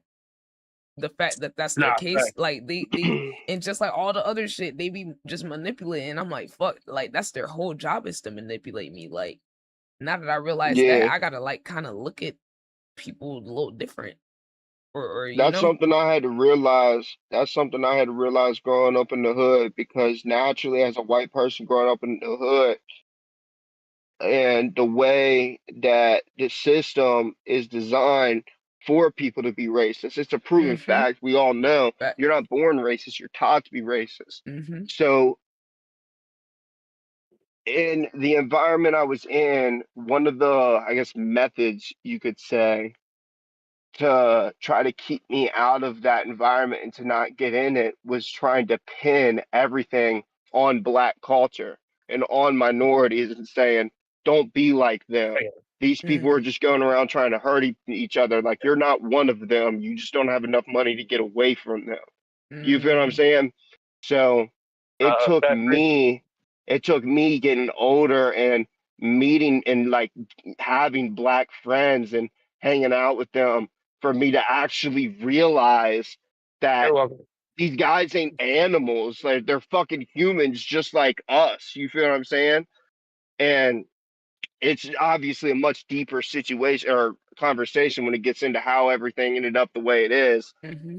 But I just it took a lot for me to realize like just how the system's designed and that my mind's being programmed to automatically Right. look at somebody and judge them like they're a horrible person, but I don't even know what they've been through, what's going on in their life, or who they are. I think the other Right. part about that's interesting is like that program that you're saying. That's why like I always like when I was a kid, always wanted to like meet people from a different background or like get to know them, ask questions because I realized early that like they try to section us off and like it's easy to other somebody and be like, oh, they're like this when you isolate yourself from those same people, or the only way you see them Yeah, is on TV because you're like, oh, that's them. Oh, we're not gonna interact with these type of people. Like all of us in our respective communities have experienced that with some other yeah, community. Say like even if you're not racist or raised around racist or whatever discrimination, you might have that fear about gay people. Like it might yeah, we all are like that with something or taught that way about something. That's why I yeah, always like try to like have an open mind with people because I'm like, hey, this person might not be from a background where they interact with black people. So like yeah, I be having them interactions with white people sometimes where I'm like, okay, I'm not gonna assume they heart in a bad place. I'm gonna just be willing to like, share certain perspective. Like there's a white guy that came in here and said like some crazy stuff to me, and I was like, yo, like I know this might not be your intention, but like it's coming off very like you're stereotyping me versus like actually treating me like based on how I'm treating you and how I'm talking to you. He's like, oh yeah, that's true. But I basically he just said, oh yeah, I lied, because I just wanted to like make you mad and like say whatever I wanted. And I'm like, you don't realize how like you being a white man, like you trying to come in here and lie on me and say that I'm yelling at you just because you disagree. Like you don't understand how you're like you're stereotyping me. Like because I'm a black woman, you just assume or you want to it's easy for you to try to portray me that way even though you just admitted that I wasn't yelling and I wasn't getting mad at you and you were getting mad at me, but you just said that and I'm like, we could have a convo about how it's a little deeper than the surface level on why you feel that way. And I'm not going to judge you. But he wasn't even ready to have that convo because he couldn't believe that I wasn't judging him for it. He just couldn't accept that I could just identify that and still be like, hey, I'm not holding this against you. Like we could talk about how the system makes those type of interactions. It's not about you yeah, individually. You feel me? Like the mature perspective would be that. But people don't be used to someone being willing to like have the mature combos where we could be like, yeah, like I got my own biases. I got, like stereotypes. Like we can all be honest about that shit. Like it's yeah, because we're trying to unlearn it. You feel me? Like we're all programmed from when we're kids. It's hard to like break out of yeah. that until you see something else for real.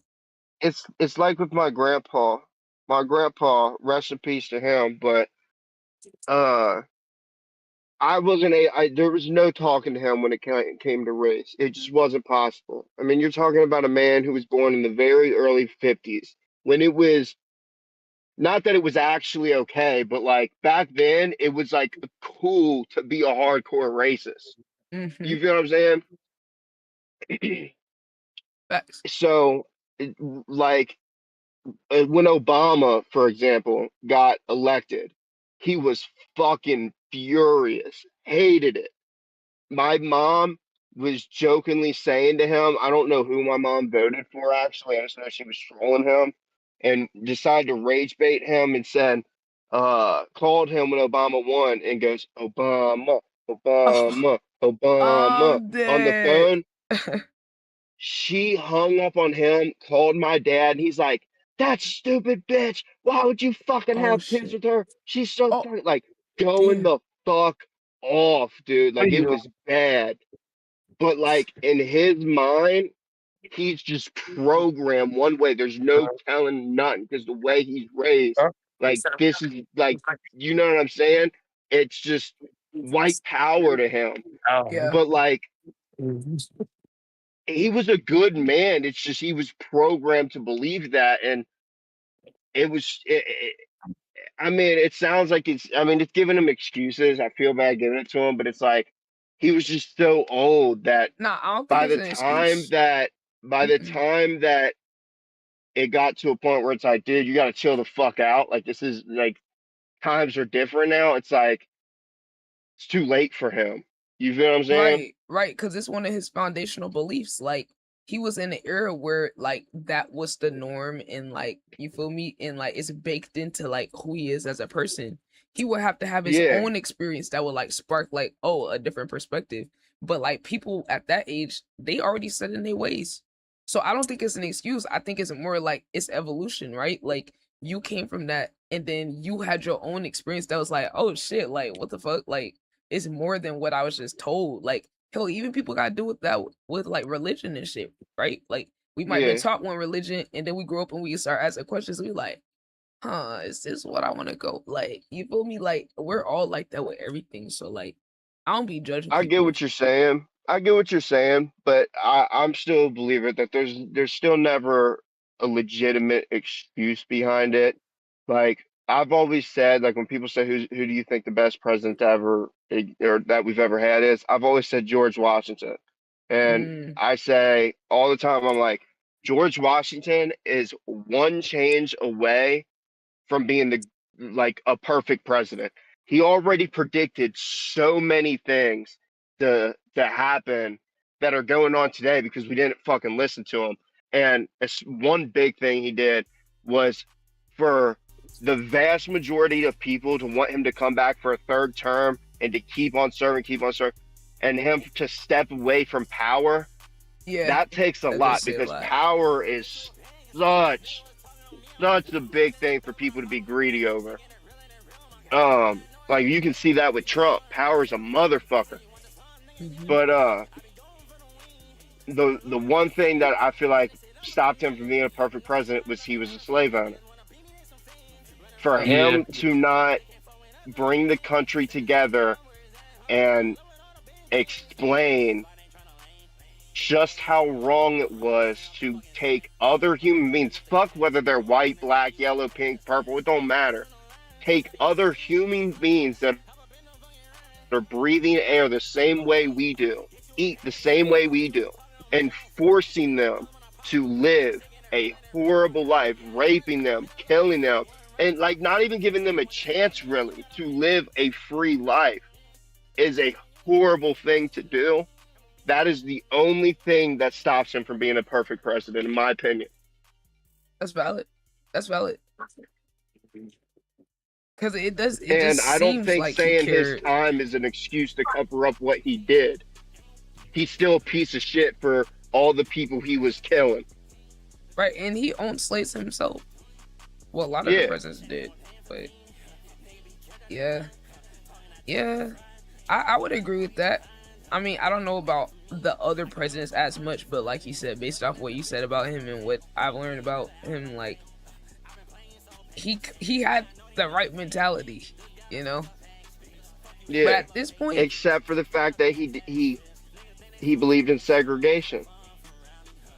right? But you know, it's crazy though. Like segregation, like when it was allowed, like black people started to like thrive in their own communities, but like white people came and fucked up their own communities, like with the black communities they built on their own, and will burn it down and shit. Like even my family, my uncle told me about like not even way back, but within somewhere 1900s to 1950s, there was like these black towns that were built up post slavery and were thriving, and white people would come and destroy those towns. And it wasn't just that one. Like a famous one is the Tulsa, Oklahoma massacre, where they had like the Black Wall Street, bunch of businesses, families, all that self-sufficient, and the white people came and fucking burnt the whole shit down, terrorized everybody, and took their land, like stole it. And this also happened to my family too in Mississippi, where they had their own town. They went to the bank, and the deeds to the houses were in the bank. They burnt the bank down so they wouldn't have their deeds anymore to take their house, and were killing them, of course, and shit. And this is like within the 1900s. So like it's just a lot of shit where like I'm like, fuck, bro, that you can't even let them live on their own. You can't even let us live on our own and do like when you did segregate us. You gotta go destroy the communities that's thriving. Like shit, crazy, bro. It's like, damn, you don't even want to be completely separate. The way it was explained to me by one of my big homies, and what started to get me to understand how the system is designed for minorities to fail is he said it all started when slavery was like first abolished and stuff, because like then you got all these slaves, all these minorities, like what are you gonna do with them? Well, you have to force them all to one area. So you would send them all to one area. Well, now they need jobs. So you have all these jobs in the city where you're gonna pay them really low income. It'll be enough to feed them, but barely. You know what I mean? And where else are they gonna go? They're gonna come here, and you send them. So they're gonna keep coming back. But then you send them all to one area, and you don't supply enough like high paying jobs, education, like the playgrounds will be shut down, like stores will be run down, like you don't have like the necessities to have a thriving community. Right. And when you force enough people into an area where you don't have enough money, you don't have enough like entertainment and things to do, and just jobs and education and shit like that, it's gonna cause conflict. And then you add in the factor of police violence. Now you're forcing all these people here, and you're attacking them, and like they'll be innocent. You got people who ain't even got guns, and you're just shooting them. So now you got gangs forming, and this is how gangs are starting, because it's originally starting to protect one another and protect communities from the police. And then you'll have things happen to where one day an argument will break out. When you got a bunch of people drinking and they're carrying guns to protect themselves from cops, and then one day they get in an argument, but they have those guns on them to protect them from those cops. Now, because they're drunk on the drink, and now they shoot one another. Now it's a deadly conflict that's going to go back and forth. Now they're at war. You know what I'm saying? And then that'll cause the gang violence, and that's how it got to the point now where it didn't necessarily start off like, oh, two black people walked up to each other like, oh, we're gonna kill each other. You know what I'm saying? What's up, Jordan? It was a whole system that was kind of built for minorities to fail. You feel what I'm saying?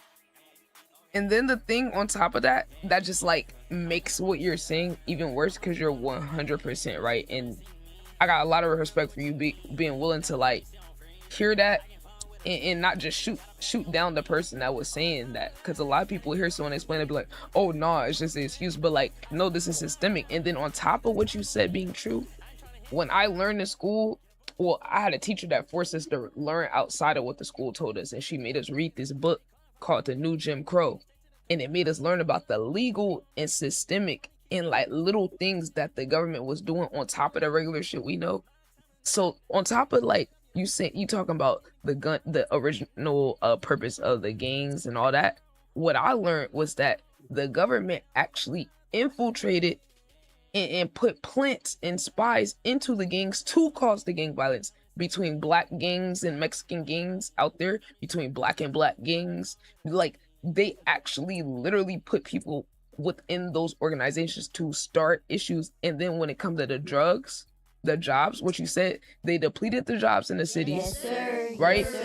They depleted the jobs in those cities, and then the government fucking planted drugs into the black community because they was funding the fucking cartels. Which, chat, all of this, you can go look this up on YouTube. Go look up the Iran-Contra. Go look up the CIA. Yeah, plants, crack, you feel me? Right. All them things, like I'm saying this because like a lot of people just like they don't really know this shit because it's levels to it. Nah, he mentioned that too. Yeah. Like, you know, I'm just saying, like, for anybody that doesn't know, like, that's the layers that it goes, where it's like there's not just this shit happening by itself, because poverty statistically equals crime. So that was already gonna be bad. So then you got, oh yeah, let's throw drugs in there. oh, let's make a cheaper version of cocaine so that the poor people can buy it, and let's make it super addictive, and then we're gonna supply the people in the fucking South America to make the drugs, and we're gonna help them smuggle it in. If y'all look this shit up, chat, that is the CIA. This literally is a real fucking thing. Like, it's not a conspiracy. And they admitted it. When the gang conflict popped off, like, the government knew the shit that was stopping.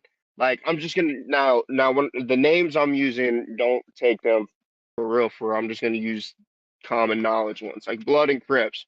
You got leader A and leader B, right, for the Bloods and Crips. They're the ones that are stopping the two from essentially just walking into the street and starting to have an all-out fucking war, shooting at each other. You know what I mean? Fucking 100 on 100 type shit. Like, Yep. they're the ones where if people, especially inside the cliques, like if you got two Bloods arguing, they're gonna go to the leader of the Bloods and they're gonna talk it out with him.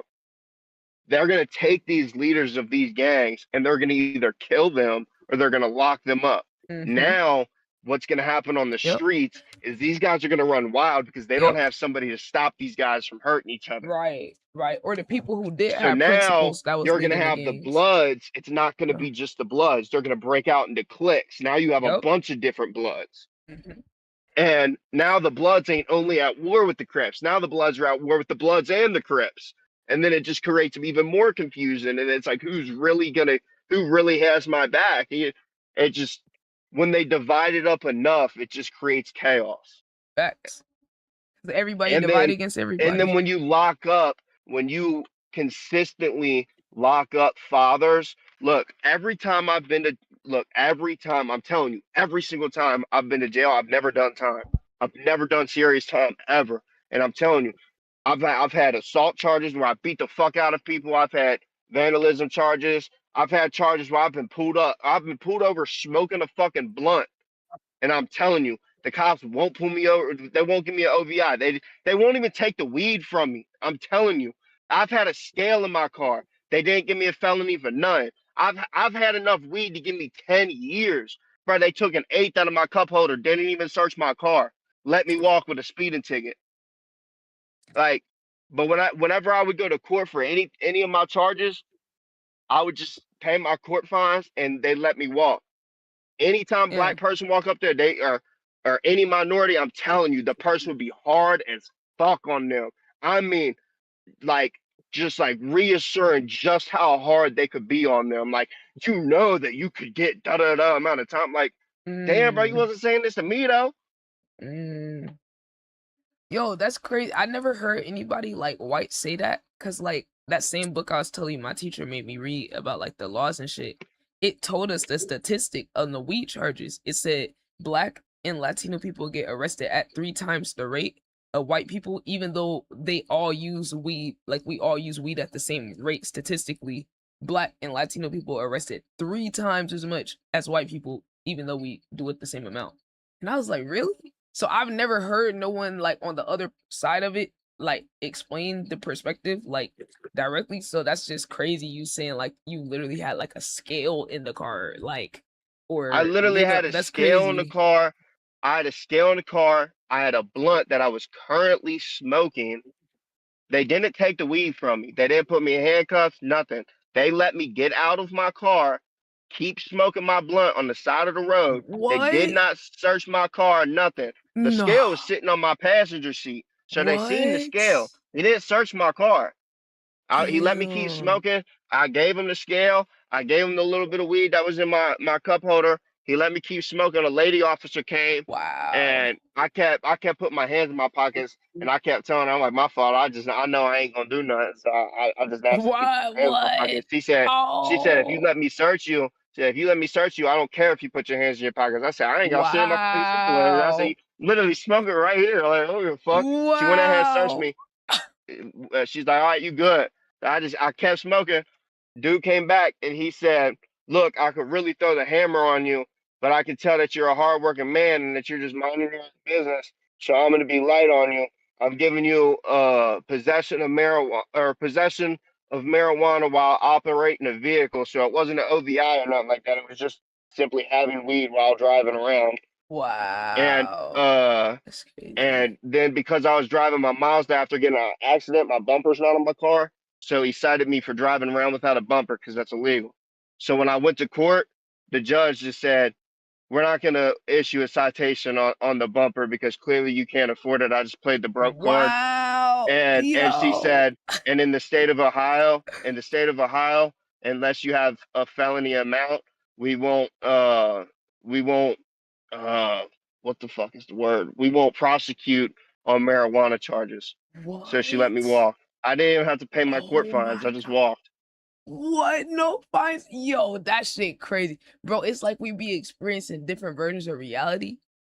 And like I got respect for any white person that can acknowledge their privilege. It's not like you gotta be guilty, a guilty white person. I was like, driving around in my Focus. I had a Focus at the time, right? So this is back when I used to sell weed.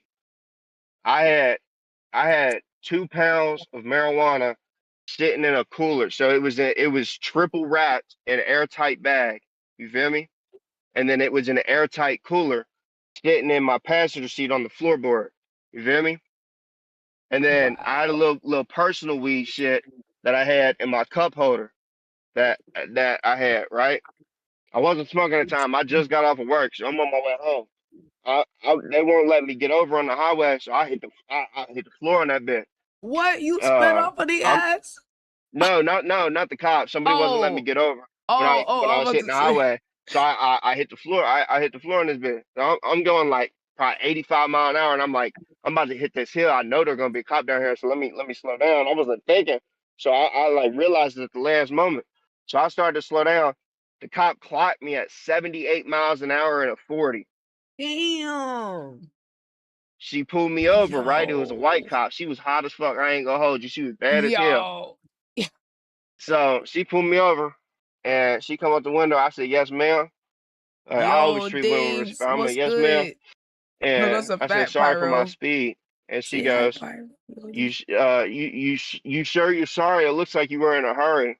And I said, yeah, I'm sorry, man. And I was just trying to get home. They weren't letting me get over, so I just floored it. I shouldn't have done it. I should have just slowed down, just waited to get over it. I'm sorry, I won't do it again. She said, I'm sure you won't. And she said, let me see your license and registration. I said, I ain't got my registration in the car, but I got my license. She said, it's okay, just give me your license. So I gave her my license. She said, you got insurance?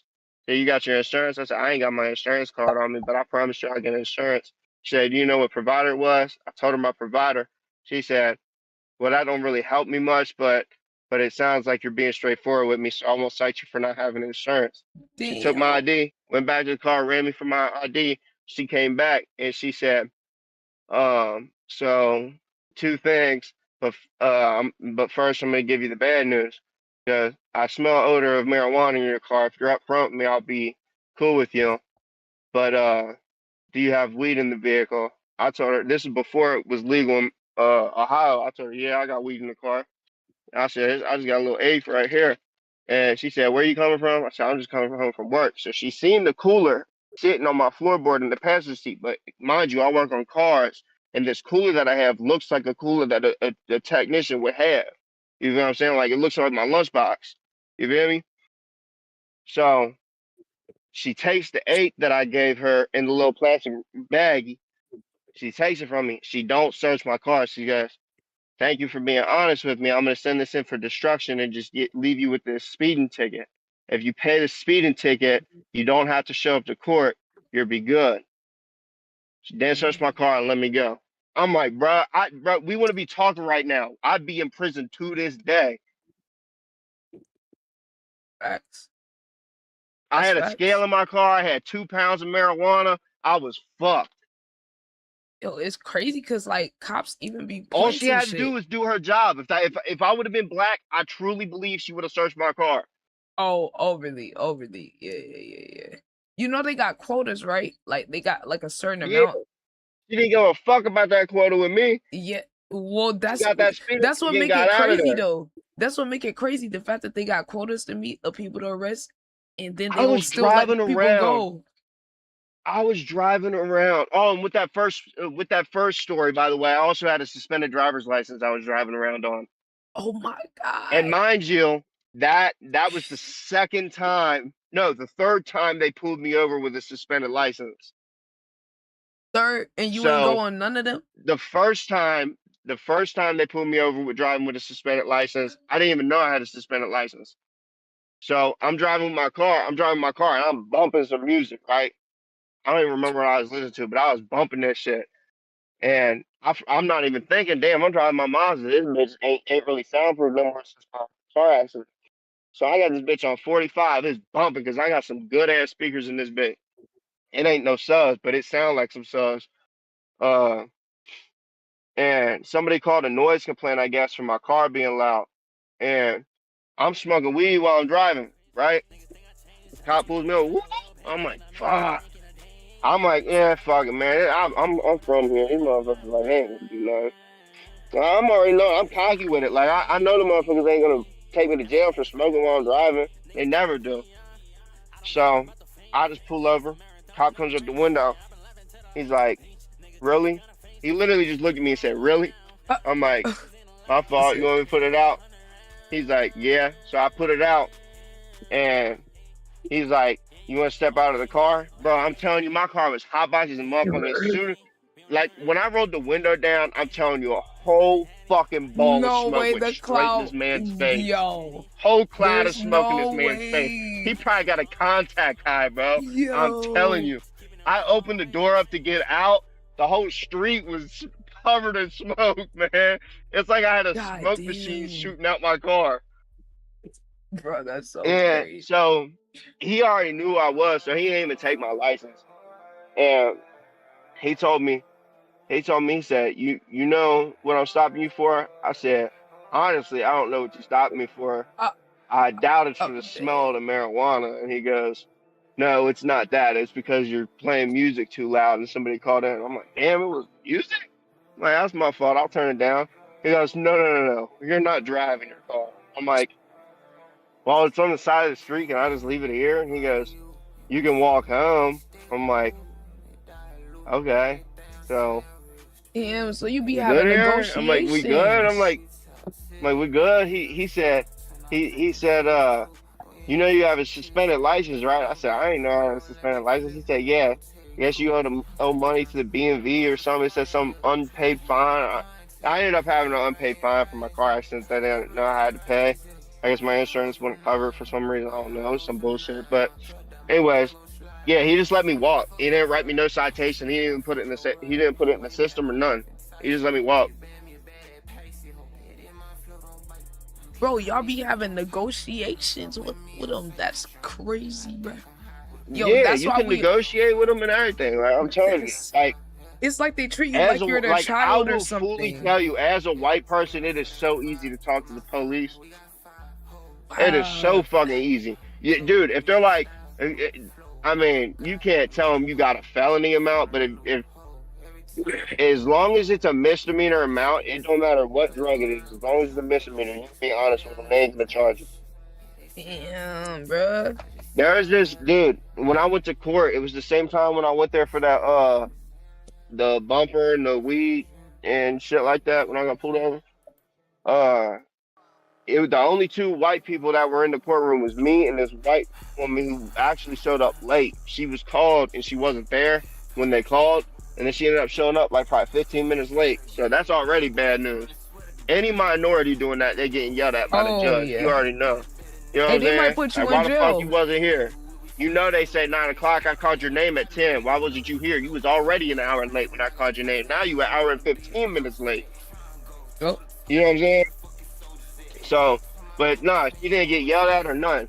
The doctor, or not doctor, what the fuck am I on? The judge said what her charges were, and it was she had a crack pipe in her car while she was driving around, and I guess there was crack residue all over it, like a shitload of it or something. And he appeared to be high, but they didn't charge her with an OBI, which I don't understand how you can put a comment that you appeared to be intoxicated, but you didn't charge her with being intoxicated. I don't understand that. Wait, that's I don't understand how you can appear to be intoxicated. Did they make up a charge? What the fuck? I don't know. I don't know how they explained it, but she didn't get an OBI. I don't think she was moving the vehicle, but she was in the vehicle when it was running. You know what I'm saying? I don't know. Wow, I so they wasn't caught paying her too with a close fucking attention. crack. They caught her with a crack pipe. She did While get charged. operating a vehicle because it was running. Wow. Yo, that's a And whole she nother went world. into court and she told the judge, she was like, I'm truly sorry, Judge. I know this sounds bad, but that wasn't my crack. It wasn't my crack pipe. It was really my friend's. She told me it wasn't crack, that it was just a nicotine pipe, and that Nicotine. she was bringing it with her, and she left it in my car. I was going to actually bring it back to her later that day. And the judge said, well, I'm going to take your word on that in hopes that you're being honest with me. Go ahead and pay your court fines, and I hope not to see you back in this courtroom again. Wow. So she was just let free, paid her court fines, and walked. Wow. Damn, Literally bro. every minority that walked up there, at minimum, was paying court fines. But like, if you were already in there, like if you were already in jail and you walked out, you 100% were about to get sentenced. Like, they were about to give you some time. You were not. Your shit was definitely gonna be extended. God damn, bro. That shit's I'm crazy. telling you, dude, it is so easy as a white person. Like, it's insane. And I realized that when I started getting arrested, because when I heard growing up all the time, like, I'd hear my family saying, like, oh, bullshit, they got the same fucking opportunity you got. Whenever I would try to correct them and be like, nah, like, there is racism going on in this country. That's what their response to me would be. I'm like, I don't think you understand. Like, I am living proof that racism goes on in this country. All of the charges that I should be in prison right now. You know what I'm saying? I shouldn't be talking to y'all right now. Right. Like But that shit is but the fact that the fact that I'm here talking to y'all shows just how much racism truly exists. But you know what's crazy though? Like, I feel like the way that people like talk about racism, or like the typical way, it's like, oh, someone directly being racist, but like the most racism isn't like the direct shit no more. It's the other No, it stuff. goes with the prison, the way the prison system's set up. If you take, I don't know the actual number, but if you take like 60, 70 something percent of the African Americans' fathers away from them, of course you're gonna have a lot of people growing up not having the best I don't know the word necessarily. I mean, shit, everything. It affects everything. As a person that didn't have a father that was in jail, when you it don't affects have a everything. father in your life. Yeah. Yeah. Men and women are equally as important to a child's life, and when you take one of them out of that child's life, it's gonna affect them deeply. Oh, but look, here's the other part, right? Even the ones that aren't in jail are still affected outside of jail, right? Economically, not having the same opportunities, or if they're on drugs, or if they're dealing with mental health because of the environment. Yeah. So it's like, 100%. damn, the ones that's outside is still fucked up because of the system. Or what about them not having their dad? Like, maybe they're trying to do better, but they're having to start from behind because they don't have the structure. Have the same opportunity. Like me, I was grateful enough, even growing up in the situation I grew up in. My mom and dad both worked. Well, my mom, she worked as a stay-at-home mom, but she did like daycare and stuff. Like, she would watch kids at home, while always watching us while we were out of school and shit. But my dad always worked his ass off, and he got paid well, but because he had so many kids, that's why we couldn't afford to live in a really nice area. So, like, my dad and my grandpa, they worked really hard to make sure that, like, when we got old enough to get our temps, that we could get our first car. He made sure that we could always play sports, you know what I'm saying? Like, he made sure that he funded all that stuff so we could still have fun. Like, when I tell you, my parents did their best to keep us out of the environment we were growing up in and make sure that we didn't become a product of our environment. They did their absolute best to make sure we didn't end up on the streets. That's real. Nah, I could relate to that. And that's the thing, like, say for example, like it'd be like parents, and it's not just black, but you know, I'm black, so I could just speak for my community. It'd be like parents that's like trying, whether it's a dad, like a single dad, a single mom, or a family together that's struggling. They be wanting to give their kids those experiences, but because of all the shit we talking about, they be working so hard to take care of the basics, they don't got the leftover. Like that's the environment I grew up in, like with a single mom. Like, she got 3 kids and she's single, so she got to work 2, 3, 4 jobs at all times, and then can't afford to let me participate in this or that. I just so happen to have a sister that started working in finance, and she could give back to my mom and pay for me to do stuff. But look at what it took. It took a whole nother generation of a person in my family to be able to help my mom to allow me to do certain stuff so I wasn't excluded. You know, like that's what the shit end up like. And everyone not lucky enough to even get something like that, you know? Like, so yeah. It or like you said, how like at certain times, like our times we were growing up in where kids weren't allowed to be kids, even more so in our community because they first forced to be like grow up fast in terms of like working or like being put in a position where like as a man or a woman, like young men or women growing up, you might be put in a position of an adult because that's how much support you need with the family being broken. So you don't even get the experience like being a kid, bro. Like you're forced to be on survival mode early where it's like, oh, it ain't no time for fun. You gotta focus on blank because I can't afford for you to go to school. You gotta do something. You got sports, be smart enough, get your, because I was told from a young age, hey, Ciara, I'm not gonna be able to afford for you to go to college. So you're gonna have to do excellent in school in order to have grant scholarships so you can go, because otherwise I can't afford that shit. And so it's like that pressure of you not getting to like say for example, it go down to the small shit, right? Like you can't even have fun. Like say if you got caught just sitting at home doing something, like because it's so much pressure for our parents to like survive or us do better, like they wouldn't even leave room for us to have fun sometimes. Like, and it's not all black people, but a lot of parents that's like super stressed and working all the time be like extra hard on the kids because like, yo, you're the future of our family. Like we're so far behind. You gotta. It happens in well,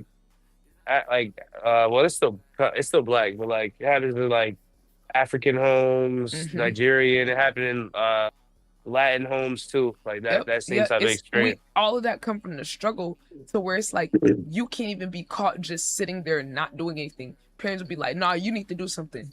Oh, you sitting here? Oh, you need to read. And it's not like necessarily bad, right? Like, because this can benefit you, but it's just like the sense of like you always being on edge, like you're not doing good enough because they put the pressure of society on you from an early age. They're like, "Hey, society don't think you're shit.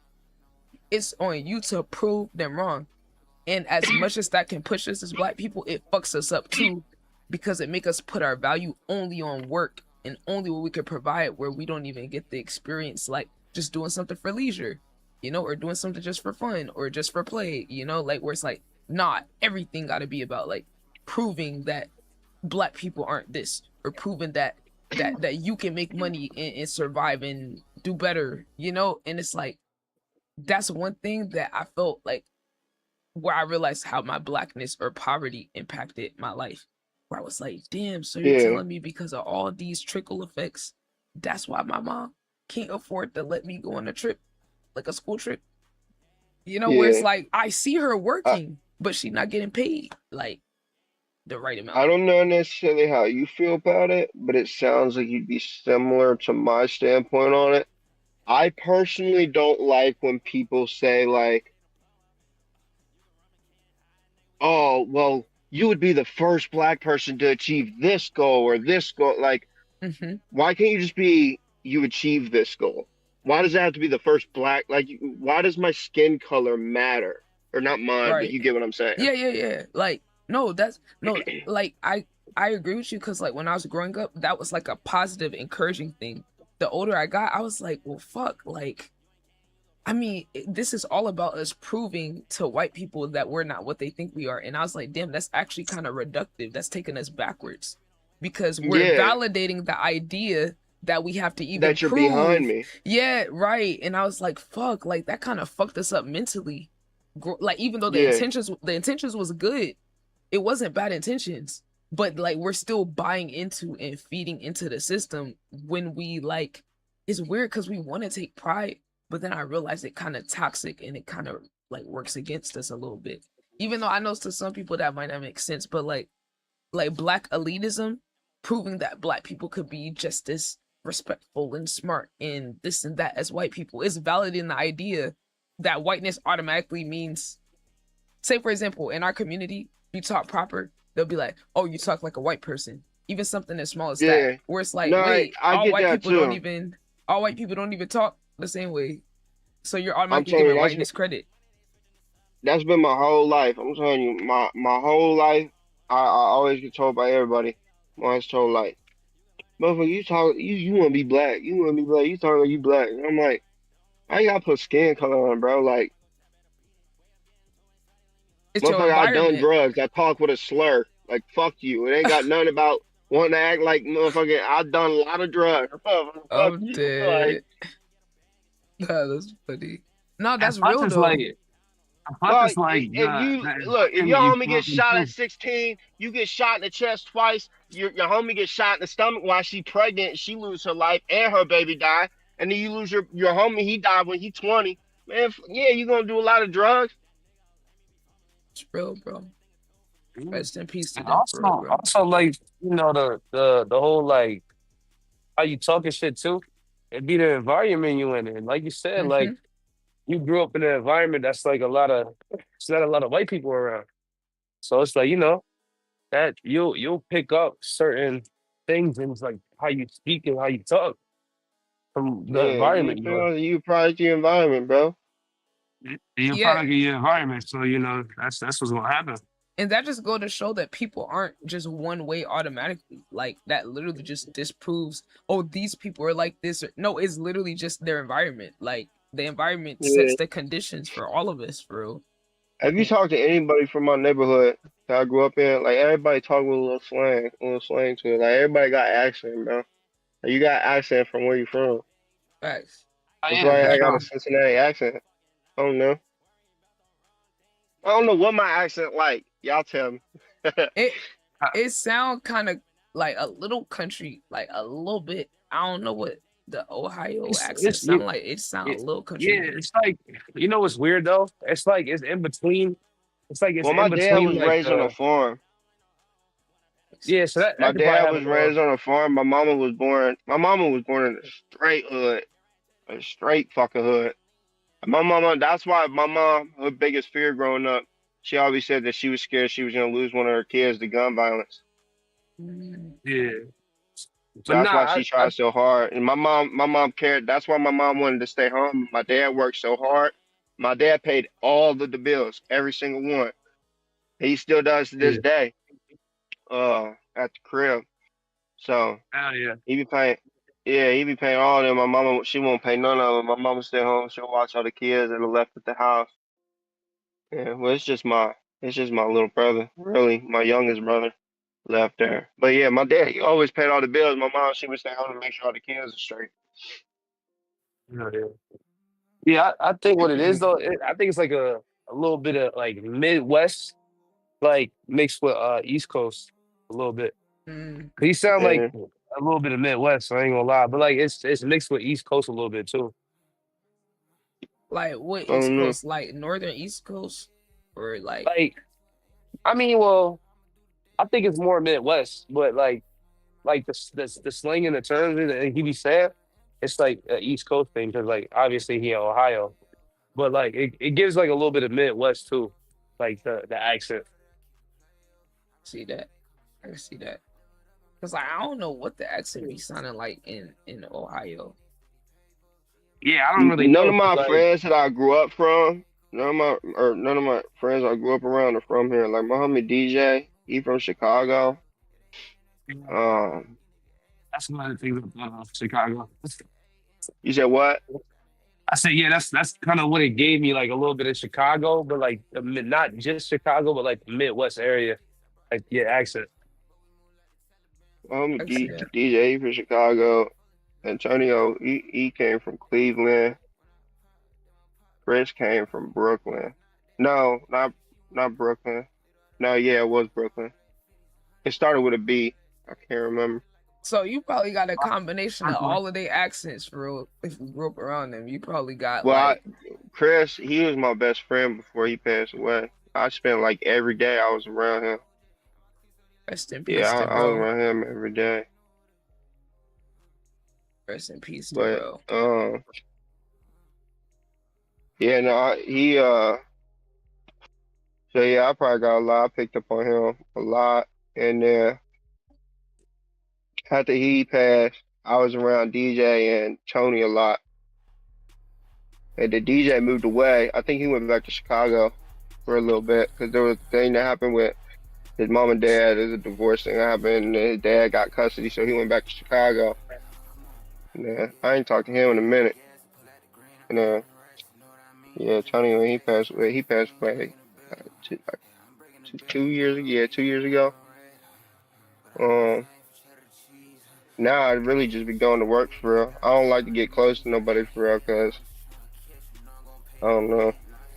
You think it's cause like you don't want to try to build like relationships as strong as the ones before, like trust issues type shit? I got PTSD because when I was with Chris when he got shot, and I got shot as well. Oof. So I don't want to get close to nobody. That makes sense. Yeah, that's fucked up. That shit traumatic as fuck. Like you said, like, you know, that's why I always empathize with people that do drugs. You know, whenever I see someone do drugs, like, as a person that got family that be on it, I always be thinking about their story, like, behind it, like, why they're probably doing it. Because people are so judgmental, like, it's like whole time, like, this world, and especially our country, be having some fucked up shit going on. Yeah. People be acting like it's all in your head. It's like, no, that shit actually be like physically changing your body, like in your mind, going through that shit. It changed. People like, and see, there's another thing, like people who are from the hood and stuff, like always like when people are like talk about death and stuff like that, like on the internet when people talk about it, like my cousin growing, like I ain't gonna lie to you, my cousin said to me one time, cause me and my cousin, we be talking crazy to each other. I ain't gonna lie, but we don't be talking to each other like that. We don't be walking around in the neighborhoods talking like this, cause we don't talk like that. But like he said to me one time, he said, "Fuck your dead homies on dead homies." Now he just playing. I didn't get mad at him when he said it. I wasn't mad at it because he just playing. But I had to explain to him, I'm like, bro, like you didn't grow up around none of this. Like you didn't see any of this, bro. Like you don't understand how real this is. I had to explain to him, like, bro, I've really lost people, bro. Like I get you playing, so I'm not upset with you.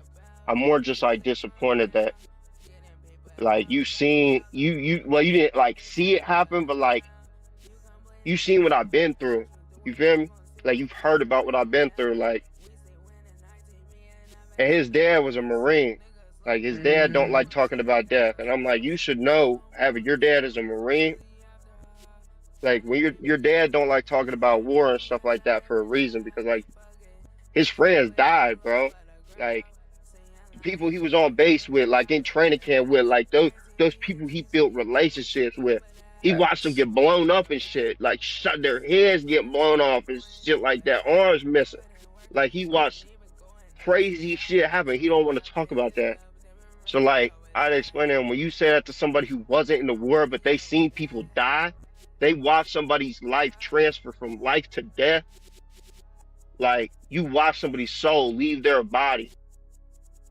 You're gonna have the same PTSD as the person who watched their buddy get blown up. Like that's not a game. People, like, that's why when people go on the internet and say some shit like that, a motherfucker will really find you and hurt you, bro.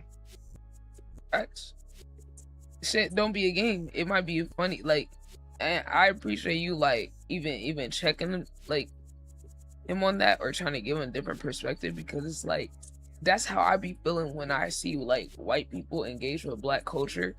It made me feel weird as a person that's dealt with the side effects of all the shit we're talking about, the not having a dad. People, It's like it be making me mad sometimes. I'm like, bro, like you don't understand, like you're interacting with our culture just as a trend or as a, like you said, like saying, oh, dead homie, you know what I'm saying? Like just it's just phrase to you, you know, it's just something cool to say to you. You don't really connect to like the empathy of it.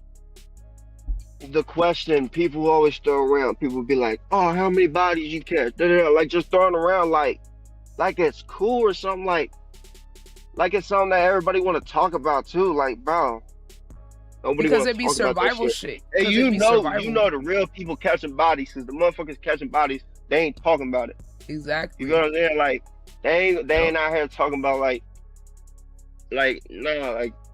all that shit on the internet. That's just internet shit, bro. Talking about, oh, this dude, he caught 37 hats, man. Like, bro, fuck out of here, bro. Like, get out of here, bro. Like, not everybody out here fucking a serial killer, bro. Like, some people, it just really survival with them trying to protect themselves, or like, yeah, like see, that's all in the conversation. I'm gonna put it like this, like, yeah, you have those people who really out there, like, they're the definition of a serial killer, but in their mind, they're not doing it to be a serial killer. It's like they're ops. Like these, if they don't kill them, that person's gonna kill them. Exactly. Or it's to protect somebody else. A lot of times it'd be to protect someone else, or because somebody to get back, you know, because somebody got, like, you know, that's usually what it is. Yeah, it's like, my don't be understanding this. Fucking cracking me up with this shit. Oh no. I was just trying to tell him, like, and bro, you don't even have to be gang banging neither, bro. Like, I ain't never gang bang in my life, bro. Ain't never gang bang. Not one time. I ain't ever tried to gang bang. I ain't never thrown up a gang sign a day in my life. I ain't never thrown up a gang sign. I don't want to be affiliated with none of that shit, because I know what comes with it. As soon as you start banging something, you banging it the rest of your life. Yep. Till you stop breathing. Or the shit that you do while you in it, you can move on, and that shit you gonna have to look over your shoulder the rest of your life. Yep. People don't think about that PTSD it don't leave too. you. Yeah, you can move on, and that shit don't move on from you. You know, it's so many people that still, like, they try, but like once they already people in that never life, forgive you. Yeah, exactly. So that be fucking never up forgive every you. It don't matter how long ago you did it. Because it's like, you know, there's always a chance somebody gonna spin back on you for the shit that you did. It's a song. Who said it? Was it Lil Durk or King Von? Who said it? They said, I don't remember, or I done did some shit I don't remember, but they remember me. Who said that? Was that Durk or Von? That sound like Von. That could be either one of them. Ty would be the one that knows. He the one that will actually know which one. I did trash from I did some shit I don't remember, but they remember me. I can't remember who that was. I did some shit I don't remember, but they remember me. That sound like King Von crazy ass. All the tour stuff, the orders, all that stuff. King Von will be the crazy enough to say that shit. Yeah, I don't know. It's probably Von, but yeah, that's how it be though. Like, you done did some shit you don't even remember. Hold on, he gonna tell us. Wait, let me ask Ty, because he was saying a lyric. He was trying to figure out if it was Durk or Von. He said, I did some shit they don't remember. I don't remember, but they gonna remember me. I think that was King Von. It was something like that. Yeah. That sound like Von. What did he say? He said, he didn't get over. I done did some shit I ain't remember, but they remember me. Yeah. He was like, I didn't did shit with something. I done, but he said I didn't did shit something, and then after that he was like, this shit I can't remember, but they remember me. Yeah, something like that. Yeah. Von said that. I got you. Sound like Von crazy, yeah. But yeah, that's how it be. But even with King Von, right? Like, is he a serial killer, or is he somebody that just grew up in an environment where, like, it's a war zone basically? It's just not looked at like a war. Like, and I have a feeling. That it was just. I think it was in his blood, and I don't think you're born necessarily a killer. I think you're still a product of your Yo, what's environment. good? I think he Bonjour. grew up LG Twixty. What's and up? he's seen a lot of What's his his friends pass away. And he said in one of his songs something about in his song Demon, where he was talking about somebody dying and it turned him into a demon. I feel like that's Yeah. true. I feel like Facts. just the amount of death around him, he's like, motherfucker, I'm gonna hurt everybody who hurt the people around me. Facts. Yeah. And, So if and I tell it's you like, I love you, I mean it. Why yeah, you and got what's killed? crazy though, like died if in you arms. really put yourself in somebody else's shoes, like, bro, like, okay, say the military trains people to be killers, right? So like imagine if you're in a war zone with no training, like there's no rules of war, that's basically people that grew up in those type of like hoods and shit. So it's like, what are you expecting? They don't know. I mean, yeah. Go with you, bro. I mean, a lot of them get training though. I mean, I get what you're saying. I mean, I guess the new generation don't really get training. But no, I'm not talking about training in terms of skills. I'm talking about like your job is to kill people, and then they still got side effects. Well, nobody in the streets is getting military type training, but like not I've shot guns since I was little. No, I'm not talking about like the guns or the shooting part. I'm just talking about how like they are both like two environments where it would be a war zone, like a literal war zone that people recognize. And then I knew what you were saying. I feel like it's fucked up because it's like the people that grew up in them type of hoods, they're growing up in a war zone, but it's like not acknowledged, so their PTSD don't get looked at like, or like anyone like you, like anyone that grew up there, the PTSD don't get looked the same as the soldiers. You know what I'm saying? Yeah, it don't. No, it don't get looked at all because everybody from the hood, everybody in the hood being looked at. Like, look, I'm gonna put it like this: if you look at somebody and you look at a veteran, right? You already naturally know, like, this motherfucker probably got PTSD. Right. You know what I'm saying? Especially if they start talking about, oh, I was in Vietnam, or I was in World War II, or I was in fucking Iraq. You know what I'm saying? Afghanistan, all this shit. I don't think he's a serial killer either. Yeah. You don't work easy. You don't do anything. You start looking at people from the hood and you start talking to them. Bro. Everybody just assume they're normal, like quote unquote normal. You know what I'm saying? Like, these motherfuckers just seeing some shit and they're trying to cope with watching their loved ones die. Like, you got people in the hood that have held people in their arms several times and watched them transfer from life to death multiple times. You think that's just not gonna mess with them? You feel what I'm saying? Yeah. Like, right, because like veterans already don't get the support they need, but they get more support than a person in the hood. Like, you got people who get shot, they survive it, get shot again, survive it, get shot again, survive it. It's like, even if you never get shot again after that, living the rest of your life after getting shot on 3 separate occasions and still living, knowing that means people really, truly, it's not like you got shot and you got caught in the crossfire. Motherfuckers want you dead. Right. And like, that can make you fucking paranoid. It make you paranoid. Valid, it's gonna change the way you you're think. Valid. But that's the thing. People be saying like about mental health, like, oh, like it's anxiety, it's PTSD. But it's like, what happens when the stress or the anxiety or whatever is based off something that really can happen versus just you having a fear of just some random shit, right? When it's real and like you've experienced the negative thing happen, like someone dying, you getting shot, it makes it even more fucked up in your head because you have to actually worry about it happening again. Look at Fulio, a rapper from Jacksonville. If you look at like his interviews before he passed, if you look at him from before he got shot, like the last 2 times before he passed, not including the one that caused him to die, like he was like real hype and shit in his interviews and shit. And then as he started to survive shootings and shit and started to lose more and more people, you can tell throughout his interviews that go on throughout the time period, he starts to get like more sad and depressed, like with his voice and the tone and the way he speaks. And then eventually, like on his last few interviews, you can tell like, and just the way bro's talking, it's almost as he was just ready to die. And I truly believe by the way he dropped his location, like he was just ready to go. He's like you can't tell me he ain't know it was about to happen. He was that close to Jacksonville. Wait, so he dropped his location or somebody else dropped it? No, he dropped it. He dropped his Really? location twice. He dropped it at so he I was think it was telling the people to come. Airbnb.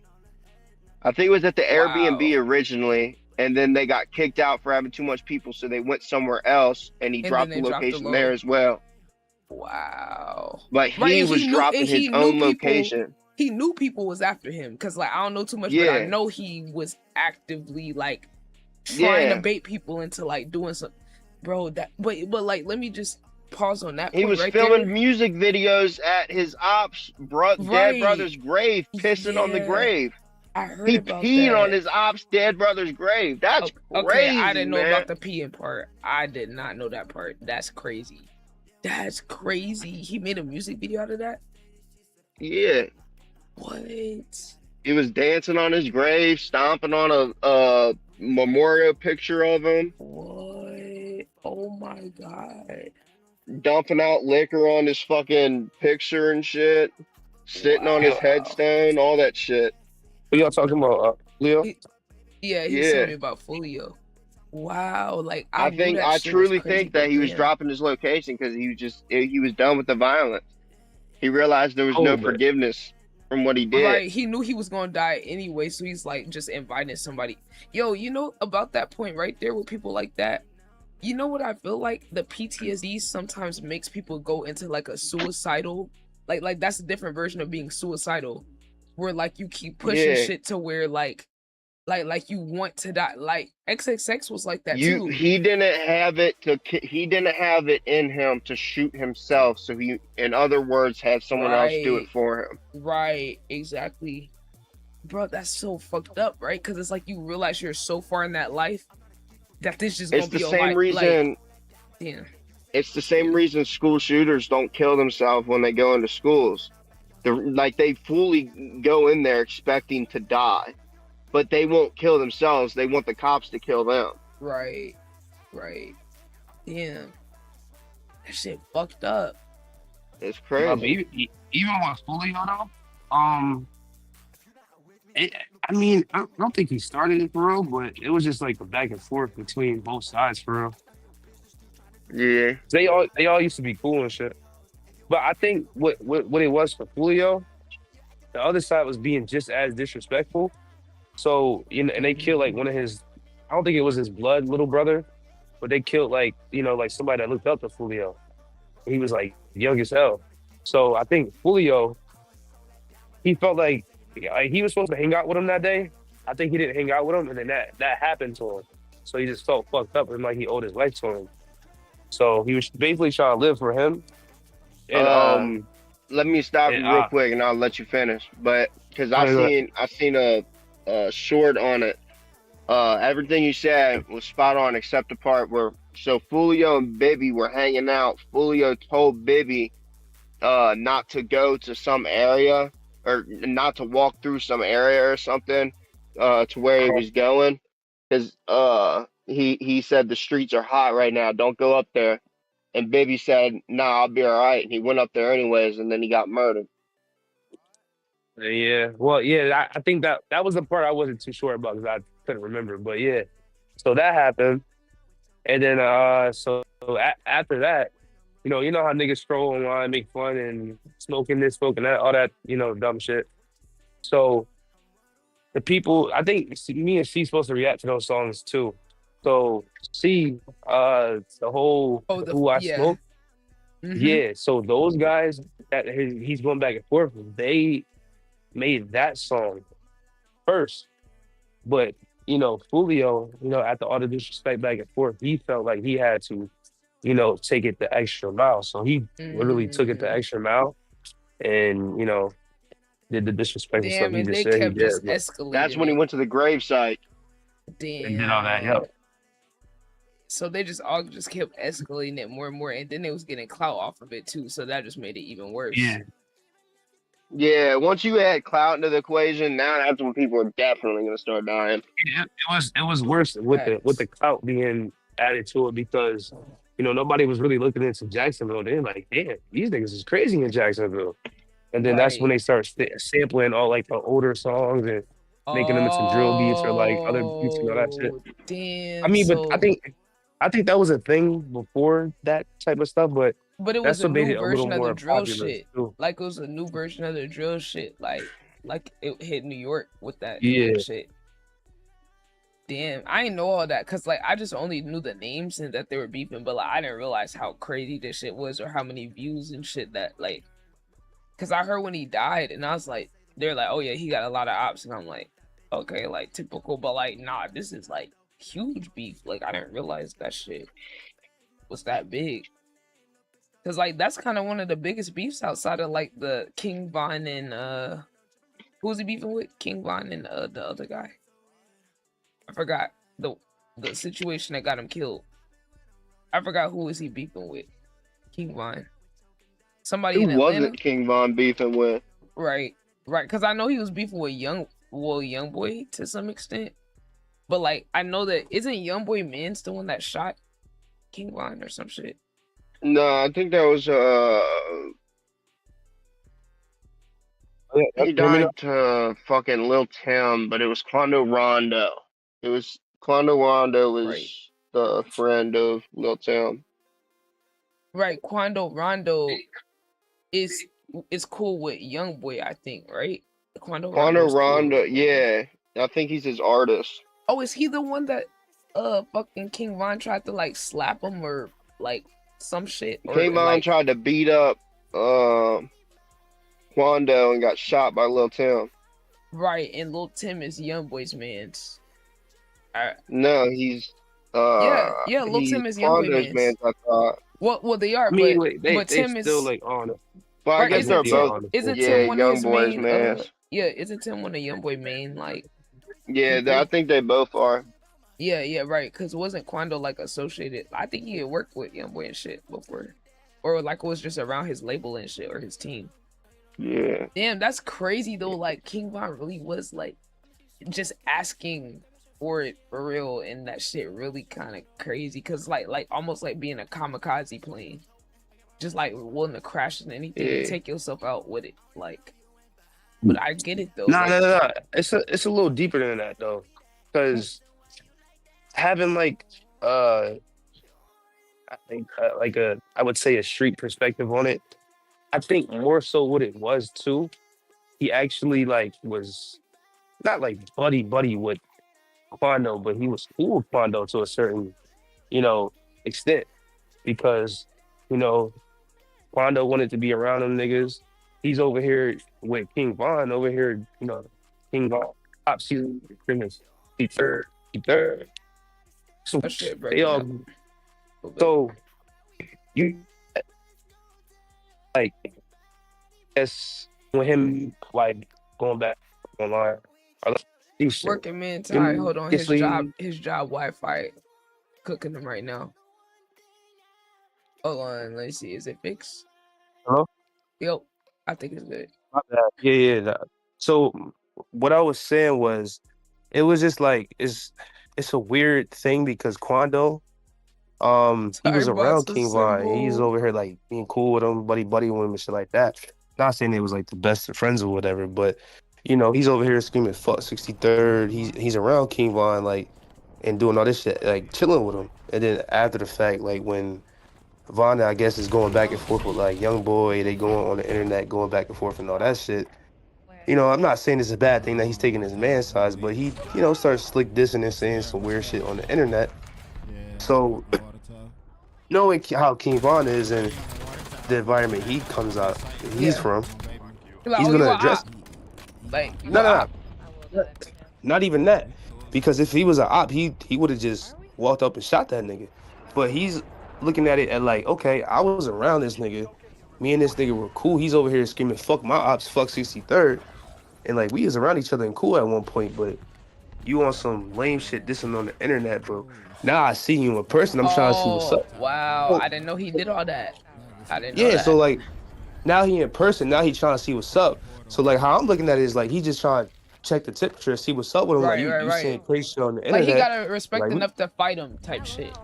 Yeah, like so he had respect to fight him, and he wasn't even on that type of time for real. Damn, Because so you really think the other guy was wrong that shot him? I mean, okay, but here's it's like a If you double. shoot a man that was trying to fight, yeah, you a hoe for that. Right, because it wasn't even Nah, You but a it hoe then wasn't for him that. getting fought. Yeah, I'm trying to hear this perspective. no, Cause Hey, like like I'm I'm gonna just put it curious. like this. I'm gonna put it like this. The man nah, who because I shot my gotta. homie, the man who shot my homie was a hoe. Cause my man ain't never killed nobody. The man he shot my homie while we was at the gas station. He shot him because he didn't want to catch the fade. He didn't want to catch the fade. So he found us when we was at the gas station and he did what he did. And it's yeah, What you the? know what I'm saying? It's all right. We took it on the chin. Ty, there was another reason for him doing that. Like the little Tim guy. He might got pulled at work. Yeah, I'm trying to hear if he got a different perspective on that. Because if there is some other reason, like just off of what I know, that's what I would think. But he might know something else. I don't really know. Because I'm just curious why a dude that wasn't getting like fought is shooting a guy that's getting fought. Like He that's posted on his Twitter when the beef was going on. It was Yeah, directed towards King Von. this discount or whatever it But takes. he said something about people need to start realizing that Okay, Quando thank and you. I ain't lacking or something like that. More or less hitting that Von. If you try to play with Quando, I'm gonna kill so your he ass. already was on that. Like, Yeah, he was All waiting for right, that shit to happen so he could pop his ass. okay, Ty, you gotta explain this to me, cause like, just yeah, off, I'm my bad. Cause confused. I was using my phone to pay for stuff I was getting, but nah. So like I said, it's like a double-edged sword. I feel like, in a sense, the nigga was wrong for shooting Vaughn, but then again, I can't be mad at the nigga looking at it as in a street perspective because it's like at the end of the day, if you feel like a man is, coming to check you or like, put some type of thing on your life, by all means, you got to protect yourself. Even though Tim wasn't the protecting himself per se, he's protecting his man's, and his man is a breadwinner. So And his man, did he think, like, you think he did that for Young Boy or he did it for Quando? so I think he did it for Quando. so he did it for Quando, but here's my thing. He's saying at the time he didn't know who Vaughn was. Really? The shooter, Lil Tim, not Quando, Lil Really? Tim. Really? So he was saying he didn't know who Vaughn was. I think that's bullshit. So that's why I There's look at it no weird. way. There's no Yeah, yeah. way. Even I knew So who he was. yeah, so I think that's weird. If he did know who he was, shooting him, but then like I said, Right. at the end of the day, I can't look at him crazy. Like if he knew what it does, I think that's weird. But if let's give him the benefit of the Why doubt. you Even think? if he didn't know who he was, Why you think it'd I be think weird if he knew him? Like why you think like? Cause like to me in my head I don't see the difference. Like I think it's fucked up either way. But like why if he lied about it, why do you think it's like weird? Like about I think it it's versus weird. the other way. I think it's weird because if you know who this nigga is, right, and then you know the nigga could have been on that type of time, but the nigga wasn't on that type of time, and he could have by any means came up. He's would fit like probably 20, 30 niggas. He could have easily shot y'all niggas up. Easily did that if he wanted to. But he didn't, because he wasn't on that type of time. He was just trying to see what's up with niggas. You feel me? So that's why I think that's weird. But at the same time, that's why I say I think it's a double-edged sword, because it's like, I don't think it's wrong, because at the end of the day, he's protecting his mans. On top of it, his mans is the breadwinner, like this shit. But So look, I don't know if this makes sense, but like I could also see the I'm about to be perspective honest. where like I could also see the perspective where it's like, okay, like let's say it's wrong for him to jump in, but I could see like he'd be like, okay, because I know how crazy this nigga is, he might start off trying to fight and then up the gun on a nigga, so I just gotta assume the worst since I realize how crazy he is. I can see If that. you But see the video, and that little Tim King Von Quando situation, I can't fault him too much for shooting King Von. Because even though in the video it's just Quando and King Von fighting, nobody else intervenes to like try to break it up or anything. Like all King Von's homies that are standing around, they don't try to break it up or try to jump in, nothing like that. They let them fight. What's up, man? How you been, man? I've been on the nights now. Yeah. Huh? Yeah. He leaving work. I think he's talking to someone on the way. Too, man. But even though like they were letting them fight, you gotta think from Lil Tim perspective. He turned around and he see somebody punching on his mans, and he see like 4 or 5 people standing around the situation going on. I'm probably up in that pipe too and shooting. You know what I'm saying? Because I don't know what y'all about to do to my mans, but he outnumbered. You know what I'm saying? I'm probably blowing that thing too. Get the fuck off my mans. Like on some like you escalated before they escalated. But I'm saying I'm saying I just turned around. The first thing I see is someone beating on my mans, and I see all your homies staring around. I don't even know what's going on. I just see my mans getting beat up. My first thought is gonna be to protect him. My first thought isn't to assess the situation and figure out what's going on. My first thought is my man's is being hurt. I gotta stop this from happening as quick as possible. Right, because you're outnumbered by folks. You feel what I'm saying? Now, if it's just one dude, I'm like, yeah, I'm gonna just go in there, boom, boom, knock his ass out. Damn. Okay. You know what I'm saying? Yeah, I can see that. But no, you see about 3, 4, 5 people over there. You don't know what they're gonna do. You don't know if they got guns. You know the area you in. You in fucking Atlanta, outside of a club. Motherfucker might have a gun. You go over there and you try to punch on him. What if one of his homies who's standing right next to you might pull out a pipe and shoot your dumb ass? That's facts. Yeah. And that's true. Now you and your homie dead as fuck laying on the ground when you could have stopped it. And the other thing too is like he know that they would want to take an opportunity to do that to him, like catch him lacking because of who he associated with. So it's like he really couldn't try to have a fair fight for real with other people around. I'm gonna put it like this. Had King or had Lil Tim turned around, seen King Von punching on Lil Tim, and he never pulled out his pole and he walked over there and tried to punch on King Von, even if King Von's homies did not pull out a gun, what are the odds of Quando Rondo, who was already being beat the fuck up by Von? Von had him on the ground already, getting stomped the fuck out before he got shot. So one of your mans has already been taken care of. So even you go and you crack him, now you got like 3 or 4 other guys that are about to jump on you.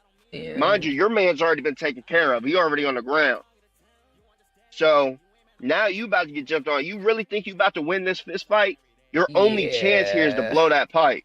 Damn. That's true. Unless you want to end up laying on the ground getting stomped the fuck out. Right, because it's like you can't just watch your mans. That's your best case scenario is getting stomped the fuck out if you don't blow the pipe. Fact. Right, because it's like, and then it's like, that's if you lucky they gonna fight you. Like, yeah, that's what I'm saying. Best case scenario is you get stomped the fuck out if you don't blow that thing. And right, because one of them probably would have been willing to pull their gun out.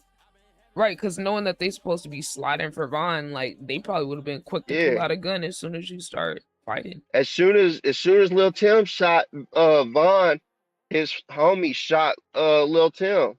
Oh, so he did get shot back. Yeah, Lil Tim got shot in the stomach. I think that was crossfire because the undercover police was also outside of the club too.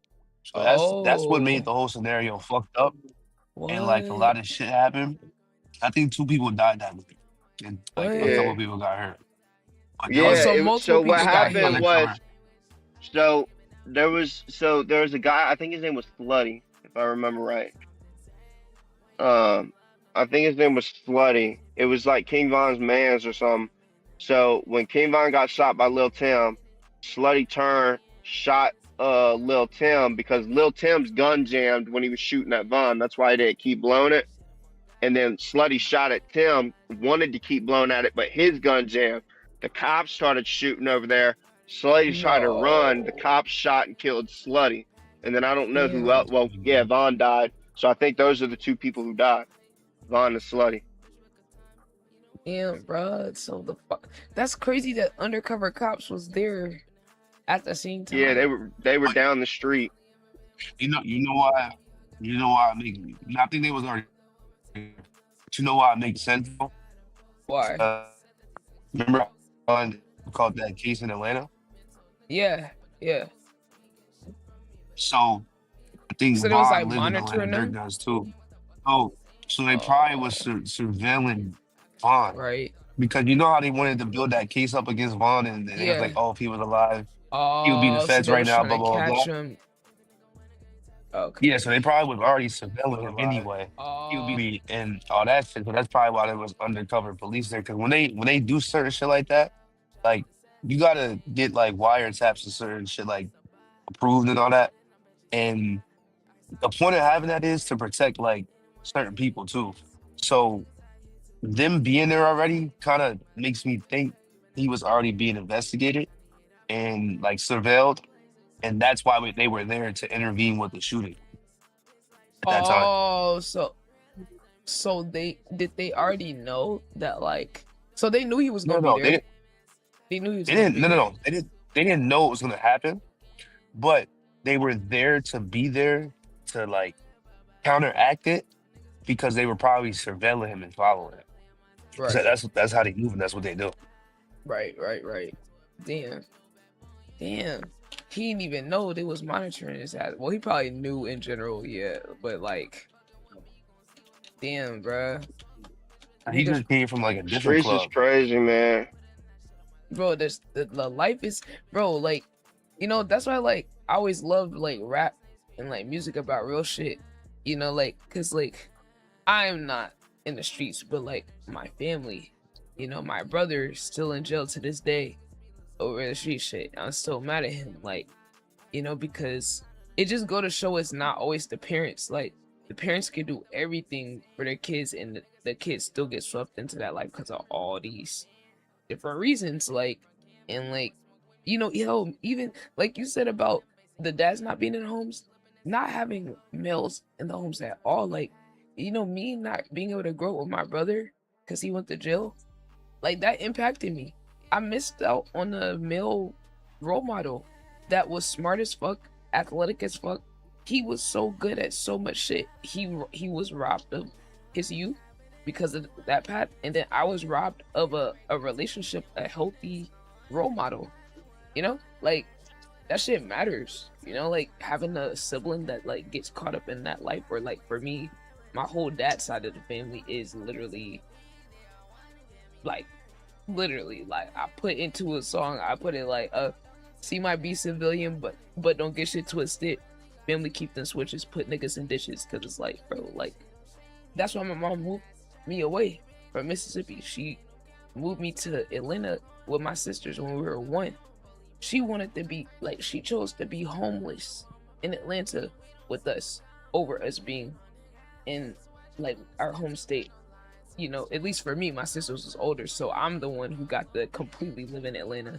But like, she wanted me to experience a different version of life, even if we were still poor. It was better to be there. Oh shit, my Discord tweaking. Yeah. My Discord tweaking. But like, she rather us be poor in a place with more opportunities where you could imagine something better than be back there and have no opportunities, no jobs, poverty, and then just no path but straight up crime or going to the military. That's pretty much the only way people make it out of here. It's like the military, bro. Okay. So like, where this motherfucking mob go? He go to bed? Is that probably sleep? Yo, I'm here. I'm just. Oh, he here? Oh, I thought that was asleep. Hey, he do be falling asleep though. Talking like an hour. Hey, he do be falling asleep in here though. I ain't gonna lie. Nah, I was just doing a mixing, and then I was just on my phone. MOZ, he already knows MOZ, and he just got here. Swag even know about the sleep allegation. That's crazy. Yo, that's crazy. He just had a sense that you be sleeping and shit. He do be sleeping in here. I mean, look, he probably like me, bro. I just have a feeling that this motherfucker don't be going to bed. No, Like no, he doesn't. me, I have a reason though. I got a reason though. Like I don't go to bed because I got PTSD. I don't sleep long. I wake up, I have bad dreams, and just I don't know. I'll be sitting there on the phone with people all the time, and like I'll be in middle conversation, and dozing off. I'll be done talking just like that. Yep. Like, yo, I feel that it be happening. I mean, if you don't sleep in 48 hours, eventually your body, you just fucking pass out. You know what I'm saying? I definitely relate. I don't have the same reason for like having like anxiety and shit. Like I have my own PTSD from shit that I've been through, but like I think in general, my anxiety and the stress in the environment I'm in, and then being ADHD on top of that, like I've always had sleep problems. I always had sleep problems since I was a kid, and I think part of it is like trauma, PTSD, but it's not like I'm consciously thinking about it. It's just like I avoid going to sleep. Like it's something wrong with me. Like something's actually fucking wrong with me. Like I have staying up, bro. ADHD, PTSD, but even though the PTSD be fucking with me, before it, what I used to do is I just run a lot. But when I play football, I used to be a running back, so I always ran a lot until I fucked my knee up. But yeah, like just get out of the house, go on runs, and yeah, I'm telling you, like it not only to keep you in shape, but when you do finally like you ready to go to bed, you be surprised just how much more tired you will be. When you exercise, facts. Oh yeah. Go out there and get some exercise. I'm telling you, just give it like 30 minutes a day. I mean, you got 24 hours a day. You think, like, I don't know, 30 minutes of your day that you taking. I'm gonna keep it a buck. If I was pre my health condition now, like, I have lupus, so like, I just so happen to get lupus and being allergic to the sun. I didn't have lupus my whole life. It was at 20, so like the whole daytime, I gotta avoid being outside because I'm basically allergic to the sun. So that even inside. Well, no, I can do it move inside. around. You can do workouts inside. I move around inside and shit. But like, if I could literally just get up in the daytime, I would do it. And then I'm a woman. I still be going outside anyway. But like, it's really not safe for the time that I be going outside when it's dark. So I'm like, really taking the risk every time I go up there. I still be doing it though. A speech that I fuck with from Ray Lewis, a thing that I would do as well. I still do this occasionally. I'll grab a deck of cards.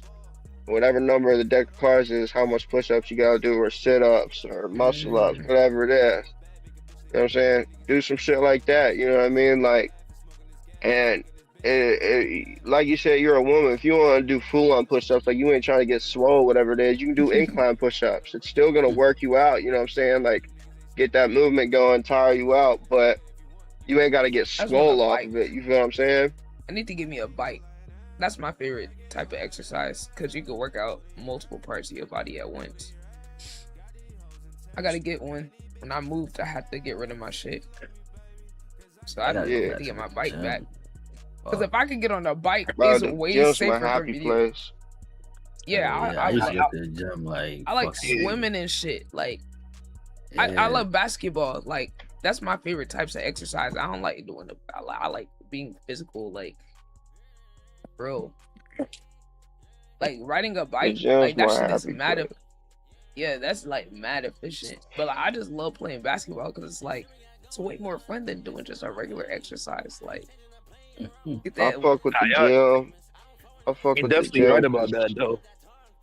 It's like you work out. That shit make you go to sleep mad early, man. Facts. Yeah, I love the gym. The gym's my happy place because every time I go to the gym, I'm surrounded around one group of people, and that's it. You ain't got kids going into the gym trying to play around, nothing like that. It's nothing but a group of teenagers that are pretty much adults or adults that are all in there for one purpose and one purpose only: fitness. I ain't in there to play around. Wow. In there to work out. Some of them be thirst trapping. Let's keep it a buck. Still, regardless though, you in there to look at ass and work out. I'm dead. But I shit to it. I'm in there, I'm just working out, relaxing, chilling. Like when I'm in the gym, and for some reason, like out of all the places I've heard about shootings happening at, I ain't never had one around me happen at a gym. Ain't never. Yeah, the gym. Everybody. That's crazy because everybody low key be fucking cool at the gym. They just be there for I one ain't never purpose. heard of a shooting happen at a gym. I ain't There's heard about no op sliding. Nothing. I ain't heard about no op sliding on no gym. None of that shit. The closest you So when I'm at the gym, that's the one place I can go, and I'm comfortable enough to put my headphones on. Like even when I'm sitting here outside my house, you know what I'm saying? Like I'm always looking around. It's fucking 1:46 in the morning. I'm always looking around while I'm talking to y'all all night. I was looking around while I was showing y'all my truck. I was looking around while I was pointing the camera. That's why the fucking camera is constantly moving side to side and shit. Because I'm not focused on giving y'all the best view. I'm focused on making sure somebody don't turn the corner. Yeah. It's that real effects of PTSD. Like people don't be understanding like they know what like PTSD mean, but they don't understand how that shit actually affect people's life. I don't think people get that shit. I do. Hell, I got, they call that shit urban PTSD.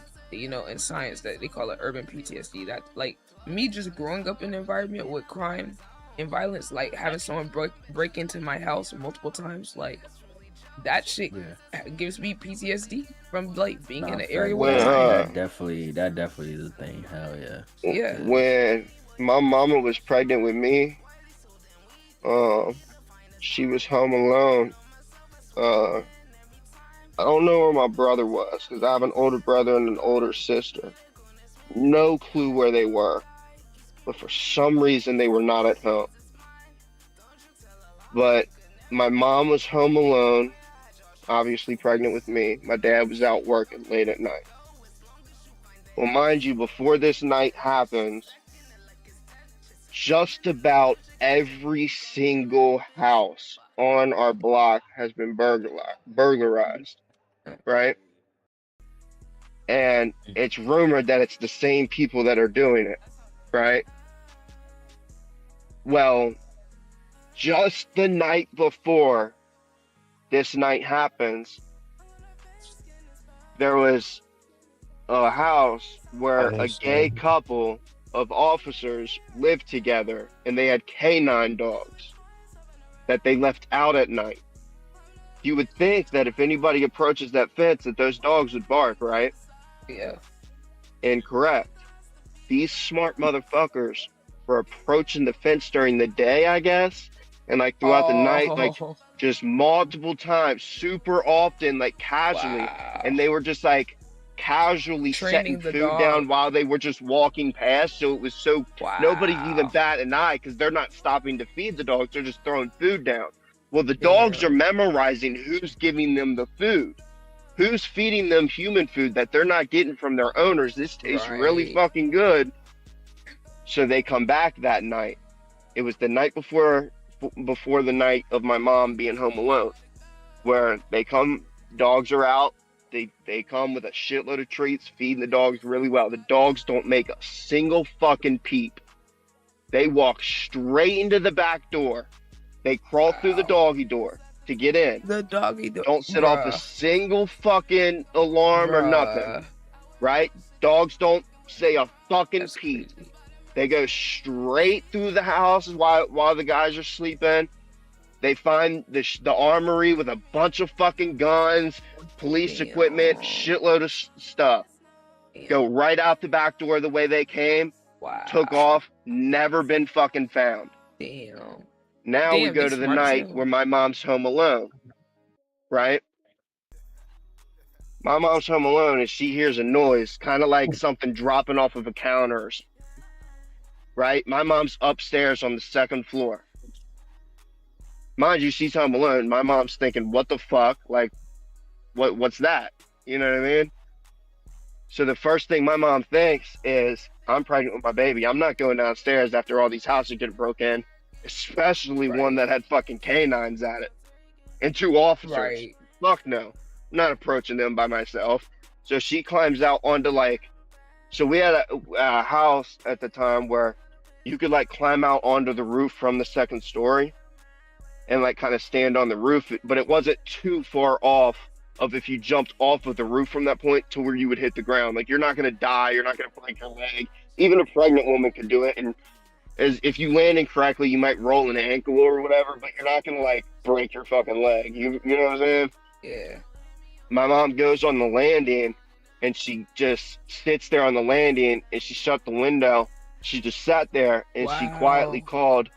She didn't even call 911 right away. She called my Aunt Penny, rest in peace to her, but she called her and she told her, she said, I think someone's breaking into the house. I need you to come and pick me up. And she said, I'm on my way. So once she got really close, my mom jumped off of the roof. Luckily was okay, didn't roll an angle or anything. She goes and jumps over the fence because we just had a little chain fence. Don't know how she didn't make a lot of noise, but even if she did, she didn't get caught, I guess. She got over the fence. She went, jumped into the car real quick, and they took off. She called my dad, told him what happened, and my dad came to my mom and Aunt Penny at my Aunt Penny's house that night when he got off of work. And my mom said, I'm not going back to that house until you clear the house and make sure it's okay. Right. So he went there that next morning. He answers the house, and the front door was picked open. It wasn't busted open. They picked it open. So these motherfuckers are good with picking locks and shit. They're not no rookies. You know what I mean? Right. They got into the house, and there was just fucking shit everywhere. It was missing. There was so much shit missing, and shit was just moved around everywhere. There was a glass that they knocked over. That was what broke. That's what my mom heard. Oh, so damn. So they would have been able to do all that shit, and who knows what They else. probably would have smoked my mom. Right. She probably would have been killed, which means you guys, again, wouldn't even been talking to me right now because she was pregnant with me. And it's crazy because, her going through that while she was pregnant with you fucking transferred stress to you, before you were even born. So it already put you in a situation where chemically your brain was gonna be already having PTSD without you even going through nothing. When I was a baby, I was an infant. I guess I hated being held. I guess my mom said I absolutely fucking hated it. It was so bad to the point even my mom would pick me up and she would try to breastfeed me, and I would just scream bloody murder. But if she set me down by myself, nobody holding me, and just handed me a bottle, I would prop the bottle up, she would have it with a blanket, so because obviously I'm an infant, I can't hold it up myself, and to where I would have my hands on it, but the blanket would really be holding it. I would just kind of be stopping it from steering right and left, and I wouldn't make a single noise. I'd just eat my bottle. Well, or drink the bottle or whatever, eat, drink, whatever. Fucking, one day, my crackhead uncle, the one who selling drugs to undercover cops and shit, because he used to come around a lot when we were younger, I guess I wouldn't stop crying for anything. No matter what they tried, I just would not stop crying. And my uncle smacked the shit out of me while I was a couple of months old. Damn. My dad is fucking huge. I'm telling you, it don't matter if you're a grown-ass man, how big you are, it don't matter what. If you see my dad, you know just by looking at him, don't get on his fucking bad side, because he will fucking murder you with one hand tied behind his back. Was he on some Thor type shit? He on some Thor? My dad looks like fucking Thor. Yeah, he is built like Thor. Yeah. My dad is fucking huge. 6'2", 260 pounds, straight muscle. Damn. Okay. He will throw you around with one arm. It don't matter. I've tried fighting my dad one time. I will never do it again. And he picked my ass up so fast. But you told me he lifted you off the ground, gang. Oh, dude, with one fucking hand. He didn't even grab a hold of my like skin or a body part. He picked me up by my fucking hoodie. Just grabbed hold of my fucking hoodie, lifted me up off my fucking feet, and threw me across the living room. I'm like, holy fuck. I was 14. I'm like, I ain't never fucking with you again. God damn. Damn. So you say you said this guy had did something. So what happens when my uncle smacks the shit out of me? My dad seen it happen. He walks up to my uncle, punches him square in his face, grabs a hold of him, drags him out front, throws him over the porch, and says, "Get the fuck out." Damn. Period. Literally, like, just like a straight fucking badass, dude. That's it was crazy though, but like, how you like hitting a kid like that though is crazy. Because my uncle was a crackhead. So that goes into the next story. My dad was selling drugs at the time, right? So, because he was trying to support his fucking family, you know what I mean? Selling drugs. I'm probably like 3 at this point, maybe. And we're all in the backyard, and my uncle goes missing for a little while for some reason. Well, my dad has a rule. If you want to smoke weed, whatever, don't do it in front of the kids. Nothing else. Just weed, but no doing it in front of the kids. That's a very stern fucking rule. And no doing drugs in the house. No bringing drugs in the house. That was my dad's fucking rule. It still is to this day. If I ever go to my dad's house, I can bring drugs over here, but I cannot bring them inside. Valid.